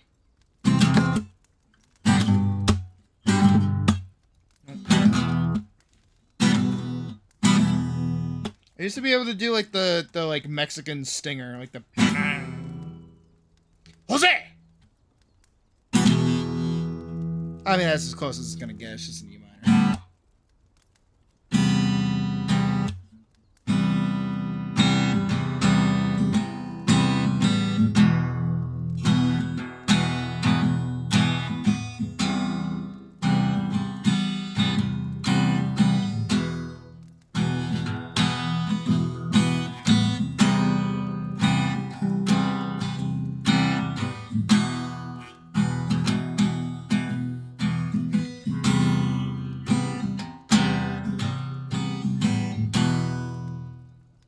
That's fucking the thing that I tried to play at the end of Final Fantasy VII Remake, but I realized that my microphone was not picking it up very well. And then one more for the books.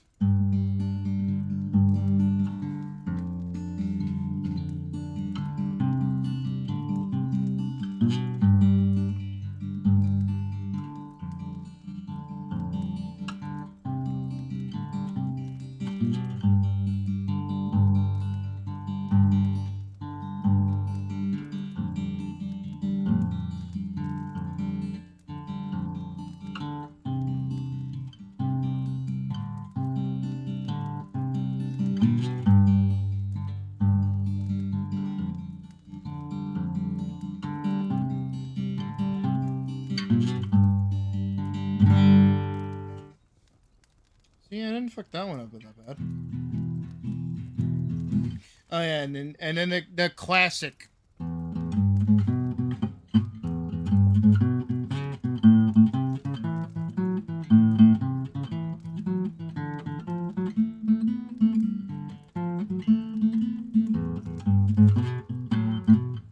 Fuck.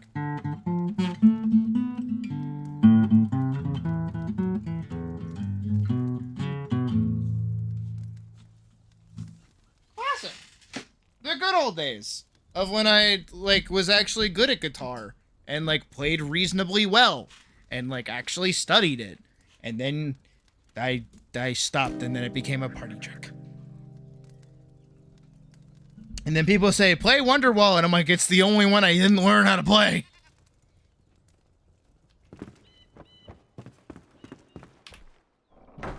You should fuck my fucking fingies.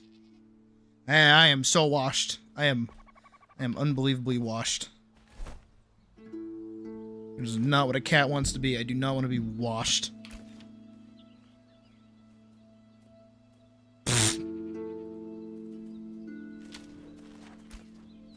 That looks goofy.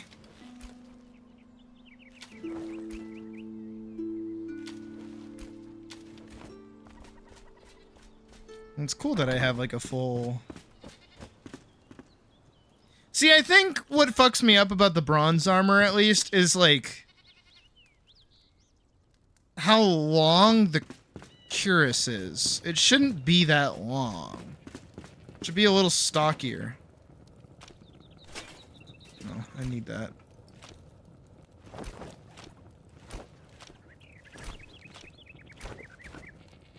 Well, there. Now it's there next to the Saja boy.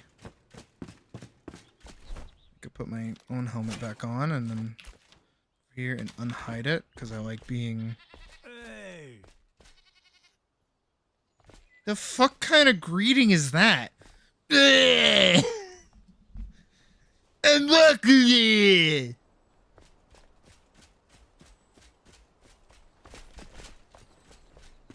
a goofball Tony. I go, ah!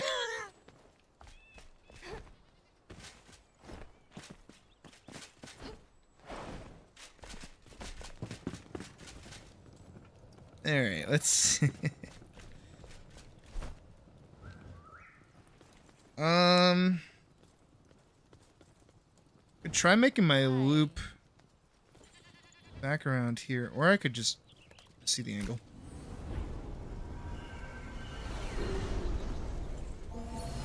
Just makes him like he's genuinely happy to see you.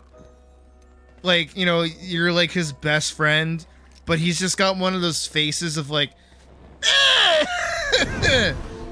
this guy.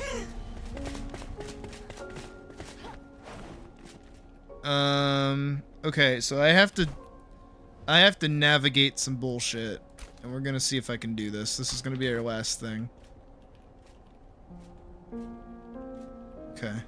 So I'm gonna have to like try to cut through that ravine and go from there.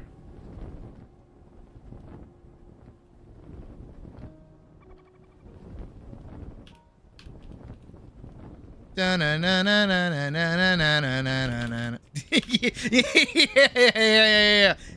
I know exactly what you're talking about.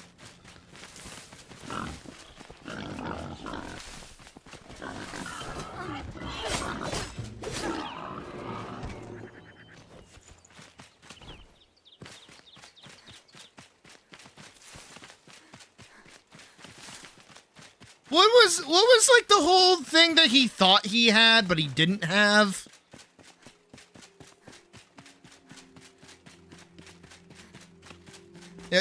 He was ugly, right?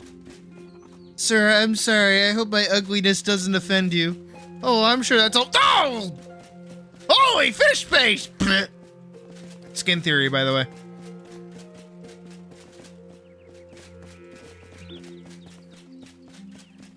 Y'all know about SpongeBob skin theory, right? Like I've talked about SpongeBob skin theory before.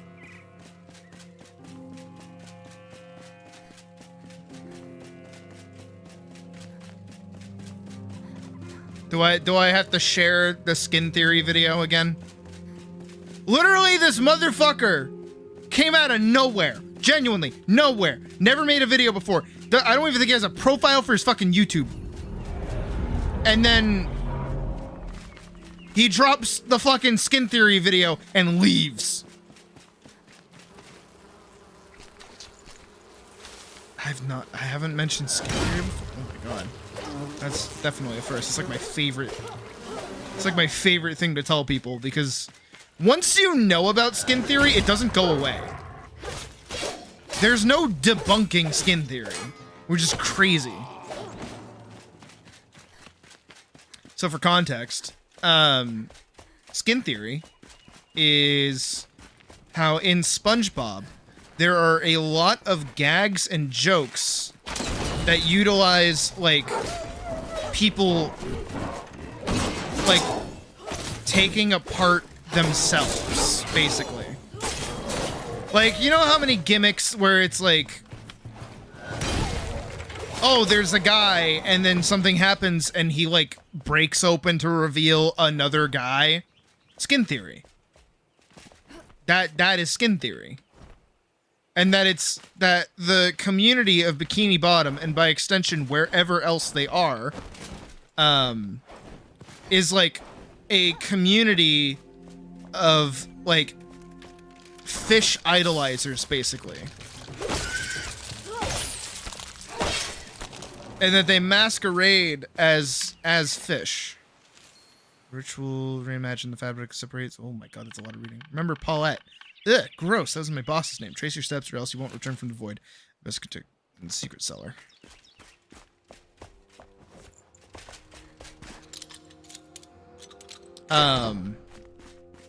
But yeah, there's a lot of gimmicks that happen like that. There's also like jokes that are centered around like designated stores where they sell like body parts and stuff as well. It's like a thing.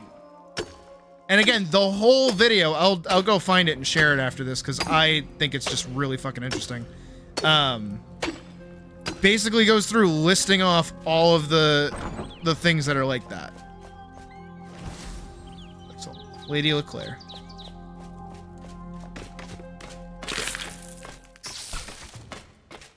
Well, also too, it's all like done by Steven Hillenberg. Like it's only his episodes apparently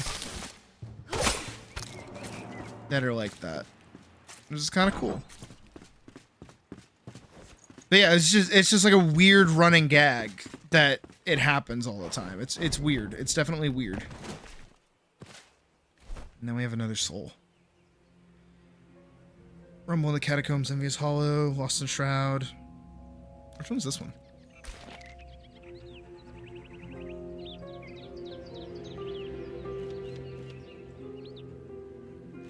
I can't get her yet.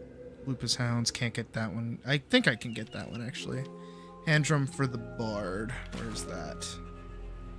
Oh, fuck. Alright, well.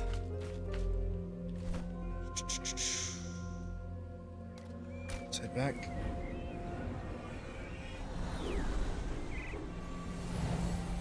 Alright, let's chronicle. Oh, type. I'm sorry, honey. You're at the end. Because we are getting off at the moment. I was gonna say let's chronicle what we got done today. So hi type. Yeah. So today we got a good chunk of the fight scene done. About 10 seconds, which is not that much, but it's more than you would think. It's definitely more than you would think. And we also managed to get the Bard enshrouded, so that makes me happy because now I have a bigger backpack, which is pretty fucking sick actually. So tomorrow, as y'all know, I will not be streaming. And then we will also be what is it?